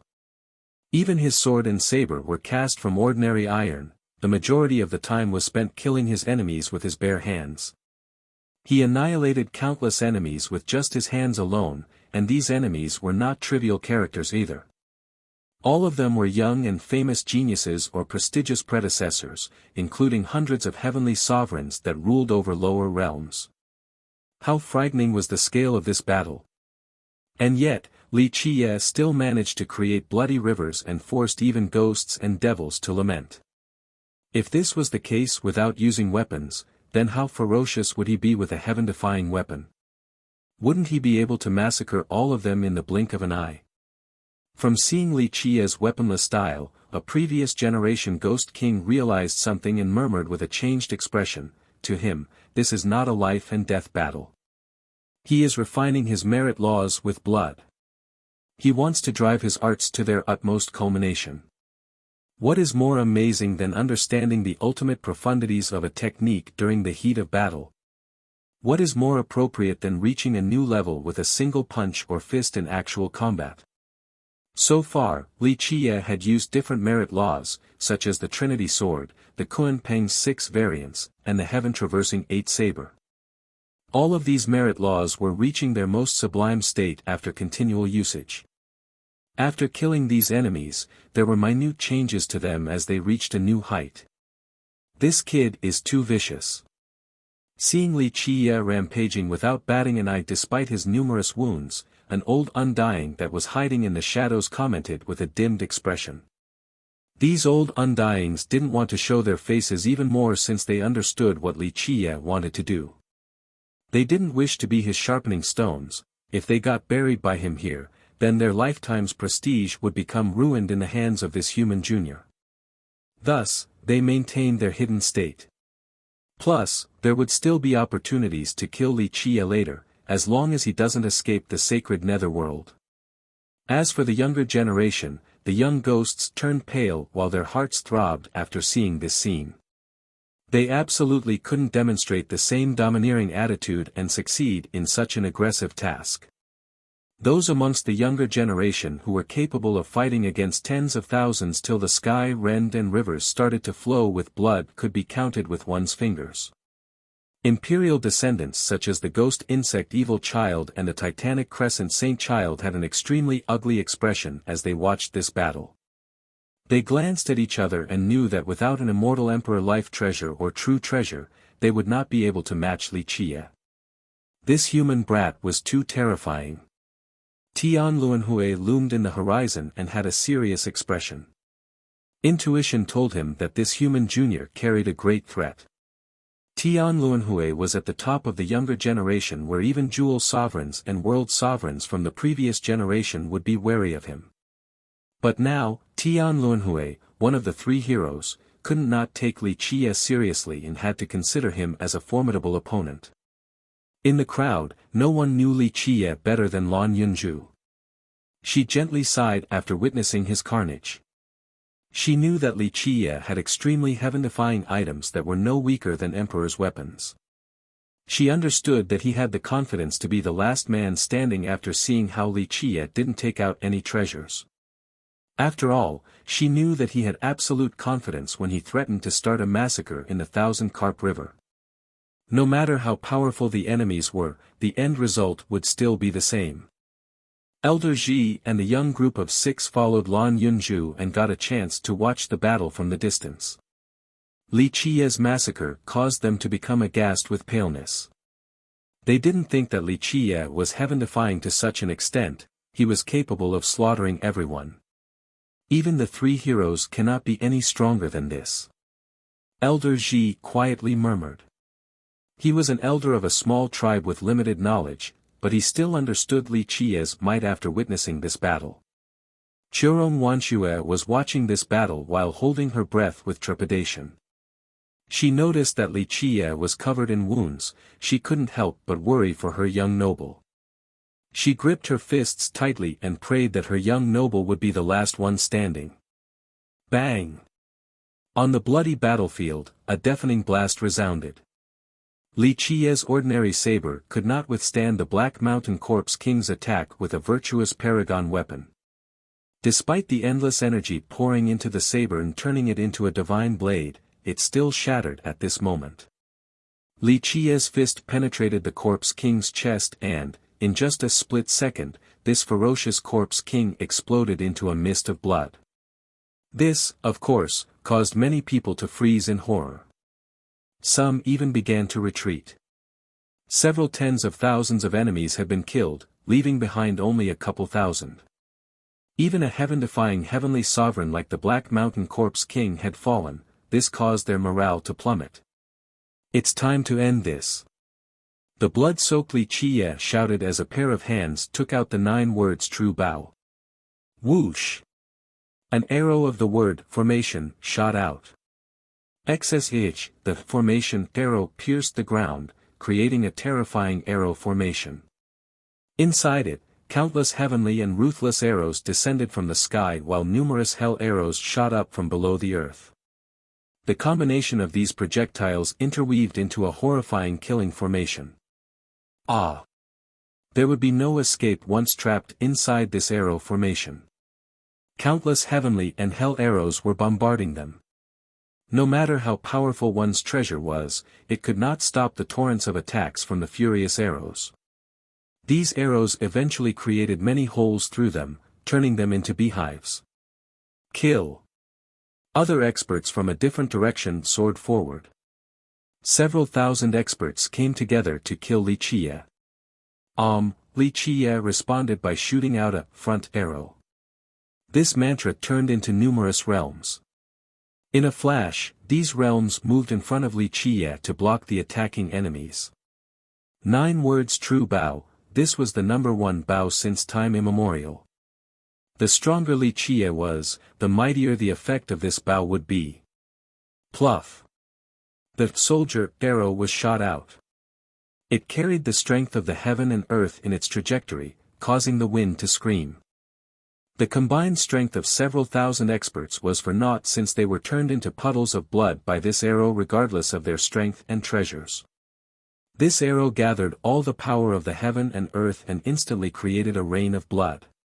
This one arrow that killed several thousand experts left the survivors shivering in fear. Li Qiye was already undefeatable without a weapon, and now he had an invincible divine bow in his hands. To what horrifying extent would he unleash his wrath on his enemies? At this minute, the combatants on the battlefield realized that they couldn't kill Li Qiye, so their new goal was to leave this place alive. While these lucky survivors decided to retreat, the divine spark phoenix maiden in the sky thunderously commanded, "Begin." In an instant, the giant army that protected the phoenix maiden rushed onto the battlefield. Each person held a tiny stove. Once opened, these tiny stoves spewed out a sparkling black light. With a pop, these small stoves sucked up all the blood and flesh on the battlefield. The corpses here formed mountains and the blood ran like rivers, but this army with their stoves were able to suck up everything. Seeing this scene, many people in the horizon lost their minds in fear. An expert shouted to the others that were still on the battlefield, "Run, run now. It's the divine spark blood burn." Boom! A giant blood cauldron was created after a deafening explosion. This huge blood cauldron devoured the entire battlefield, including the army of the divine spark country. Ah! Miserable screams emanated. The blood cauldron sucked up unprepared experts and instantly refined them into mists of blood that were drained into its body. Rumble! At this time, the blood cauldron roared with curling crimson mists swirling around it, causing others to feel chills. Divine spark blood burn, this is a method where both sides are destroyed. The enemy or the user, one of these two will perish.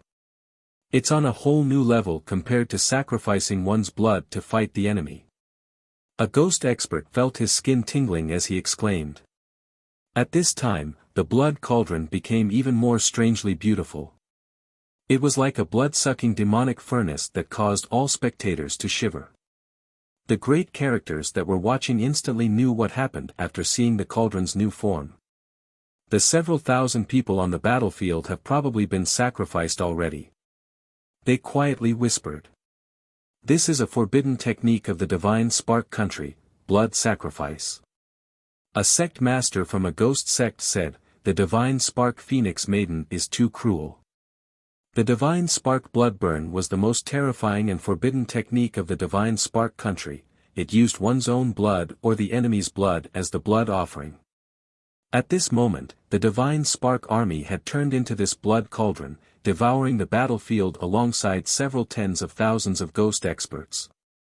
They would keep using this blood sacrifice until they killed Li Qiye. If necessary, even the army itself would sacrifice themselves. The Phoenix Maiden has made her move. Chapter 490, Divine Spark Blood Burn. A member of the ghost race scowled in disagreement. This Phoenix Maiden has zero regard for other people's lives. She even dared to sacrifice the blood of members of the ghost race. However, this was only to express their dissatisfaction. No one actually dared to touch the Phoenix Maiden since she was Dee's fiancée.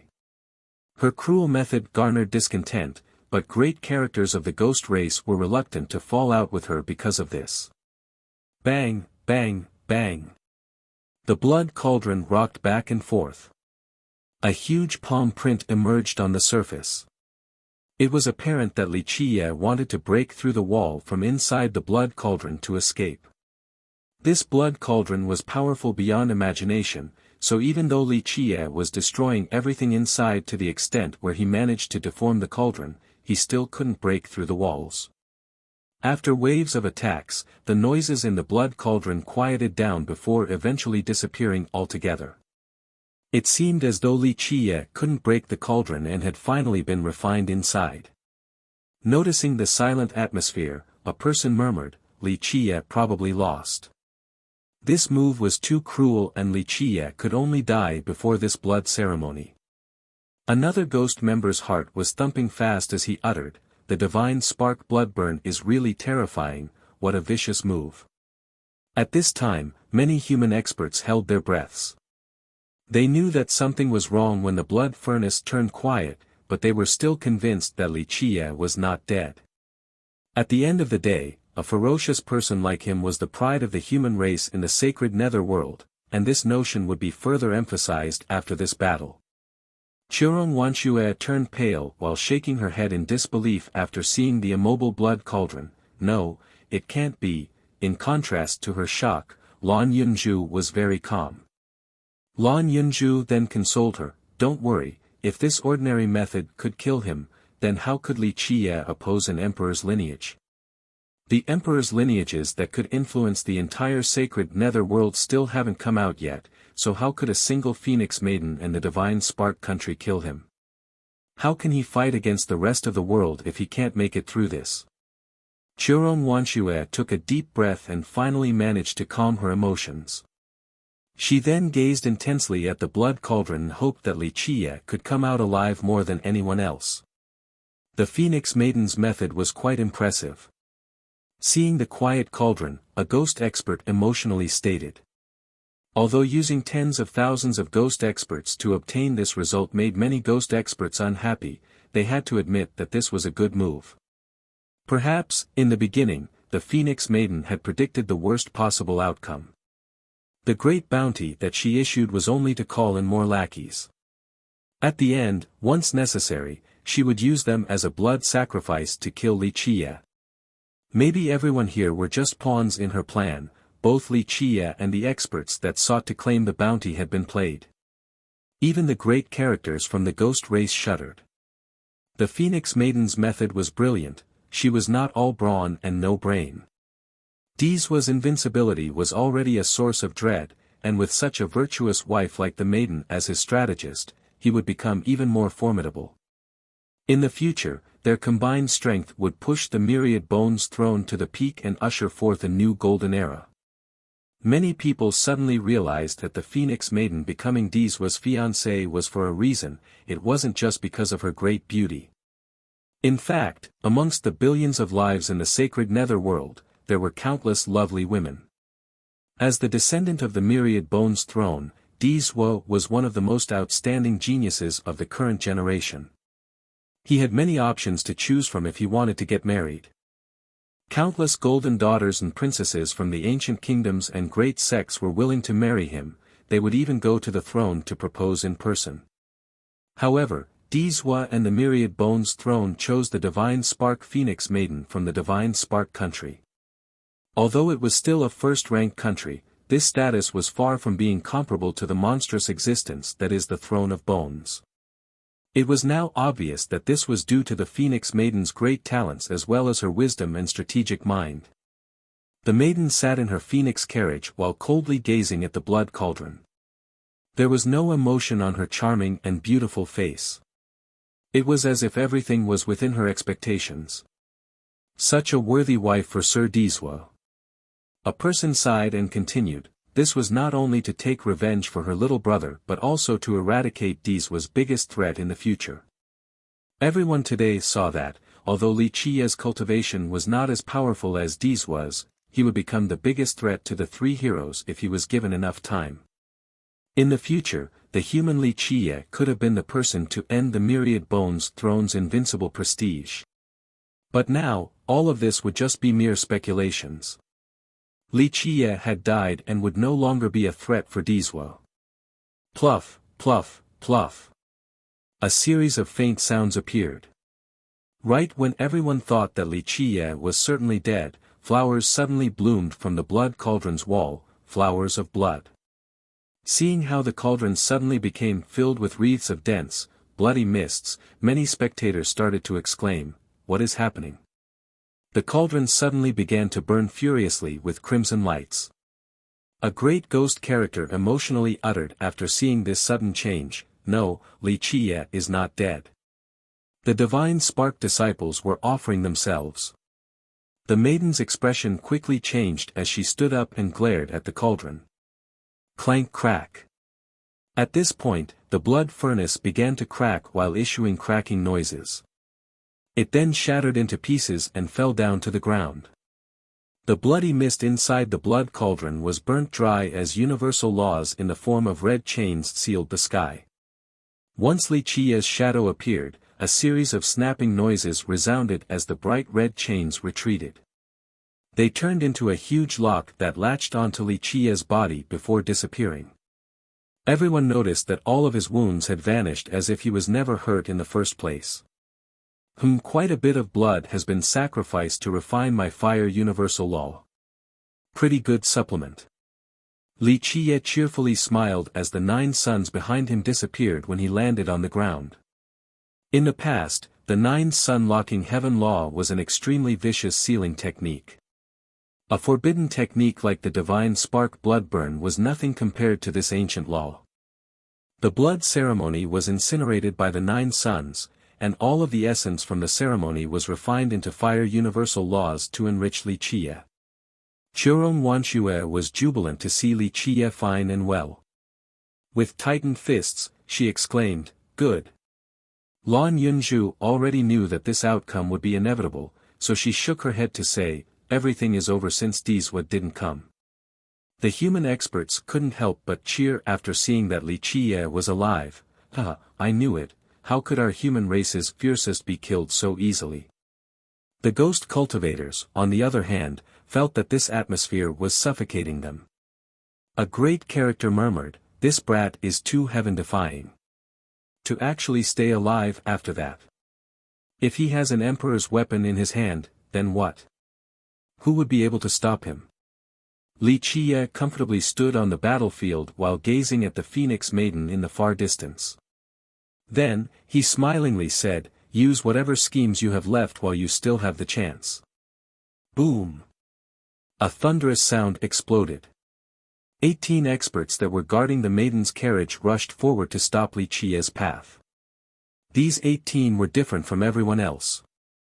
They wore masks that were decorated with insects, and they exuded a cold aura that made it clear to everyone that all of them were battle-hardened veterans. An emperor's power suddenly erupted around them as hovering universal laws appeared. The 18 of them were about to turn into an immortal emperor true canon. The 18 beasts. A great ghost murmured in shock after seeing them, "This is the last and most powerful line of defense for the Phoenix Maiden, the 18 guards from the Myriad Bones throne." The 18 beasts were not from the divine spark country but from the throne of bones. All of them were powerful grand sovereigns, but what made others wary was that they cultivated emperor's laws. There would be a certain gap between grand sovereigns from an ordinary sect and grand sovereigns from an emperor's lineage. Those who cultivated emperor's laws had an advantage and were much stronger than their lacking counterparts.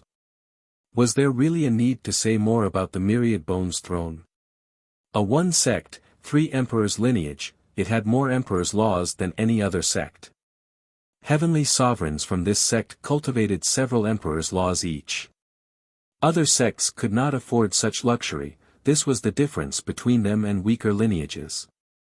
The 18 beasts. Rumor has it that their defense is extremely strong and that they can stop the full-on onslaught of a heavenly king. A person couldn't help but murmur. A great ghost nodded his head in agreement, "Their defense is indeed very strong, even a heavenly king would be unable to breach it. Otherwise, they wouldn't have been assigned to protect the Phoenix Maiden."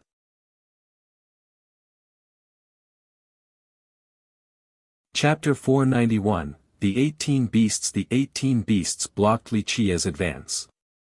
Although they were few in number, the 18 of them gave the feeling of an impenetrable bastion and had the momentum of a grand army. The leader gravely said, "Junior, leave here to avoid making a big mistake." Li Qia looked at them and replied with a grin, "Interesting. Your master wants my life, but now you guys are telling me to leave. What should I do?" The leader coldly spoke, "We are only responsible for the mist's safety and do not want to interfere with other matters." Li Qia waved his hand then laughed before speaking, "It is difficult for you all to not become involved. Tell her to come out and fight, my patience is limited." Li Qia's words were light, but they carried an aggressive momentum that was even more overbearing than those of the Phoenix Maidens. It was not surprising anymore, no one thought that he was still blustering after the recent events. He had the qualifications to say such things after killing so many enemies. This was a battle that would shock the world. Everyone understood that he was catching up to the three heroes of the sacred netherworld. After this battle, imperial descendants like the Titanic Crescent Saint Child and the Ghost Insect Evil Child would barely be able to walk side by side with Li Qie at best. Junior, you are indeed amazing for having such an accomplishment at a young age. I'm sure that this is not easy. The leader replied to Li Qie's aggressiveness, but killing tens of thousands does not mean you are invincible. The sacred netherworld is a land with crouching tigers and hidden dragons and numerous wise sages. When you say wise sages, are you referring to your myriad bones throne? Li Qie asked with a smirk, I wonder how many wise sages your sect has and whether or not they are actually that amazing. The wise sages of my myriad bones throne are numerous enough to deal with all the crises in this world, they are comparable to all the other great existences. The leader of the 18 beasts spoke with gravity. The words of the leader were very bold and arrogant, but they were also the truth. No individual or lineage in the sacred netherworld dared to underestimate the throne of bones. One sect with 3 emperors was a power capable of holding all in disdain. It was not the oldest inheritance nor was it the most heaven-defying ancient sect, however, it was the most powerful and terrifying lineage at the eastern nether border.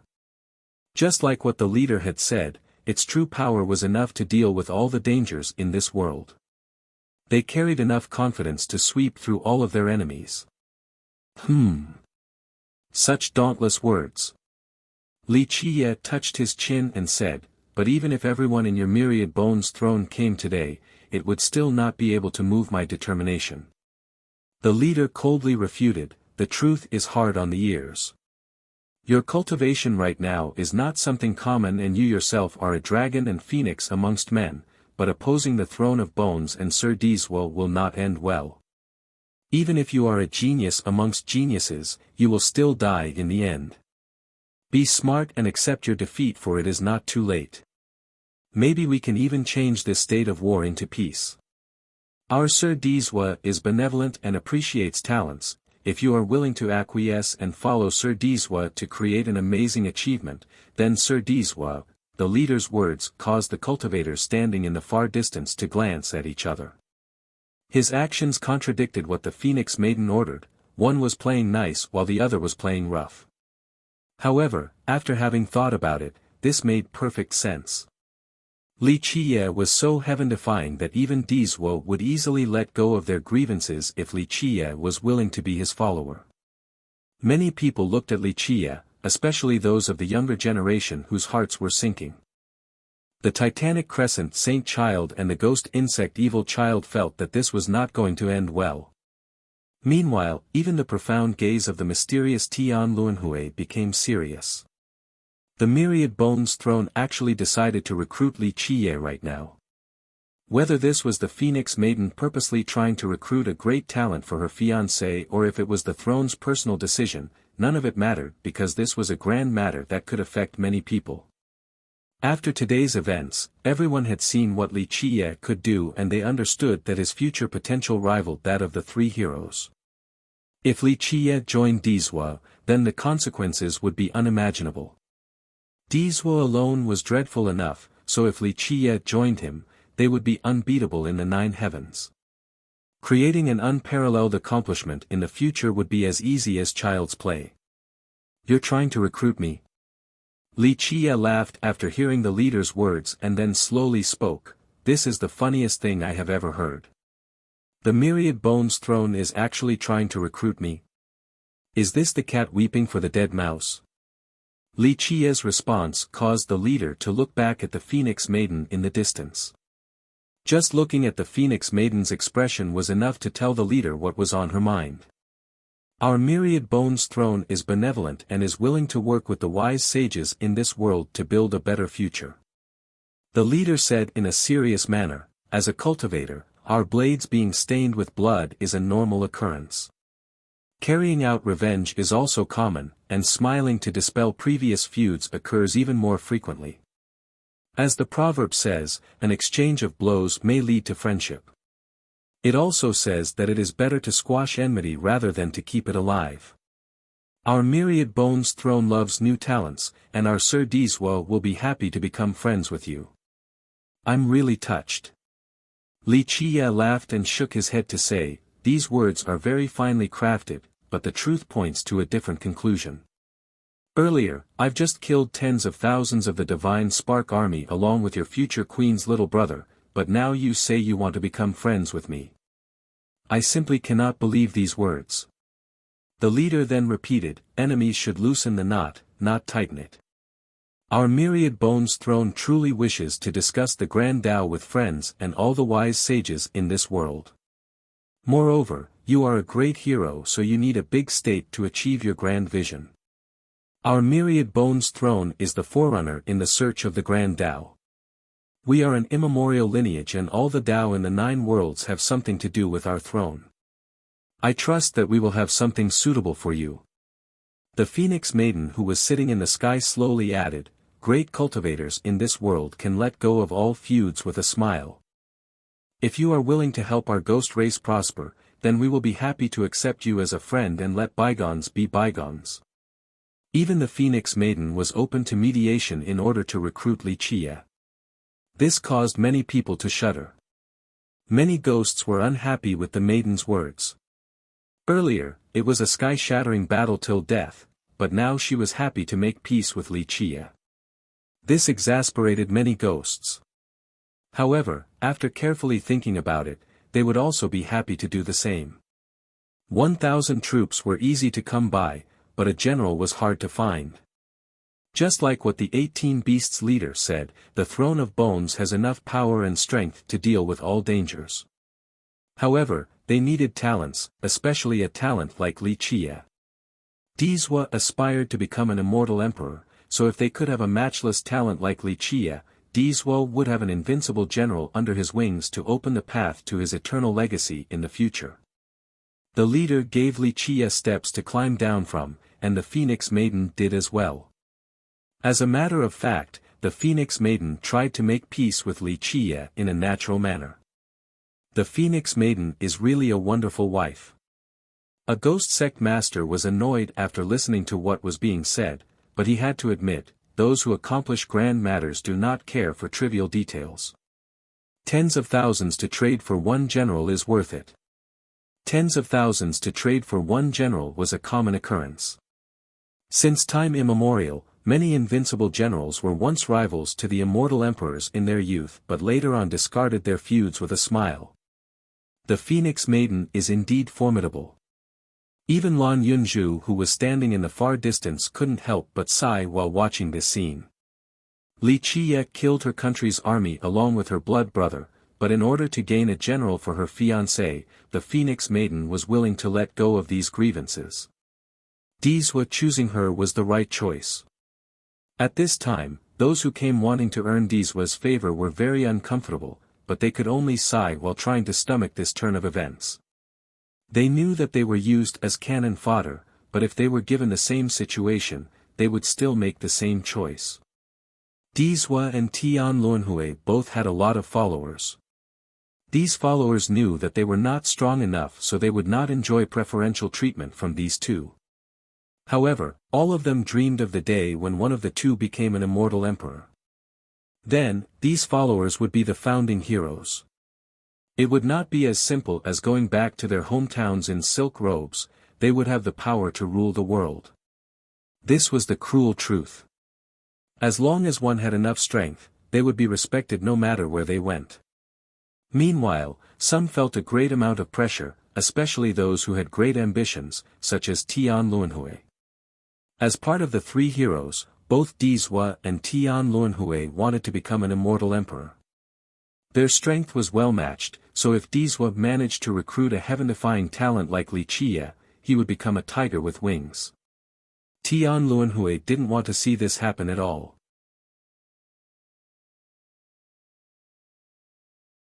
Chapter 492, Resplendent Break. Different thoughts ran rampant in everyone's mind. Some were annoyed while some were envious that Diswa had found such a virtuous wife. The Phoenix Maiden eradicated enemies and recruited talents for Dizwa. One turn of her hand could summon rain and storms as she schemes against the whole world, truly formidable. She already has the style of a queen. Many ghosts did not like how the current events were unfolding, but they had to admit that she had the abilities. There are no permanent enemies, only permanent interests. Another cultivator couldn't help but gently sigh. Sometimes, it was necessary to hold hands with one's mortal enemies. Reality was extremely cruel at times. Countless eyes were on Wuxia. Everyone knew that Wuxia was ferocious. If he actually joined the Throne of Bones via the Phoenix Maiden's recruitment, then he would become an invincible general for Dizwa in the future. Many palpitated. If it was them, they would happily accept right away. This was a once-in-lifetime opportunity. Wuxia only laughed at the Phoenix Maiden's effort to levy him. He waved his sleeve then said, "Becoming friends? Sorry, I don't have the habit of becoming friends with enemies, unless they are willing to submit to me. The only thing we do have in common, though, is a love for talents. If Dizwa agrees to swear loyalty to me, then I can think about forgiving his companions." Wuxia's words caused the leader and the Phoenix Maiden to suddenly change their expressions. The Phoenix Maiden took it rather well, but the leader's eyes shot out a cold glimmer as he lightly spoke, "You should think carefully before speaking." Wuxia replied with a smile, "I have never thought carefully before speaking." "Huh, Dizwa. So what? Want me to plead loyalty? He barely qualifies to be a low-ranking general in my ranks. And wanting to recruit me? Maybe when your immortal Emperor Wangu comes back to life." "Stubborn fool." The Phoenix Maiden coldly declared, "Don't blame us for being ruthless when you are picking the difficult path." Failing to recruit him naturally meant elimination. To the Phoenix Maiden, whether it was revenge for her little brother or destroying a threat, she didn't mind using all the possible methods to destroy this promising genius in order to pave the immortal emperor path for her fiancé. Many became relieved after hearing this while others stared at the battlefield with bated breaths. A life-and-death battle would ensue for sure after a failed negotiation. "I have experienced your ruthlessness already." Wuxia smiled and said, "Come. Sending your many pawns to their deaths is a waste of both my time and yours. I really want to see how great Dizwa's fiancé is." The Phoenix Maiden remained seated in her chariot while gazing at Wuxia without taking any action. The 18 Beasts leader blocked Wuxia's path and coldly stated, "Unless we die, you are not qualified to make the mistake action." "Grand Sovereigns?" Wuxia laughed and asked, "You guys think you can stop me by yourselves?" These words were very arrogant, but listening to Wuxia's laughter, even those who considered themselves as the strongest Grand Sovereigns would shudder.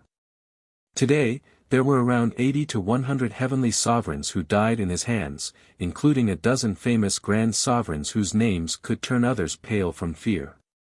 Numbers are not everything. Those who don't even know Emperor's laws only wasted their cultivation even if they reached peak sovereign. The leader of the 18 coldly said. At this point, the 18 emitted a sky-piercing blood energy. Immortal Emperor runes appeared around their bodies, causing them to turn into a great iron wall that stretched for tens of thousands of miles. Immortal hymns appeared as if it was a city of an emperor. Nothing could take even half a step past them. The leader's words were hard to hear, but they were also true. Emperor's laws were priceless for cultivators. Grand sovereigns that came from the great powers who had never seen or cultivated Emperor's laws would have limited knowledge no matter how great their own laws were. There was a big gap between these two types of sovereigns. The 18 beasts were experts from the Throne of Bones and each of them cultivated several Emperor's laws. They also cultivated an extremely powerful Emperor's formation, so despite only being 18 strong, they should be able to stop several hundreds or even more Grand Sovereigns. Many people's hearts thumped while they stared intensely at the dancing immortal Emperor's runes around the 18 beasts. A person whispered, "I wonder if the rumors stating that these guys cultivated an Emperor's formation are true or not." Li Qiye looked at these imperial runes and nonchalantly said, "This is really just a waste of time. Unfortunately, I am no longer in the mood to play with you guys, so let this be quick." Li Qiye then bent down to take a virtuous paragon life treasure from the battlefield. It was a broken weapon left behind by a ghost king that was killed by him. This treasure was shot by Li Qiye's 9 words true arrow, so a corner was chipped off. It was considerably damaged, so it would be difficult to exert its true power. With the passage of time, this life treasure's divinity would eventually wither away and the base would end up as scrap metal. Li Qiye carried this damaged virtuous paragon life treasure and smilingly said, "Game's over." He then utilized Resplendent Break in an instant. In that moment, time itself suddenly became brighter. Li Qiye's right hand that was holding the life treasure suddenly became transparent and radiant, strands of immortal chains began to twirl around his arm. Boom!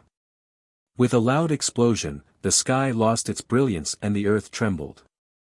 The life treasure in his hand exploded as countless virtuous paragon universal laws came out and interweaved together as if a living virtuous paragon had arrived.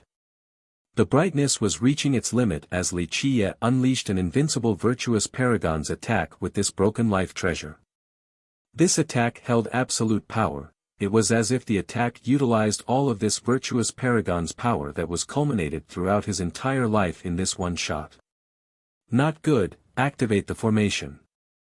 This attack not only shocked the spectators, even the 18 beasts were aghast. At this point, they had no choice but to engage. Boom! With a loud detonation, the formation that had just been activated by the 18 beasts was instantly shattered by this strike. The formation could not handle the ultimate attack from a virtuous paragon. The trajectory of this attack reversed yin and yang, shattered the 6 Tao, and even froze the fabric of time and space. It was as if this attack was actually unleashed by a virtuous paragon with their own life treasure while using their strongest attack. How powerful was such a blow? Not to mention heavenly sovereigns, even a heavenly king would be rendered into ashes. Resplendent Break, the most brilliant technique in this world that would turn everything into ashes. Resplendent Break, just like its name, was an extremely dazzling attack. This technique was like the fireworks in the night sky, disappearing afterward. This was an unbeatable technique from a very long time ago, so no one knew of its origin now. Very few even knew of its existence. Resplendent Break was capable of utilizing the full potential of weapons. Anything could be the medium for this technique, even a blade of grass could unleash a brilliant strike. Once utilized, the grass would burn all of its life essence and will to survive. Everything would be put into this one blow. By doing so, even a blade of grass would be able to unleash a terrifying, lethal attack. Even a broken virtuous paragon life treasure would be able to channel all of its power, essence, and power of the Grand Tao into one attack after being channeled by Resplendent Break. It burned all of the universal laws and refined merit laws within the treasure. It was as if a virtuous paragon personally unleashed their most powerful blow. If anything, it was even stronger than such an attack. After one blow, the weapon would run out of everything since it would have burned it all on this invincible attack. The price was that the weapon would be destroyed after using up all of its brilliance. Boom! With a blast, this Resplendent Break descended. Blood sprayed everywhere and flesh left the bones as countless pieces of meaty remains fell down. This attack broke the 18 beasts' defense. They didn't even have the chance to utilize the strongest variation of their formation. This strike left them dead with dismembered corpses. The weapon also couldn't escape the fate of turning into nothingness, so there was not even a trace of its remnants. This attack had burnt everything the weapon contained despite it being crafted with divine metal. One move killing Grand Sovereigns was simply too shocking. In a short period of time, the entire scene was enveloped with a horrifying silence. This was truly too unbelievable. All became dumbfounded as they stared at the rain of blood with dull expressions. They felt that it was difficult to breathe and that it was nearing the point of suffocation. Everyone knew about the power of a virtuous paragon life treasure, but its potential would be greatly limited once broken. Even if it was an intact life treasure, unless it was personally used by a virtuous paragon, it would not be able to unleash its strongest attack. Resplendent Break.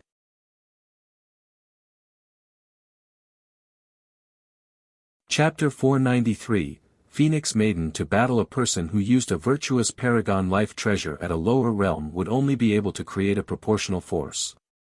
However, even another virtuous paragon would not be able to use someone else's life treasure to 100% of its true potential, let alone unleash its ultimate and strongest blow. This was an impossible matter.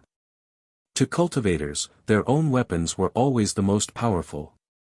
But now, this invincible attack's extreme brilliance stunned everyone. Such a thing had never happened before. An old undying who was hiding behind the curtains of night shuddered in fear after seeing this scene. What is that, Merit Law? This attack was too heaven-defying and too terrifying.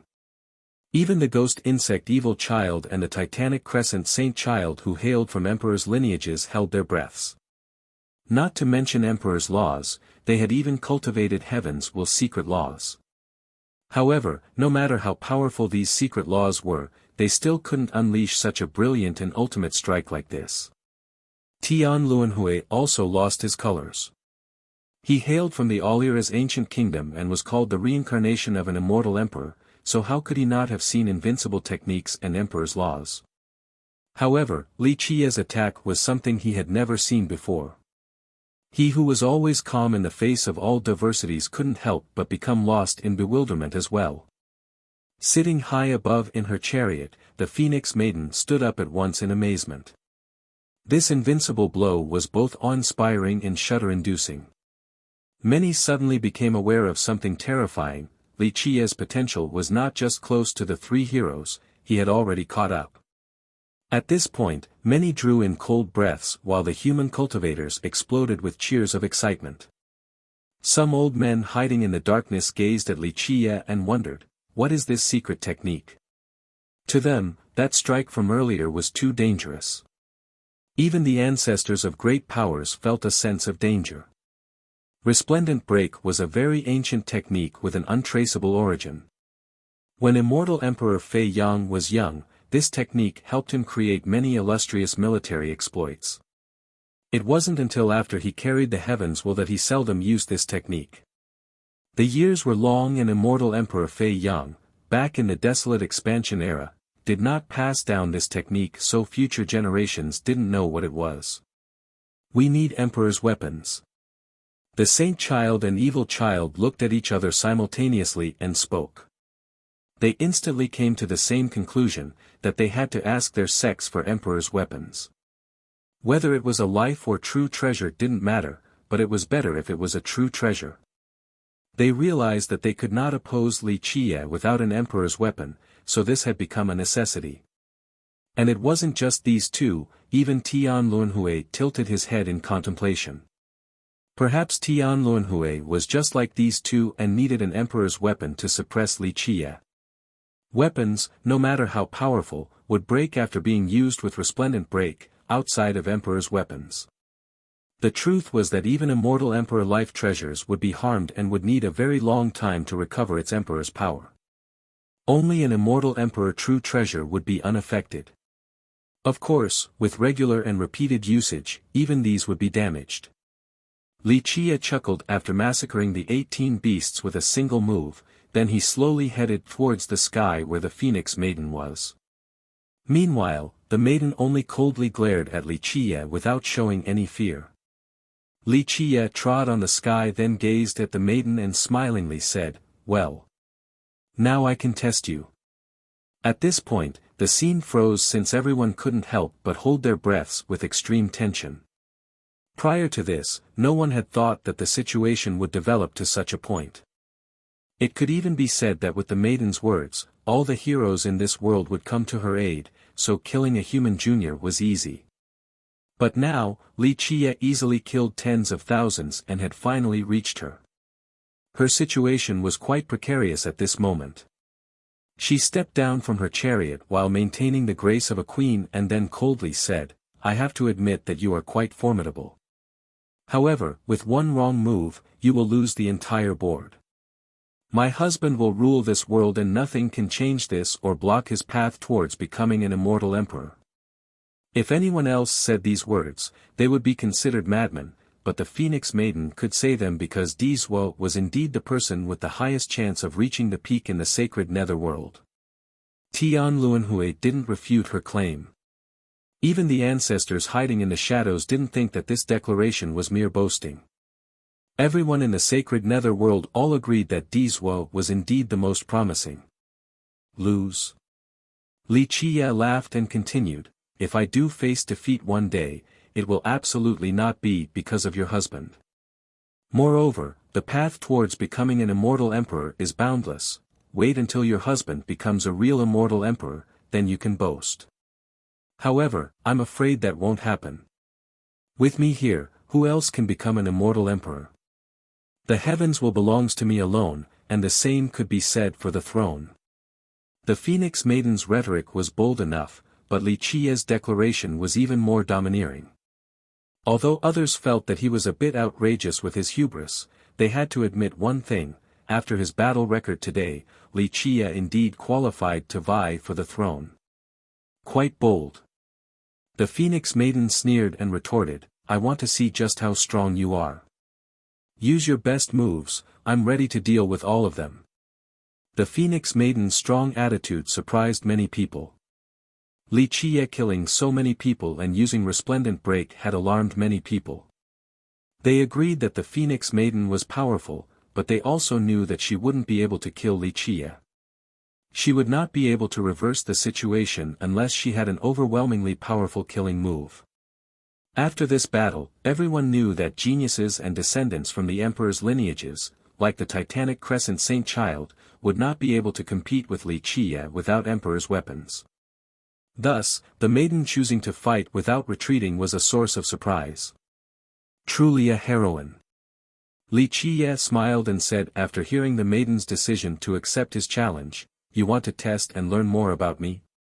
Unfortunately, I'm afraid that you will be let down since I won't use any killing moves, my bare hands will be enough." Li Qia then stretched his arms after saying this. Li Qia's answer woke many people up from their ignorance. Many admired her even more. Li Qia was very heaven-defying, but the maiden chose to fight him not out of impulse, it was to purposely test him. Since the beginning, he was fighting without any weapons. Even though he had used amazing merit laws, others still felt that he was only training and did not show his real potential. Especially when he unleashed Resplendent Break, everyone understood that he was hiding a lot of means, and this made them shudder. Now, the maiden boldly meeting him was to test his limits in order to pave a straight path for her husband. Since this has come this far, there was no chance for reconciliation between the two of them. One side must die. At this time, no one knew much about Li Qia. Although Dizwa was considered invincible, he didn't have the advantage in this situation. The Phoenix Maiden wanted to fight this battle for her husband and to investigate Li Qia in his stead. One should marry a woman like the Phoenix Maiden. Many people emotionally thought this in their minds. Whether she was unbeatable or not was up to debate, but one had to admit that she was a virtuous and intelligent wife. She didn't only act as a strategist for him, she would also wipe out his opposition, greatly contributing to his emperor's path. Dizwa and the maiden really are the perfect couple. At this point, countless spectators were envious of Dizwa. A sect master from the previous generation couldn't help but sigh, "Wonderful, truly worthy of being Dizwa's fiancé. Both her wisdom and courage are worthy of him." Today, after seeing her means, everyone found that she indeed had the style of a queen. Everyone was looking at her and secretly speculated how this battle would end. "It's pointless to say any more, make your move," the Phoenix Maiden coldly declared. At this moment, blood energy exuded from her body as her life wheel appeared brightly behind her body like a divine phoenix spreading its wings. At this moment, she exuded an emperor's power as imperial Tao runes circulated around her figure. Everyone was surprised to see the emperor's power around her. One person shouted, "How could this be? It's an emperor's law."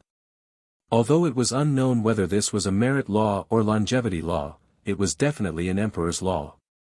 The exact law and which emperor it belonged to was also unknown. A person who used a virtuous paragon life treasure at a lower realm would only be able to create a proportional force. However, even another virtuous paragon would not be able to use someone else's life treasure to 100% of its true potential, let alone unleash its ultimate and strongest blow. This was an impossible matter. To cultivators, their own weapons were always the most powerful. But now, this invincible attack's extreme brilliance stunned everyone. Such a thing had never happened before. An old undying who was hiding behind the curtains shuddered in fear after seeing this scene. What is that, merit law?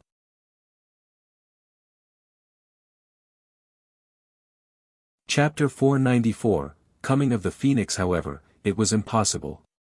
Although the divine spark country was a first-rate great power, it couldn't have longevity laws or merit laws of immortal emperors. Otherwise, they wouldn't have been able to keep it hidden until now. After seeing this, everyone realized that her emperor's law didn't come from the divine spark country, but rather the myriad bones throne. Having thought to this point, they became quite agitated. The myriad bones throne greatly invested in this and gave her an emperor's law even before she officially married into their sect. Passing a merit law to an outsider was not something one person could decide, not even the descendant. Without a doubt, the Phoenix Maiden had been accepted by the elders of the Myriad Bones throne. This meant that the throne had extreme trust in and greatly valued the maiden. Li Qie looked at the imperial runes hovering around her body and smilingly said, "Interesting, but emperor's laws are nothing to me. Use your best moves before it is too late." Having said this, he then activated the 1,000 hands against the 9 worlds. At this minute, Li Qie's 1,000 hands supported myriad worlds. No matter how vast the world was, he would still be able to lift it. Everyone had seen this technique before. With this, although he was alone, he was even stronger than 1,000 others. Anyone who faced this technique would instantly fall into a disadvantageous situation. The Phoenix Maiden didn't dare to take it lightly and quietly shouted as her divine rings opened. 41 divine rings clearly hovered around her, giving her an even more sacred appearance. A jewel sovereign. Even the older generation was moved after seeing the maiden's power. Becoming a heavenly sovereign at this young age was difficult even for cultivators who came from great powers. A young heavenly sovereign was a genius amongst geniuses. And now, the Phoenix Maiden had 41 divine rings. 50 was the number for the grand change. Once a sovereign had 50 rings, they would be a grand achievement jewel sovereign. Although she was still very far from grand achievement with 41 rings, it was still very heaven-defying. Even imperial descendants at this age would not necessarily reach the realm of jewel sovereign. Even the saint child and evil child might not be stronger than the maiden. Kind of interesting. Li Qie chuckled and commented. Li Qie's life wheel also appeared with the roaring yin-yang sea of blood behind it. Tidal waves of blood soared high into the sky as if it was about to drown out the stars. People's legs shivered after seeing Li Qie's eruption of power. The sea of blood was too dominating. With such a longevity treasure, he would be able to stop any invincible merit law. The maiden's expression couldn't help but change after Li Qie's provocation, but she was still unperturbed. She dryly said, "Having an invincible longevity treasure does not mean that you yourself is invincible." With that, her forehead suddenly blazed. Screech! A phoenix cry rang throughout the 9 heavens. A phoenix flew out from her forehead. A monstrous nether energy filled the sky as this immortal phoenix carried an ominous and evil energy. Een Phoenix. Many people were startled by the sight of this soaring phoenix. There was a rumor stating that when the maiden was born, Een Phoenix accompanied her, but no one had ever seen it. Now, this Een Phoenix carried an ominous energy as if it came from the land of the dead, sending chills to all spectators. This thing was very terrifying. Buzz. And this was not the end, a life treasure flew out. This was the maiden's life treasure. She used her fiery essence to refine this treasure into the shape of a jade pendant. She used 4 grand Tao treasure metals with golden runes to refine it. The moment she took it out, mantras instantly fell down. The pendant became bright as a phoenix flew out from inside. A series of mantras were pouring down, creating a vast and obscure scene. The moment the mantra reached the Een Phoenix, its body suddenly caught on fire. Phoenix cries came out continuously. It was as if the Een Phoenix was being reborn through fire. In the blink of an eye, a countless amount of fire essence was being burnt. This nether energy Een Phoenix actually transformed with the help of the pendant. At this time, there was no Een Phoenix and no Phoenix Maiden. There was only a phoenix before everyone, a fire phoenix that was devouring the refined flames of the 9 heavens and 10 earths. The phoenix usually referred to by cultivator was nothing more than a symbol. At best, these birds only carried very little of a real phoenix's bloodline.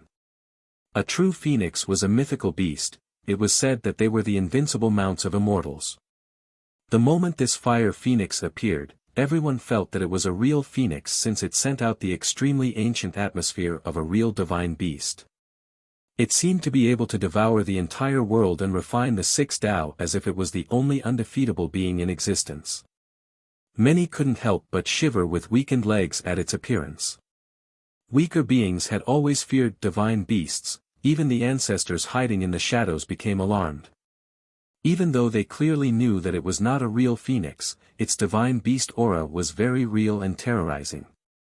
Coming of the Phoenix, a pretty incredible grand Tao treasure metal. Although it is only a 4 words mantra, it is still very rare. 4 words becoming an inseparable one. This treasure metal is more precious than even a 9 words treasure metal, truly priceless. Li Qiye couldn't help but marvel at the sight. Grand Tao treasure metals contained Grand Tao runes. The more runes it contained, the more precious it would be. However, if they had runes that became a complete phrase, then this was no longer the case.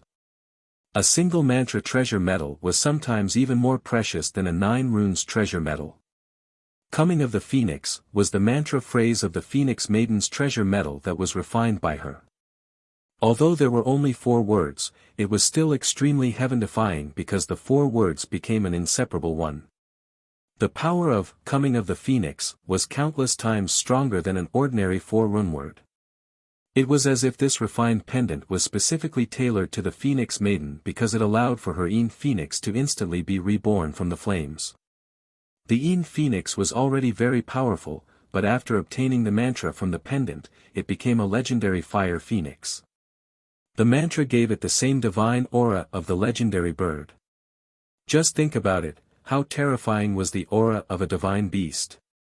No one had ever seen one, but they knew that it was an existence comparable to immortals. No wonder why Li Qiye couldn't help himself from being amazed at this fire phoenix before him. This treasure metal was absolutely priceless. RMMBBBB. The fire phoenix's claw was coming. Under its wings, the heaven and earth seemingly became small as the stars in the sky were only specks of dust, not enough to reach the apex. Go! Li Qiye didn't retreat at all against the incoming phoenix's claw. The yin-yang sea of blood soared and drowned the sky with its bloody ties. In this instant, Li Qiye used the 1,000 hands to its maximum potential. The hands lifted 3,000 worlds while shining brightly. An endless amount of life essence filled the sky as a gigantic hand came to meet this encroaching claw. Boom! However, no matter how heaven-defying Li Qiye's 1,000 hands were, they couldn't stop the legendary divine beast's aura.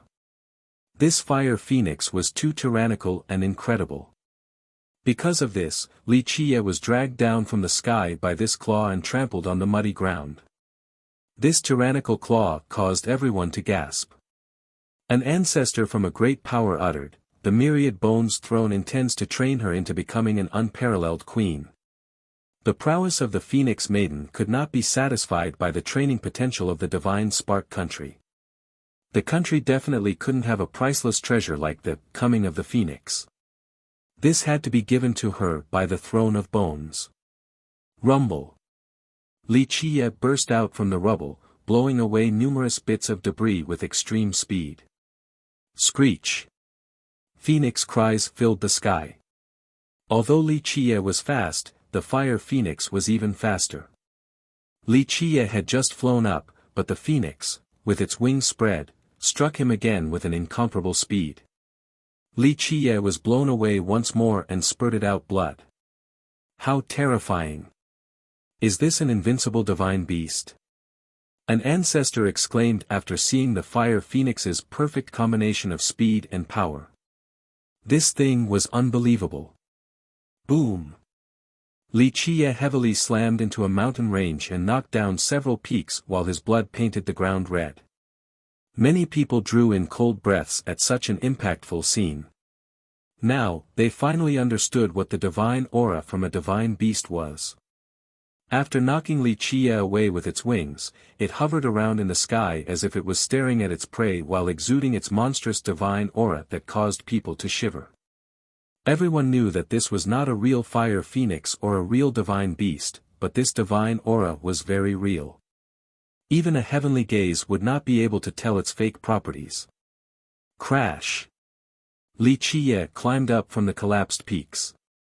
Although bloodied, his spirit was still lively. He didn't look like a wounded man at all. However, it was impossible. Although the divine spark country was a first-rate great power, it couldn't have longevity laws or merit laws of immortal emperors. Otherwise, they wouldn't have been able to keep it hidden until now. After seeing this, everyone realized that her emperor's law didn't come from the divine spark country, but rather the myriad bones throne. Having thought to this point, they became quite agitated. The myriad bones throne greatly invested in this and gave her an emperor's law even before she officially married into their sect. Passing a merit law to an outsider was not something one person could decide, not even the descendant.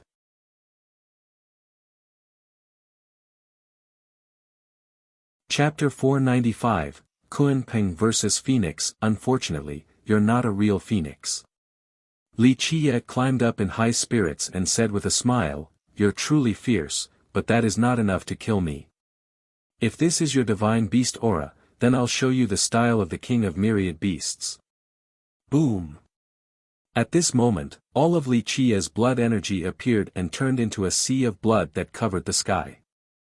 Primordial energy surrounded his body and suddenly mixed together with his surging blood energy. At this time, he seemed to have opened the primordial chaos, causing it to flood the world. His fate palace opened so his true fate floated out with its Tao foundation. With a long roar, the Tao foundation harmonized with the true fate and a gigantic Kunpeng appeared. This Kunpeng's wings blotted out the sky and then opened its mouth to suck in all of the primordial energy. It then flapped its wings, causing the endless primordial force to pour down like a waterfall. At this point, Li Qie was no longer there and only a primordial Kunpeng remained. Li Qie's real body, true fate, and his Tao foundation had turned into this gigantic primordial Kunpeng. This primordial Kunpeng directly flew up for thousands of miles in the sky and covered the 9 heavens. Its wings blotted out the sun as if the entire sacred nether world could not contain its monstrous body. A Kunpeng. Many people couldn't help but look up. They all felt that its wings alone could cause the entire earth to collapse. This is not a regular Kunpeng. A great character with deep insight murmured. Seeing the primordial energy descending from the Kunpeng caused others to have the illusion that this Kunpeng was creating a new heaven and earth. The fire phoenix did not retreat in the face of this Kunpeng and made the world know of its roar, screech. It then flew up into the sky with its wings, leaving behind a blazing trail. In the high firmament, its tail created a gigantic fire tornado that incinerated the entire world. Countless refined flames turned into a fiery storm, engulfing the primordial Kunpeng. The Kunpeng retaliated with a shriek and flapped its wings. It was the largest existence of all beasts. Legends of mythical beasts regarded the Kunpeng as the one that had the largest body, something that was capable of swallowing the heaven and earth. The moment its wings flapped, the 9 firmaments shattered. The fiery storm was fanned out by its wings like a tiny spark dying out. Buzz! The void fragmented as the Kunpeng's wings assaulted the earth. It then soared downward and instantly hit the fire phoenix despite the fiery bird counterattacking with its most powerful blow. After a resounding blast, the fire phoenix was blown through layers of clouds in the sky and was sent all the way down towards the ground. Although the fire phoenix was extremely fast, the primordial Kunpeng was even faster. As the phoenix was still falling, the Kunpeng chased after it with an incalculable speed. Its claws from the high sky grabbed onto the fire phoenix. The phoenix wanted to escape, but it couldn't avoid the primordial claws. Exit. A tearing sound resonated throughout the sky. The fire phoenix's wings were forcefully torn apart by the Kunpeng. In an instant, the Kunpeng succeeded in landing a fatal blow. This scene was truly too brutal and many shuddered at such a sight as if the wings that were torn apart were their very own limbs. Boom! The fire phoenix, with its wings torn asunder, fell from up high and heavily slammed into the ground, causing many mountains to collapse. PFFB. Blood sprayed everywhere. The fire phoenix disappeared and the divine spark phoenix maiden appeared again in everyone's eyes. She sprayed out a mouthful of blood as she tried to get up with her bloodied body. This won't do, you alone are not enough to test me. Li Qie was in the form of the Kunpeng and floated in the sky like a tyrant, causing others to shiver at his declaration. Kunpeng's 6 variants. This law was created by immortal Emperor Min Ren after observing a Kunpeng. Li Qie used this technique to turn his Tao foundation into a Kunpeng and then refined it with the worldly prime liquid into a primordial Kunpeng. This would be considered an existence before the creation of the heaven and earth, so if one truly existed, then it would be an invincible being across the eons. The maiden's fire phoenix was indeed heaven-defying as it was a mythical bird, but even a mythical bird would still have a huge gap when compared to a primordial Kunpeng. Crash! The phoenix chariot of the maiden came and instantly took her to escape. It had a very fast speed, nearly without equal. However, even a swifter speed could not be as fast as the primordial Kunpeng. You want to escape? It's too late. The Kunpeng chased after the carriage and caught it with its sharp claws. Enough with your arrogance. The maiden rushed out from the carriage and channeled all of her merit laws.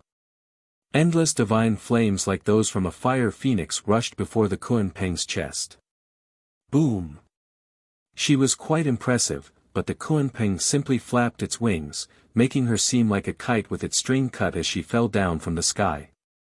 The Kunpeng soared right after her and caught her in its claws. Not good, it is over for the maiden. The crowd exclaimed after seeing the gravely wounded maiden falling into Li Qie's hands. In his Kunpeng form, Li Qie looked at her in his claws, but his expression suddenly soured because it was not the maiden in his grasp but a wooden puppet. Fake. He immediately understood what was going on and quickly flapped his wings to give chase to the chariot. Whoosh whoosh. The phoenix chariot was destroyed by the sharp claw, but there were no signs of the maiden being inside. There was a small gateway in the carriage, so when she entered the chariot she must have escaped to a different location. The maiden who rushed out to fight was only a scapegoat. Since she had escaped through the Tao gateway long ago, Li Qie couldn't give chase even if he wanted to since he didn't know her destination. So it is only a puppet. It seems that the maiden was well prepared from the beginning. Everyone immediately understood after seeing this scene. The maiden had already prepared for the worst-case scenario and had a plan for escape. Her calculations were ingenious and flawless. Even in the face of defeat, she managed to escape safely. Truly a wonderful woman. planning out all possibilities and having everything completely under her control. Such cleverness is admirable. Although she was defeated and fled this battle, her performance today garnered respect and admiration. Although she came with a menacing momentum and no one expected her to lose today, she still revealed the style worthy of a queen by demonstrating her wisdom. It could be said that although she had lost, this was still a glorious defeat. This woman had made many people exclaim in admiration with reverence. It was no wonder why Diswa chose her. After today's battle, anyone would feel like she was the perfect match for him. The primordial Kun Peng disappeared and Li Qie appeared before the crowd. He hovered in the sky while gazing down below. At this minute, his presence alone was enough to suffocate people. There was no need to speak. Li Qie's imperious attitude right now was not a posture for show and instead was a confident bearing. Anyone else want to fight? Li Qie's cold gaze not only swept through the battlefield, he also glanced at those who were standing far on the horizon, watching the fight. At this point, the world stood still in silence as a response to Li Qie's arrogant provocation. No one dared to come out. The ghost geniuses lowered their proud heads before Li Qie's cold as ice glare. Imperial descendants such as the Titanic Crescent Saint Child and the Ghost Insect Evil Child didn't dare to meet the challenge. Without Emperor's weapons, they had no chance of victory even if they worked together. Tian Luanhui hid in the void and emitted a mysterious breath. No one could see his expression or tell what he was thinking. Great characters from the previous generation didn't want to mess with this calamity. Today, Li Qie killed off tens of thousands of enemies alone with a monstrous momentum, so who would want to bring about their own destruction? No one was willing to come out to challenge Li Qie at this moment. Even the divine Spark Phoenix Maiden had already fled in defeat. Only the three heroes of the sacred nether world had the ability to challenge Li Qie now. Then we'll end this here today. Li Qie slowly spoke, of course, I welcome anyone who is dissatisfied with me to come at me any time. However, it is best to prepare your own coffins beforehand. This overbearing sentence didn't put anyone in his eyes, he simply stood above the world. However, no one dared to defy Li Qie at this moment since he had proven himself worthy to act in such a cavalier manner. Damn!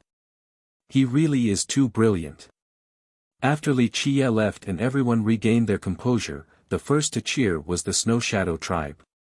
Instantly, a storm of applause and cheers exploded everywhere in the tribe. The army of the Phoenix Maiden had entrapped them for some time, so the entire tribe was scared out of their minds. They had all felt that they would not be able to escape this time and might have to suffer genocide. Even after Li Qie undertook the battle, they didn't carry a lot of hope. After all, the maiden had the ability to bully the world, not to mention the tens of thousands of enemies before them. In their eyes, even if Li Qie had 3 heads and 6 arms, he still wouldn't be able to defeat the maiden.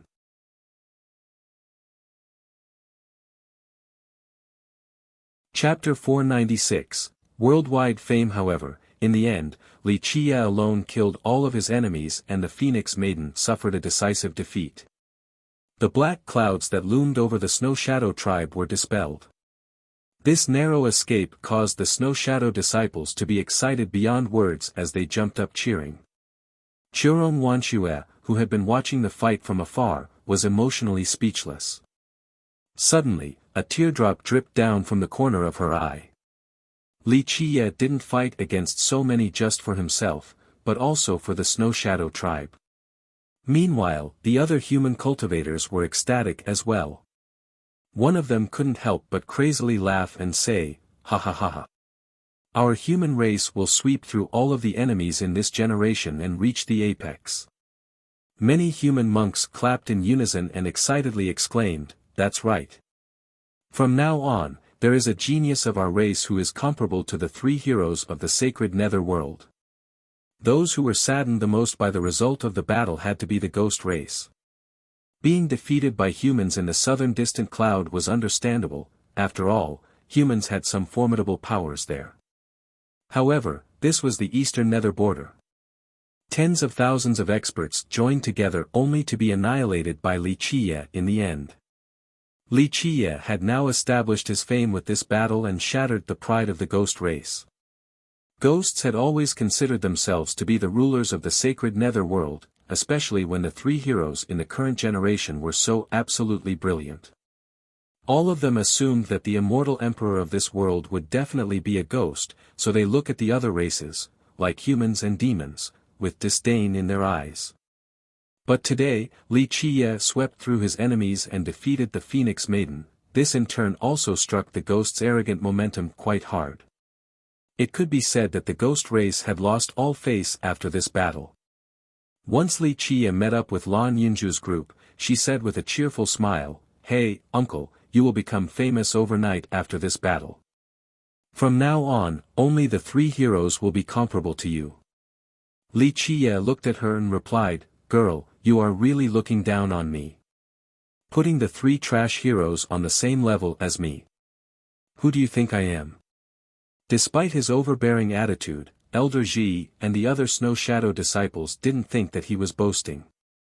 Lan Yunju angrily glared at him and then playfully said, "Oh, uncle, don't you know that humility is a virtue? Just a little bit of praise and you are already in over your head, have you no shame?" Li Qiye burst out in laughter and then told Chiron Wanshue, "Go back and check on the situation, your disciples need a chief to take care of them." Chiron Wanshue was too emotional to speak as her eyes became all teary. In the end, she only gently spoke, "Thank you." Peng Zhuang's group of 6 looked at Li Qiye. In the beginning, they thought that he was only an ordinary human cultivator.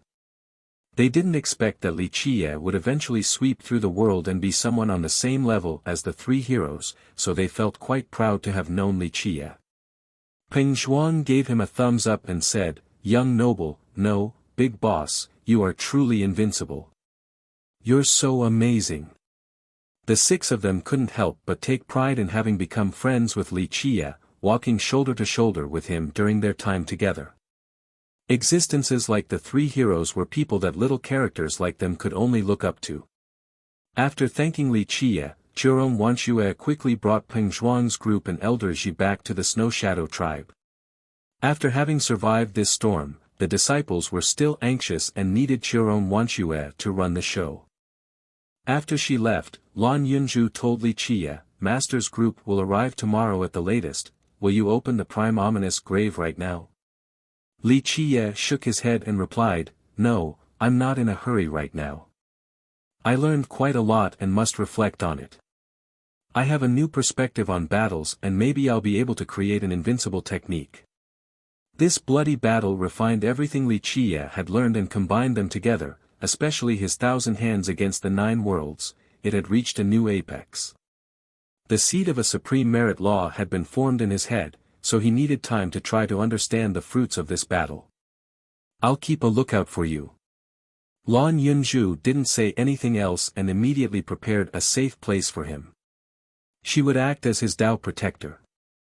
As Lan Yunju had said, Li Qiye became famous overnight from this one battle. His fame spread across the nether border and he became a hot topic for many cultivators, especially those who saw the battle with their own eyes. These people had the chance to retell the events in a grandiloquent manner. Fierce Li Qiye, this title resounded everywhere in a short period of time with a thunderous magnitude no less than Tales of the Three Heroes. Fierce Li Qiye is the pride of our human race. Some human cultivators even came up with a slogan for him. While people were discussing this battle, there was also another matter to note, the prime ominous key. It was hard to avoid this issue when Li Qiye was brought up. When will Li Qiye open the prime ominous grave?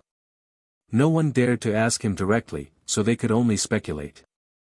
However, people would wait until he opened the grave. After the battle, even more people from various sects went and camped right outside of the prime ominous grave. In a matter of days, a multitude of groups from all over the world camped in this location, waiting for Li Qiye to open the grave. They wanted to follow him inside, but whether anyone would have any success or not was up to their own fortune. The news that the grave would be opened was momentous and quickly spread throughout the sacred nether world. Countless lineages sent experts and masters to the nether border. Even little sects and vagrant cultivators rushed here immediately without minding the cost. The prime ominous grave was filled with boundless temptation to the sacred nether cultivators. The legendary method to everlasting life, king medicines and immortal elixirs, ancient treasures and sacred artifacts, any of these creations inside the grave would pave the future path of just about anyone. Many reclusive sects and clans came out after hearing the news. They even sent a message to inform their masters. The Thousand Carp River was one of the earliest sects to arrive at the prime ominous grave. The moment they came, a huge carp could be seen swimming in the horizon above the 9 heavens like a dragon creating ripples of waves. The Thousand Carp River is here, is it to back up Li Qie? Many sects were very wary to see Taoist Bao Gui and the other elders with their majestic blood energies. The Thousand Carp River had proudly traversed the sacred nether world with a smile for a long time due to their substantial power. Yesterday, Li Qie's battle could be considered a challenge to the ghost race, so today, when Taoist Bao Gui brought along this many experts, it was probably not for the prime ominous grave but instead to lend Li Qie a hand. Perhaps the river sect wanted to let the sacred nether world know that it was a lineage not to be underestimated or looked down upon by anyone. Taoist Bao Gui and the elders quickly came to see Lan Yunzhu right after they arrived. The old Taoist was a bit worried and asked, "How is young noble?" After hearing Li Qie's challenge to the world, the old Taoist became quite startled. He not only brought the high elders along, but he even invited an ancestor to come protect him. He is fine and is in isolated cultivation at the moment. Lan Yunzhu reported Li Qie's situation to her master and the elders. After hearing her report, the old Taoist was both relieved and shocked. Even a high elder from the river sect couldn't help but murmur, "Truly formidable. Being able to kill so many enemies alone. It is no wonder why the patriarch chose young noble to be our guardian." Venerable Yang praised, "Our Thousand Carp River is one sect with 2 geniuses. Yunzhu is already brilliant enough, and now we also have someone like young noble. This is more than enough to compete against the likes of Dizhua for the heaven's will." He already knew that the dream tree picked Li Qie for a reason, so now that Li Qie showed his talents, he was very optimistic. The elders were quite ecstatic. They placed high hopes in Lan Yunzhu, although she, as the descendant of the river sect, didn't sweep through the world like Dizhua. She had cultivated the secret law at a young age and could communicate with the heaven's will. The elders believed that, in the future, Lan Yunzhu would not be any weaker than Dizhua, Tian Luanhui, and Chan Yang. Now, with the addition of a heaven-defying genius like Li Qie, the Thousand Carp River became even more confident about competing for the heaven's will. A sect with 2 geniuses was quite rare. The river sect didn't mind coming from the far southern distant cloud all the way to this place. Meanwhile, the other nether border sects had also congregated right outside of the grave. Amongst them, the arrival of the myriad bones throne was especially grand. Boom! With a deafening explosion, a divine mountain that resembled an imperial crown suddenly landed right outside the prime ominous grave.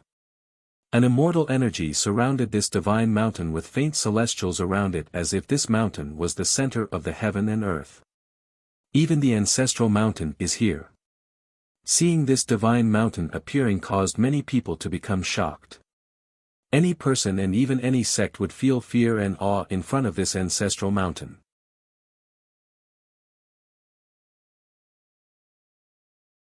Chapter 497, Bronze Carapace Insect Tribe. This must be to support Dizhua, otherwise, the throne's ancestral mountain would not descend so easily. Many people gasped at the sight of the mountain. Another whispered, "Since the Thousand Carp River's elders came, the myriad bones throne, being the strongest existence in the nether border, will not back down either." The 2 sides must be quite tense right now. Li Qie and Dizhua being enemies was something that everyone knew about. Dizhua would absolutely not forgive Li Qie for defeating the Phoenix Maiden and killing so many ghost cultivators, thus a fight between these 2 would be unavoidable. Now, the throne's intentions were too clear with the appearance of its ancestral mountain. If it was a one-on-one fight, then the throne of bones would not interfere. However, if the Thousand Carp River wanted to play a numbers game, then the throne would not idly sit by. Buzz, when everyone was still surprised from seeing the ancestral mountain, a buzzing sound suddenly appeared. The sky promptly turned dark and the cultivators who looked up noticed something blocking the sky. "Oh God, it is the bronze carapace insect tribe, run away." After seeing the densely packed creatures that blotted out the sky, countless people lost their minds.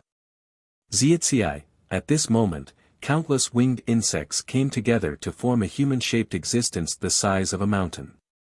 The moment all the insects' bronze wings came together, the bronze giant's outline became clear to all. Despite it only being an amalgamation of insects, it was difficult to tell that this bronze giant wasn't a real being. The giant let out a menacing laughter and said, "Ha ha ha. No need to be so alarmed. My bronze carapace insect tribe is here for the prime ominous grave, not to massacre the innocent." Having heard this, many people who were fleeing paused, but they quickly resumed their retreat since they got the creeps from looking at the bronze giant from afar. The bronze carapace insect tribe was an extremely frightening branch of the ghost race. Anyone would feel a chill when their name was brought up in the sacred netherworld. This tribe had existed for a very long time, and some even speculated that this tribe was born before the Desolate Era. Although it had never produced an immortal emperor, legends say that an ancestor of this tribe from an archaic era had eaten an existence that rivaled an immortal emperor. And this was not the most terrifying aspect of this insect tribe. Instead, it was their ability to reproduce. As long as the conditions were right, they would immediately reproduce. This meant that the tribe could produce millions of offspring within a very short amount of time. Therefore, opposing the insect tribe meant opposing a force that could never be killed off completely. The lands that were ravaged by them appeared to have been devoured by locusts since they devoured absolutely anything. Their bodies were extremely tough and difficult to kill. In other words, the members of this tribe were like cockroaches. One cockroach was tolerable, but 1,000,000 unkillable cockroaches would be quite terrifying. There had been a saying in the sacred netherworld, "It is better to offend an emperor's lineage than to create a feud with the bronze carapace insect tribe." The arrival of these insects alarmed many people. No one hoped to become the meal of these insects. They would eat just about anything, even the dirt on the ground.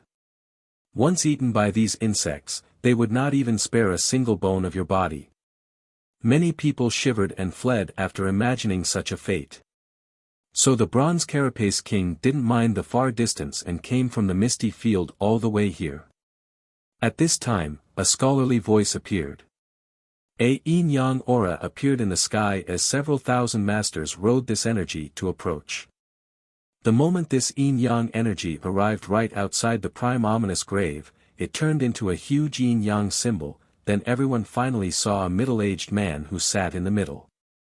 He wore a robe with a yin-yang pattern while exuding a transcendent scholarly aura. It was easy to tell that he was a dashing man in his earlier years.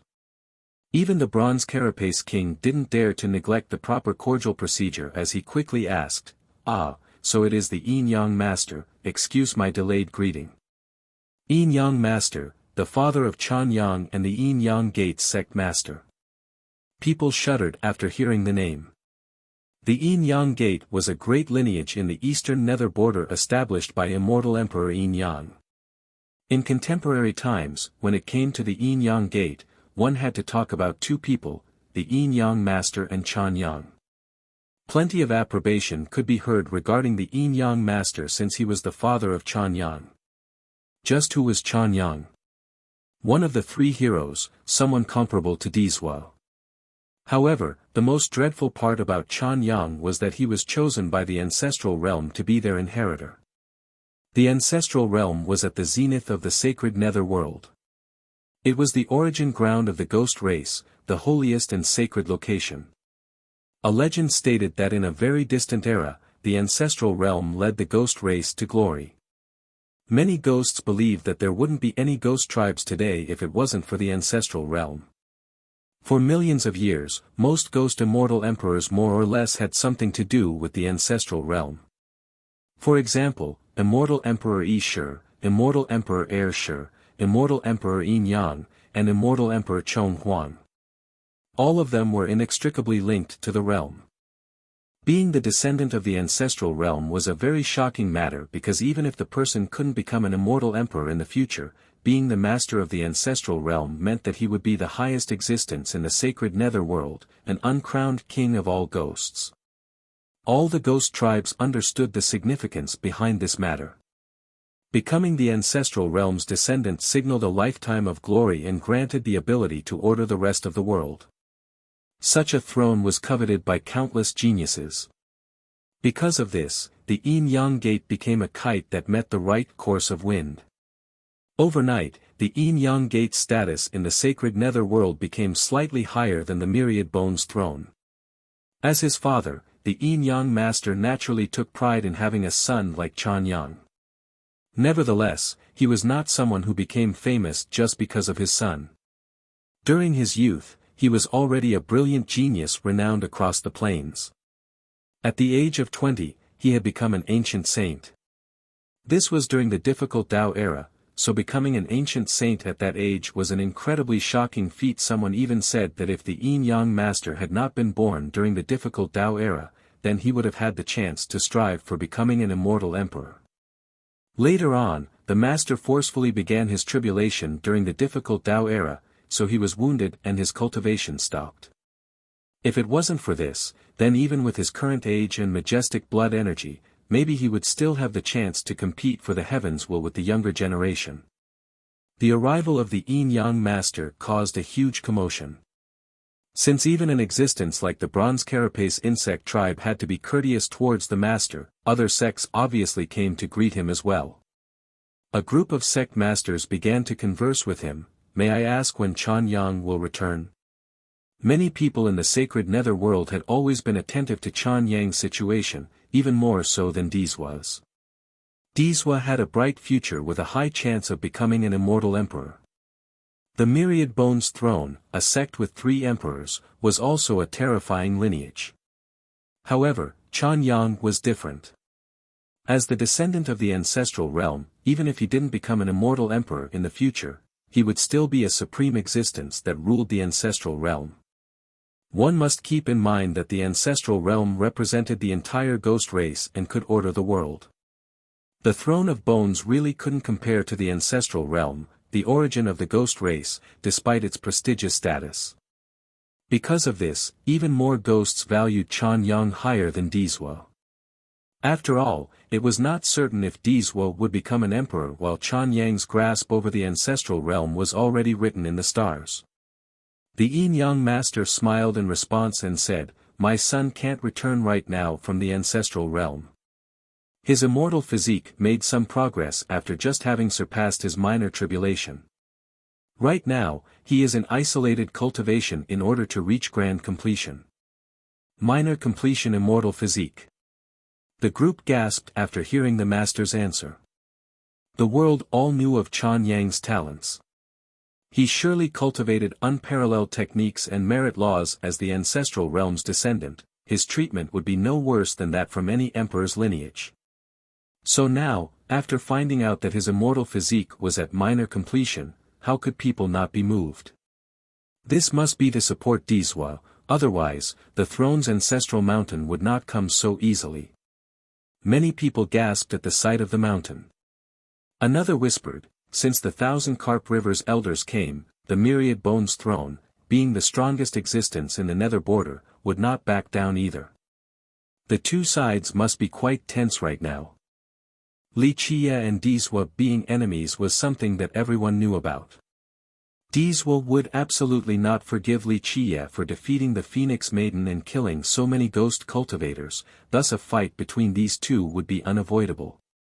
Now, the throne's intentions were too clear with the appearance of its ancestral mountain. If it was a one-on-one fight, then the throne of bones would not interfere. However, if the 1,000 River wanted to play a numbers game, then the throne would not idly sit by.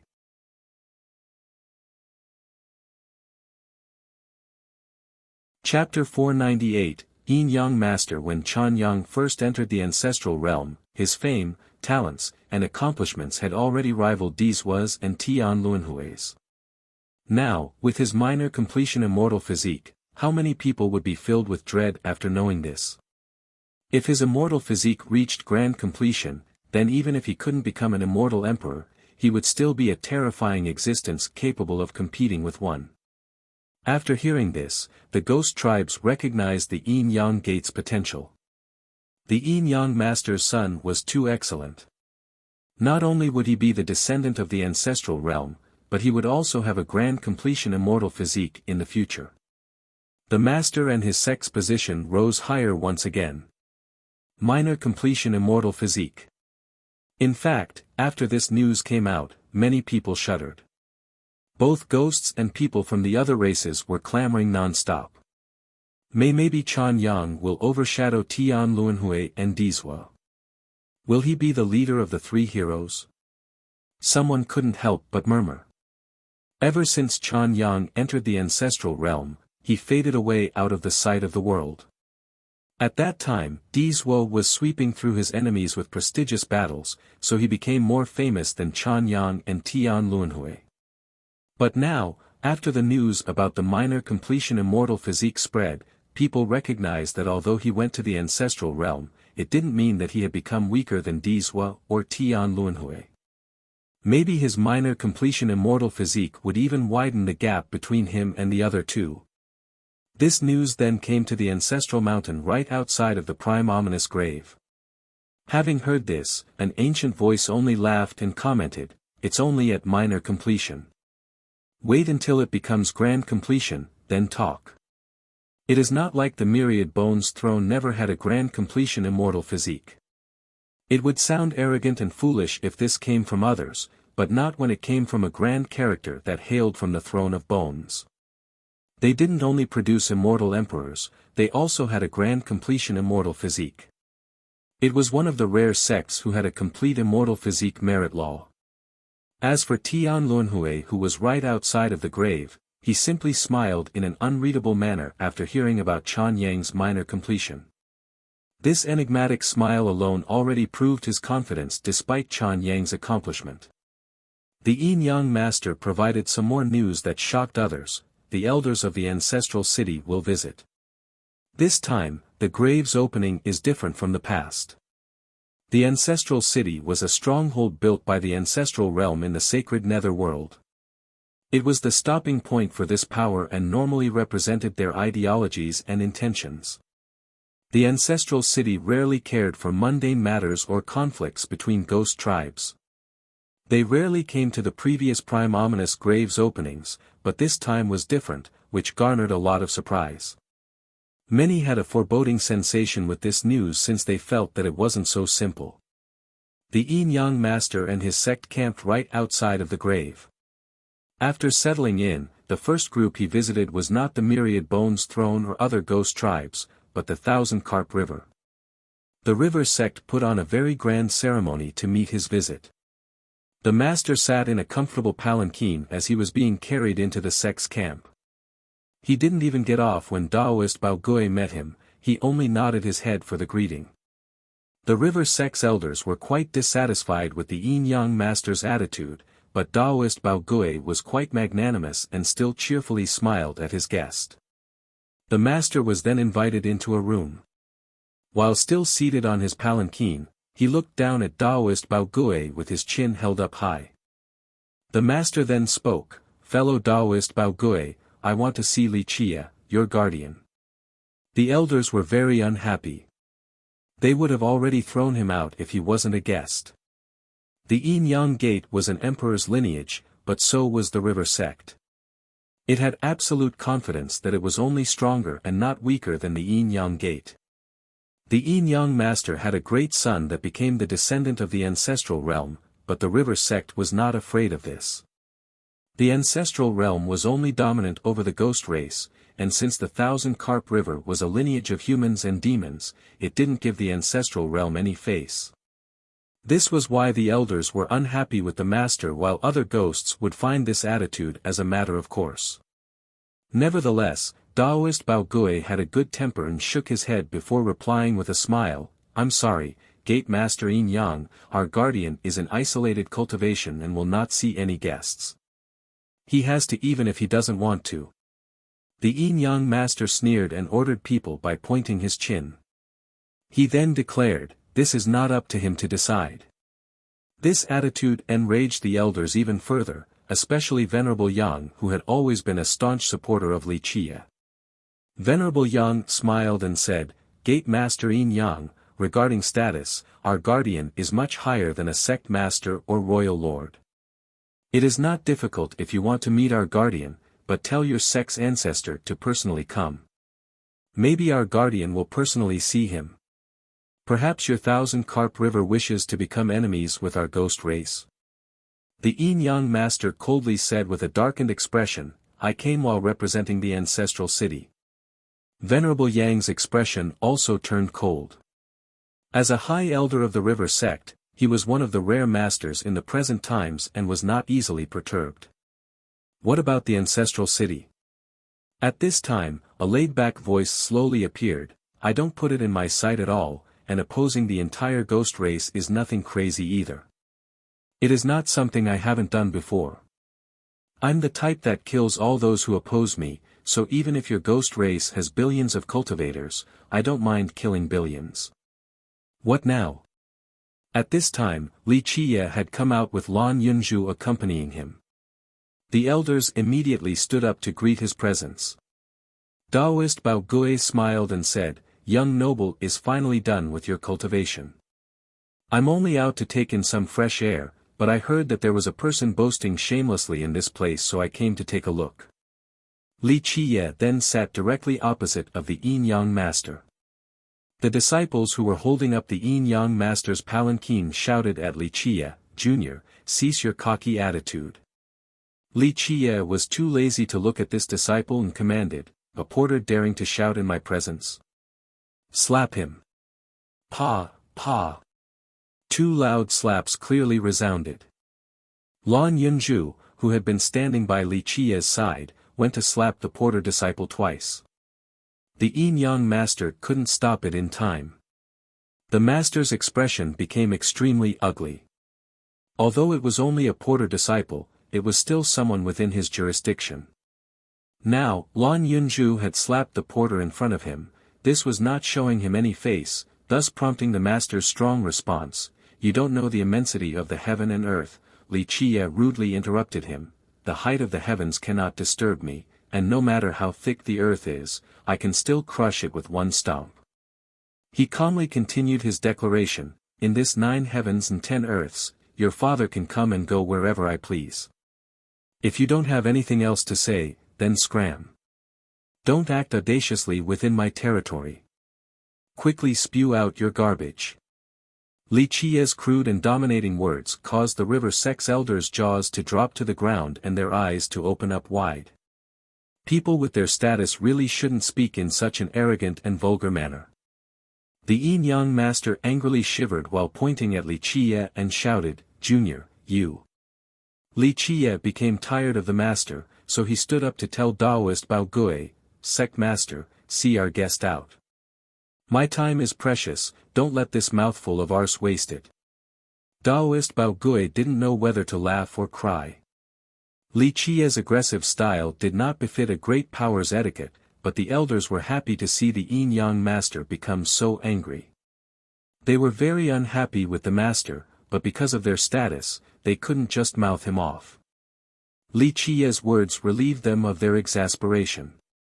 "Stop." Seeing Li Qie leaving, the Yin Yang Master hurriedly exclaimed. His blood energy soared as waves of bright lights condensed. It seemed that he was about to attack. Seeing the master's posture and how he was aiming to attack Li Qie, Venerable Yang stood up and smiled, "Oh. Gate Master Yin Yang wants to do something. This old man will be happy to entertain you. I wonder if a new talent like Gate Master Yin Yang has reached the virtuous Paragon realm yet." Venerable Yang was a high elder of the river sect, so his power was quite mighty and could even be considered at an unfathomable level. A sect master couldn't provoke him, not even a sect master from an emperor's lineage. The Yin-Yang master suddenly felt quite oppressed. This was the river sect's territory and all of their elders and even high elders were present. He would absolutely be at a disadvantage if a fight broke out, but he still found it difficult to swallow this anger. All of you listen carefully. The Yin-Yang master dryly said, the ancestral realm wants the prime ominous key. If the Thousand Carp River doesn't hand it over, then it means war.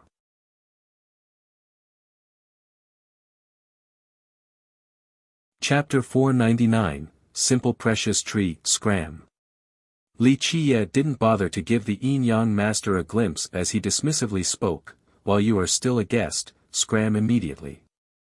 Even if you are a virtuous paragon, annoy me and I'll cut off your head to use it as my chamber pot. The ancestral realm ain't shit. I don't give a damn about a bunch of ghosts hiding underground.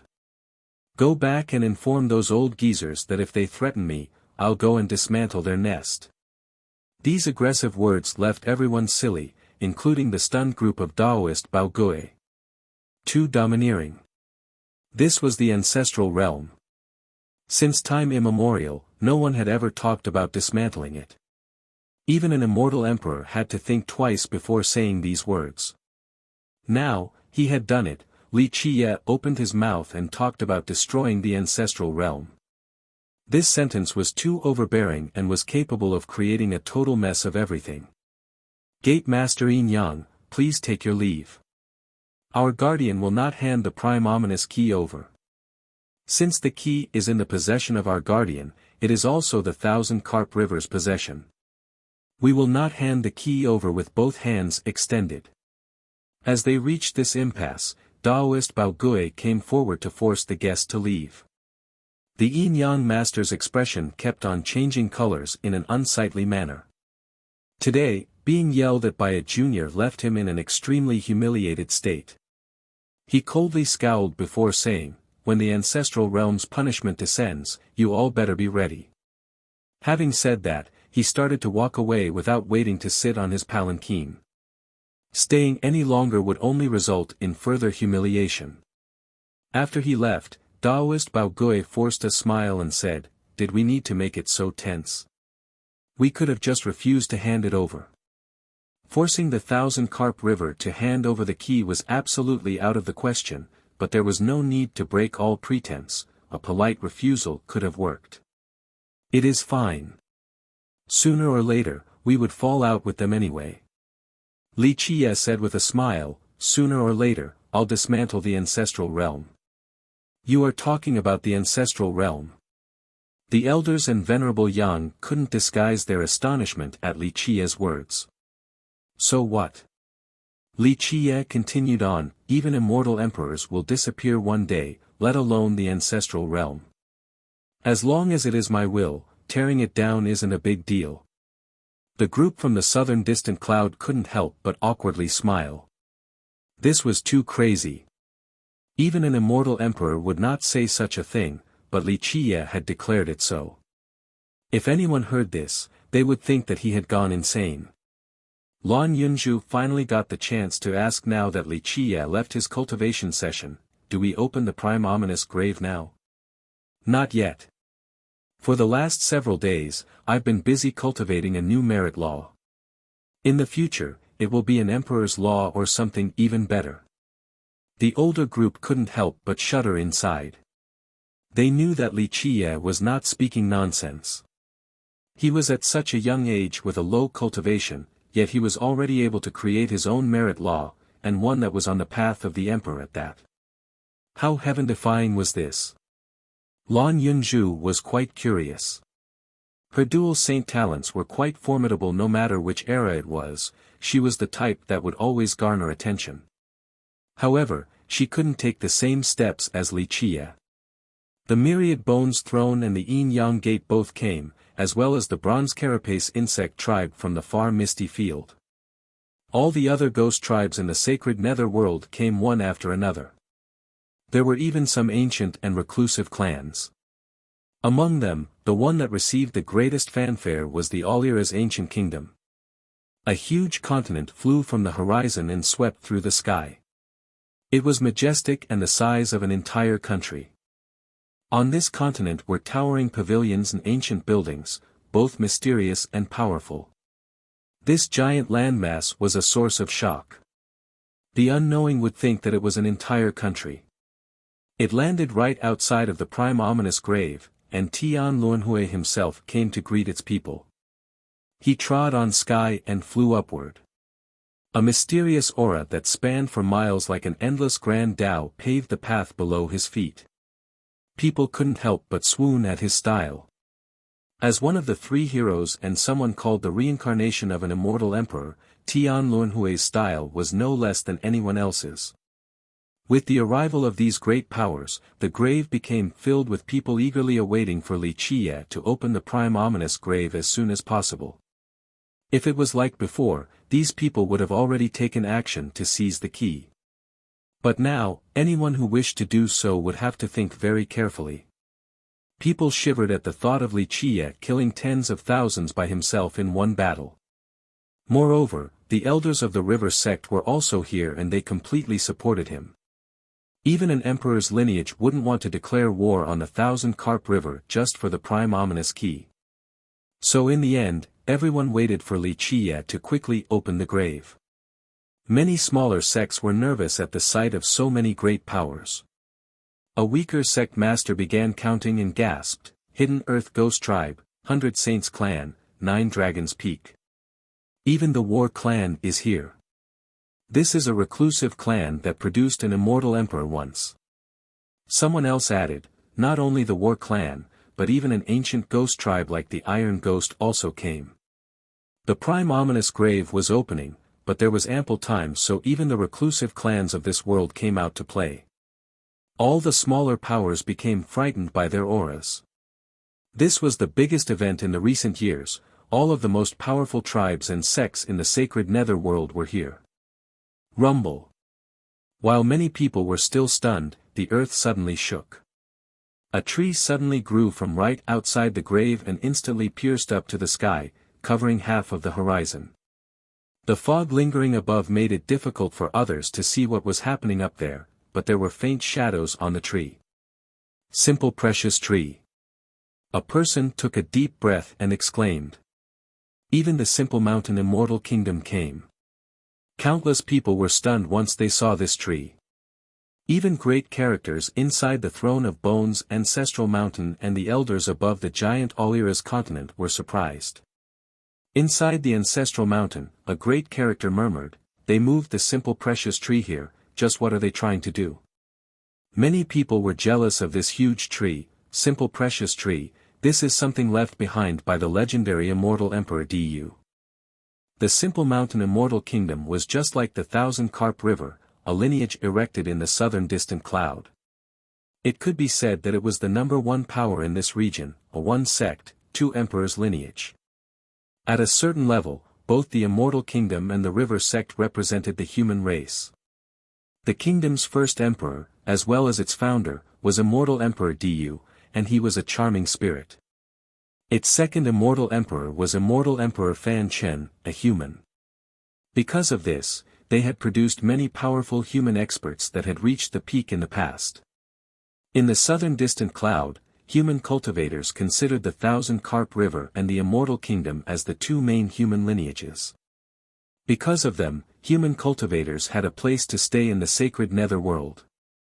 All were shocked to see this precious tree, including the throne of bones, the Alira's ancient kingdom, and even the reclusive clans. This precious tree came from immortal Emperor Du, and there were many speculations about its origin. Some thought that immortal Emperor Du used his blood energy to cultivate this tree, but later on, people thought that he obtained the tree from the prime ominous grave at a young age. All the way to the present day, this tree was a very powerful treasure of the immortal kingdom, and it rarely left the kingdom's territory.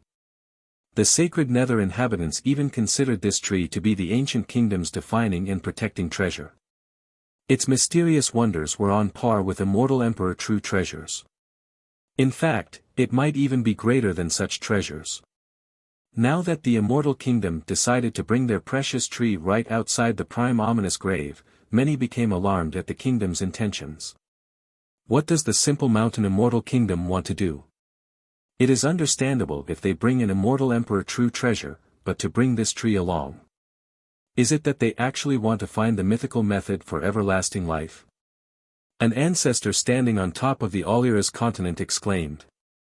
All the emperor's lineages brought along emperor's weapons to this grave opening.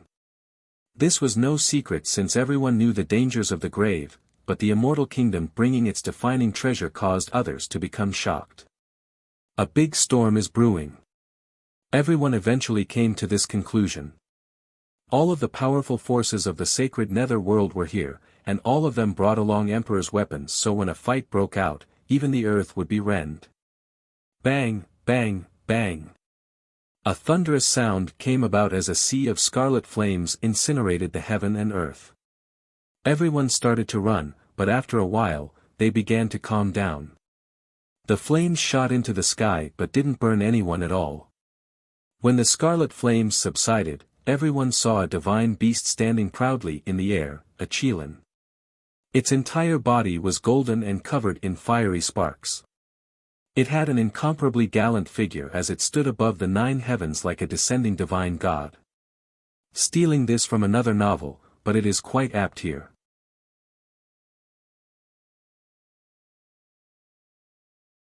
Chapter 500, Dee's was arrival, a scarlet flame Qilin. Many people were moved when they saw this Qilin. A scarlet flame Qilin was not a real divine beast, it was a descendant with some of the Qilin's bloodline flowing through its veins. In spite of this, the sight of the scarlet flame Qilin standing in the sky still caused many people to palpitate. It emitted an aura that caused even heavenly sovereigns to tremble. Its domineering aura was not just for show since it actually had the strength to back it up. This was an auspicious beast that had appeared only once in the last 30,000 years. It usually showed itself in many places in the sacred nether world and would make nests to rest for years in each of its domains. Anyone would want an auspicious beast like this with divine blood running through its veins. Many people chased after it, but no one was successful, not even heavenly kings. Even some reclusive ancestors came out, but the Qilin managed to evade all of them. Later on, there was a legend that spread throughout the sacred nether world. It stated that this scarlet flame Qilin was the descendant of a divine beast, so only the future immortal emperor would be able to tame it. Only a future immortal emperor would make this Qilin willing to become a mount. Look! It is Sir Deezwa. A person with keen eyes saw the person mounted on this Qilin and loudly screamed. Everyone looked up and saw a young man sitting on the Qilin's back. He sat straight as his back carried the blue sky, making time stand still. The young man was not overly handsome, but he had a pair of divine eyes that were seemingly capable of seeing through eons. With a cloak on his back, he exuded a mighty imperial aura. There were no signs of affectation, this aura seemed to naturally radiate from him. What was even more dreadful was the golden door that appeared right behind the young man's back. This golden door acted like a divine gate that opened a path to the heavenly Grand Tao. It exuded an eternal breath that surrounded Deezwa's body. Deezwa, the descendant of the throne of bones, a legend in the sacred nether world, the pride of the ghost race. One of the 3 heroes with even greater prestige than Tian Luanhui and Chan Yang. Despite the 3 heroes all having great backgrounds, Deezwa was different from Chan Yang and Tian Luanhui. It was undeniable that both Tian Luanhui's and Chan Yang's talents, efforts, and lineages were no less than Deezwa's, but they were born with a golden spoon and were already fated to become extraordinary. Tian Luanhui was presumed to be the reincarnation of an immortal emperor while Chan Yang was chosen by the ancestral realm during his youth. Fate itself had decided that these two would be able to reach the peak while stunning the world. However, Deezwa's achievements and glories were hard-earned by him. It was indisputable that coming from the throne of bones was great, but Deezwa was not the only genius there. He faced a plethora of competition from a young age.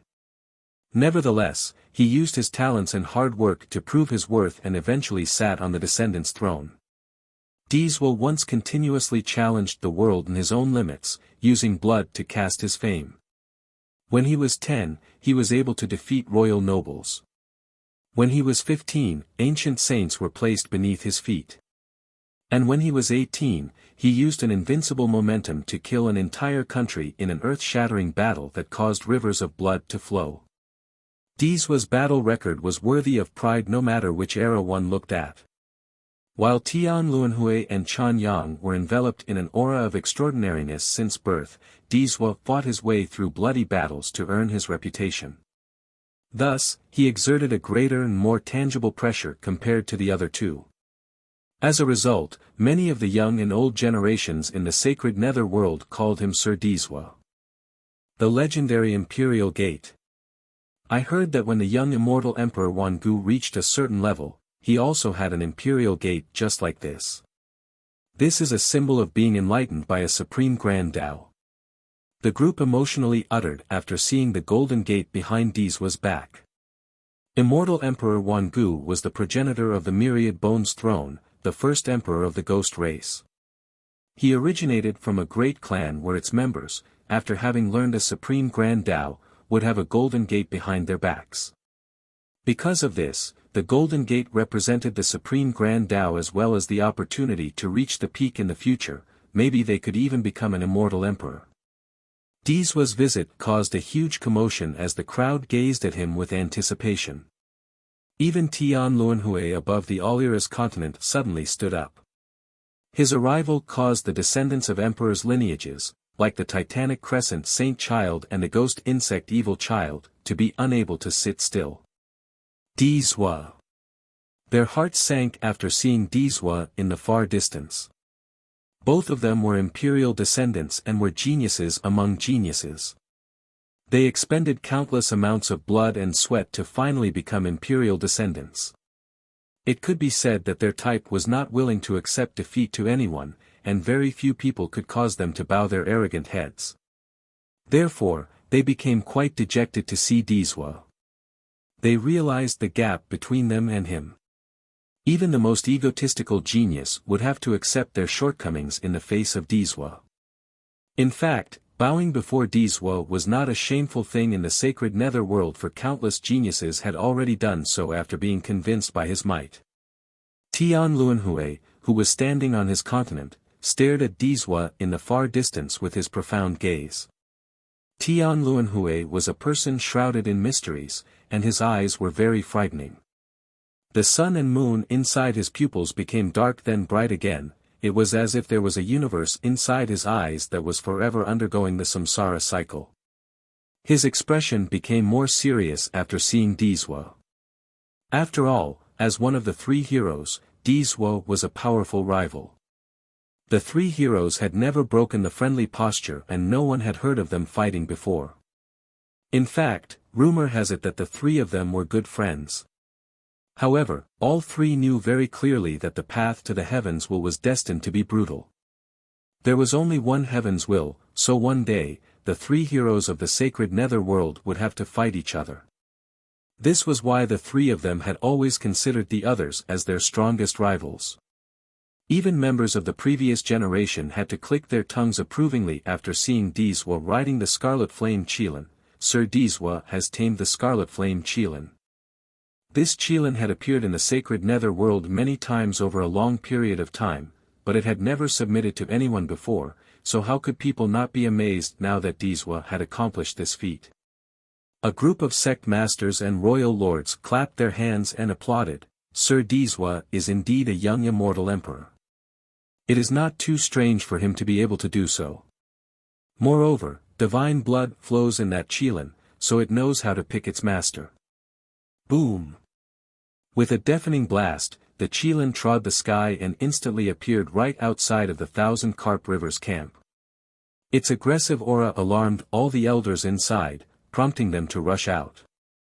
Although the river sect only had one emperor, Immortal Emperor Qian Li's fame still ran strong in this generation, so they had a strong position in the sacred netherworld. However, Dizhua rode the Qilin above the river sect sky today. How aggressive and domineering was this? This action caused those right outside of the grave to glance at each other. The ghost cultivators were especially excited. One cultivator whispered, a battle is about to break out. The crowd was eager and many ghost cultivators ran there to watch the fun. Everyone knew that Wuxia had killed tens of thousands of ghost cultivators several days prior, resulting in the Phoenix Maiden fleeing in defeat. That battle caused many ghosts to choke with resentment, for it was a huge slap to their faces. Prior to that, the ghost tribes had always looked down on humans. The eastern nether border was the world of ghosts, and many ghost tribes declared their intent to kill Wuxia. The result was that they were all massacred by Wuxia, so how could ghosts show their faces now? No one dared to challenge Wuxia afterwards. Even imperial descendants like the Saint Child and Evil Child were very cautious and didn't dare to speak recklessly. Everyone understood that Wuxia was on the same level as the three heroes, so those who challenged him without sufficient ability were just courting death. Right now, Dizwa was riding his Qilin above the river sect, so his purpose was as clear as day. The ghost tribes couldn't hide their excitement because the ghost race was finally going to regain their pride. They waited for Sir Dizwa to kill Wuxia. Dizwa looked down at the river sect as his voice traveled far. Where is Wuxia? Issuing a challenge right above the sky of the river sect was a very overbearing move. What is your business, fellow Taoist Dizwa? Taoist Bao Gui still managed to respond with a smile in the face of Dizwa's imposing momentum. Sitting up in the 9 heavens, Dizwa's voice thundered like a god, tell Wuxia to come out and fight, one battle till death to decide the victor. A life and death battle. Dizwa's words traveled very far. Many people took a deep breath. This was the final showdown between cultivators, a way for cultivators to solve grudges. Since it was one-on-one, the loser could only blame their lack of skills. No sect would take revenge after a life and death battle, lest they risk becoming a joke to the rest of the world. A scarlet flame Qilin. Many people were moved when they saw this Qilin. A scarlet flame Qilin was not a real divine beast, it was a descendant with some of the Qilin's bloodline flowing through its veins. Because of this, the sight of the scarlet flame Qilin standing in the sky caused many people to palpitate. It emitted an aura that caused even heavenly sovereigns to tremble.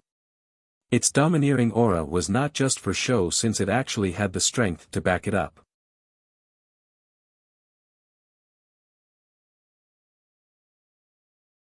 Chapter 501, Xian Fan. Everyone was aware that the Phoenix Maiden was Dizwa's fiancée.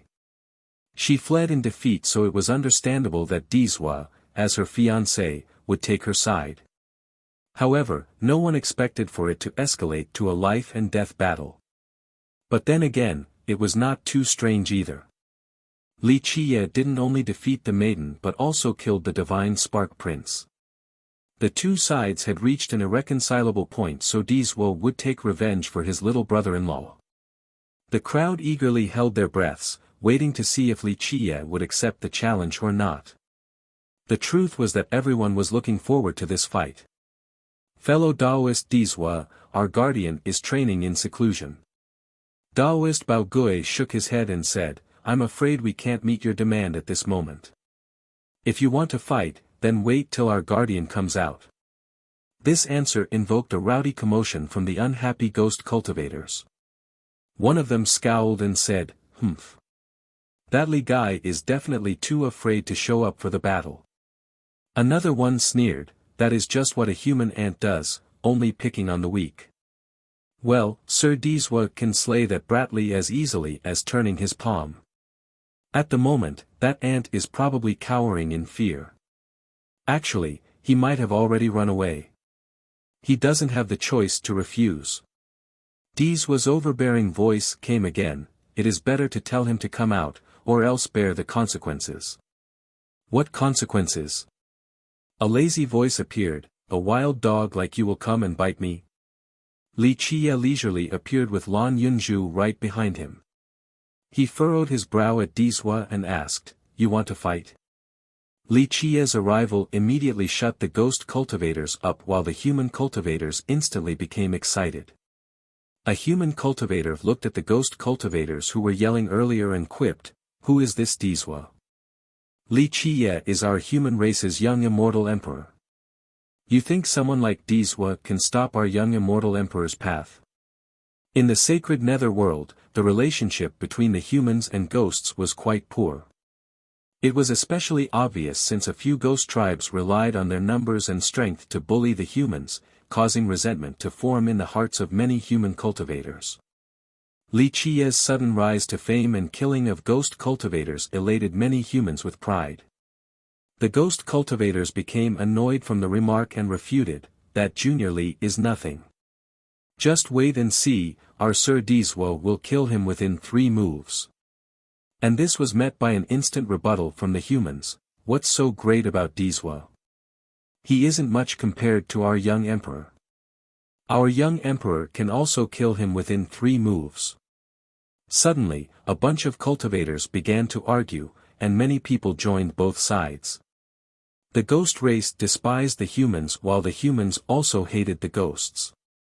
Dizwa sat in the sky above the 1,000 Carp River's camp to look down at Li Qiye as he gravely said, "I'm just afraid you won't fight." Li Qiye cracked his knuckles. It was obvious that he was itching for a fight as he said, "We can fight any time." Recently, he had created a new merit law and he wanted to test its strength. Dizwa would make a great sharpening stone. Very well. You choose the time. Dizwa said in a very domineering manner, "I shall take your dog life for sure. From now on, I shall be the only one to kill you, and I will use your head to warn the human ants that those who oppose me shall be slain without mercy." He then took out his flag and threw it towards the river sect's camp. His flag's power was quite formidable. Once it pierced the ground, it would mean that those in its vicinity would become his enemies and outsiders must not intervene. Clank! However, Dizwa's flag did not reach the 1,000 Carp River's camp and instead was struck by a ray in midair. This ray was a golden plume that shattered the flag into pieces. Everyone was startled. Someone actually destroyed Dizwa's flag.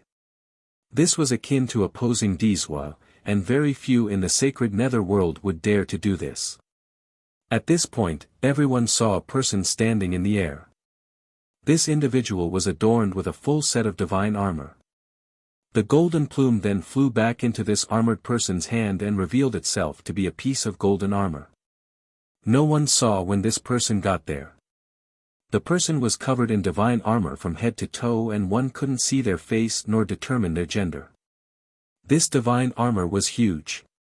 It was half again the height of an ordinary man and decorated with bright colors. Within these bright colors were 5 strange images.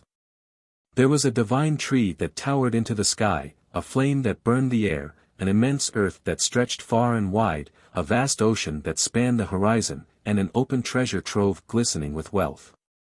These 5 images floated up and down and were very spectacular, moving as if it was the opening of an immortal world, as if this armor was originally from said world, or perhaps it was even the tool to reach this immortal world. The sudden appearance of this armored person caused everyone to look at each other and murmur, "Who is this person?" It didn't matter if many cultivators didn't know this person, and nobody daring to destroy Dizwa's flag was too arrogant. Dizwa's eyes became as bright as a divine lamp after seeing the person. He then exclaimed, "Xian Fan." 2 divine lights shot out from his eyes and flew towards the divine armor as if he wanted to see through it. Lan Yunzhu exclaimed by Li Qiye's side, "They finally came out. This person is really heaven-defying. Who is Xian Fan? What's his background? How come such an unknown person dares to challenge Sir Dizwa?" Many confused ghost cultivators looked at each other. No one knew who Xian Fan was because they had never heard of this name before. Is this a human expert? Even the human cultivators were lost. This person named Xian Fan was clearly backing the humans, but even they themselves had never heard of this fella before. Xian Fan. A great character from the southern distant cloud clapped his hands together and said, "I remember now. More than 10 years ago, the simple mountain immortal kingdom had a descendant named Xian Fan, but the person disappeared later on and never showed their face again." The descendant of the immortal kingdom? The crowd was shocked and the ghost cultivators no longer dared to look down on the newcomer. The immortal kingdom was a lineage with 2 emperors, so it had one less emperor than the myriad bones throne. However, it was not any weaker than the throne of bones. Keep in mind that there was a legend about the young immortal Emperor Du obtaining a grand creation from the prime ominous grave.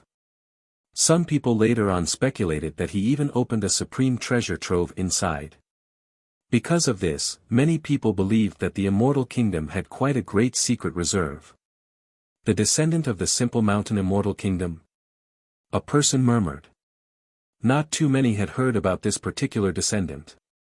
For a very long time now, the immortal kingdom's prestige stood strong over the world, but they kept a very low profile and rarely participated in external matters. Many didn't know the immortal kingdom's sect master or the next descendant because ever since the immortal kingdom became reclusive, it slowly disappeared from everyone's eyes. Come to think of it, the immortal kingdom really did have a descendant. I heard that, at that time, a few lineages attended the ceremony. In addition, only emperors' lineages in the distant cloud were invited, including the 1,000-carp river. A sect master from the distant cloud suddenly recalled. Xian Fan, this was the descendant of the simple mountain immortal kingdom, but this very mysterious person was not famous in the sacred netherworld. No one knew Xian Fan's background or gender. In the past, at the successor's appointment ceremony, the immortal kingdom didn't declare it to the world and instead only invited a few people. Only emperors' lineages like the 1,000-carp river were invited, and no ghosts were present. At this point, Dizhua and Xian Fan were at an impasse in the sky. Dizhua was glaring at the divine armor while Xian Fan, within this armor, had their expression shrouded. As the main character of this turmoil, Li Qie was suddenly forgotten by everyone. He was quite surprised to see the 5 wondrous images inside the divine armor. This guy is pretty good, what is his background in the immortal kingdom? Li Qie asked Lan Yunzhu who was standing by his side. Lan Yunzhu glanced at her master. Daoist Bao Gui also participated in the successor ceremony that year and knew some secrets. He then replied, I don't know the exact details, but they're most likely human. The immortal kingdom kept Xian Fan's background a secret, and Xian Fan maintained a low profile as well. However, one thing is certain, after the ceremony, Xian Fan did an amazing deed. You're tuning into the Han Li's Wuxia Chronicles YouTube channel. We're so grateful for your support and don't forget to subscribe to join us on this incredible journey through captivating stories. Your generosity through donations truly makes a world of difference, as it's the primary source of revenue that allows me to expand and enhance this channel for you. Thank you from the bottom of my heart for being a part of this adventure.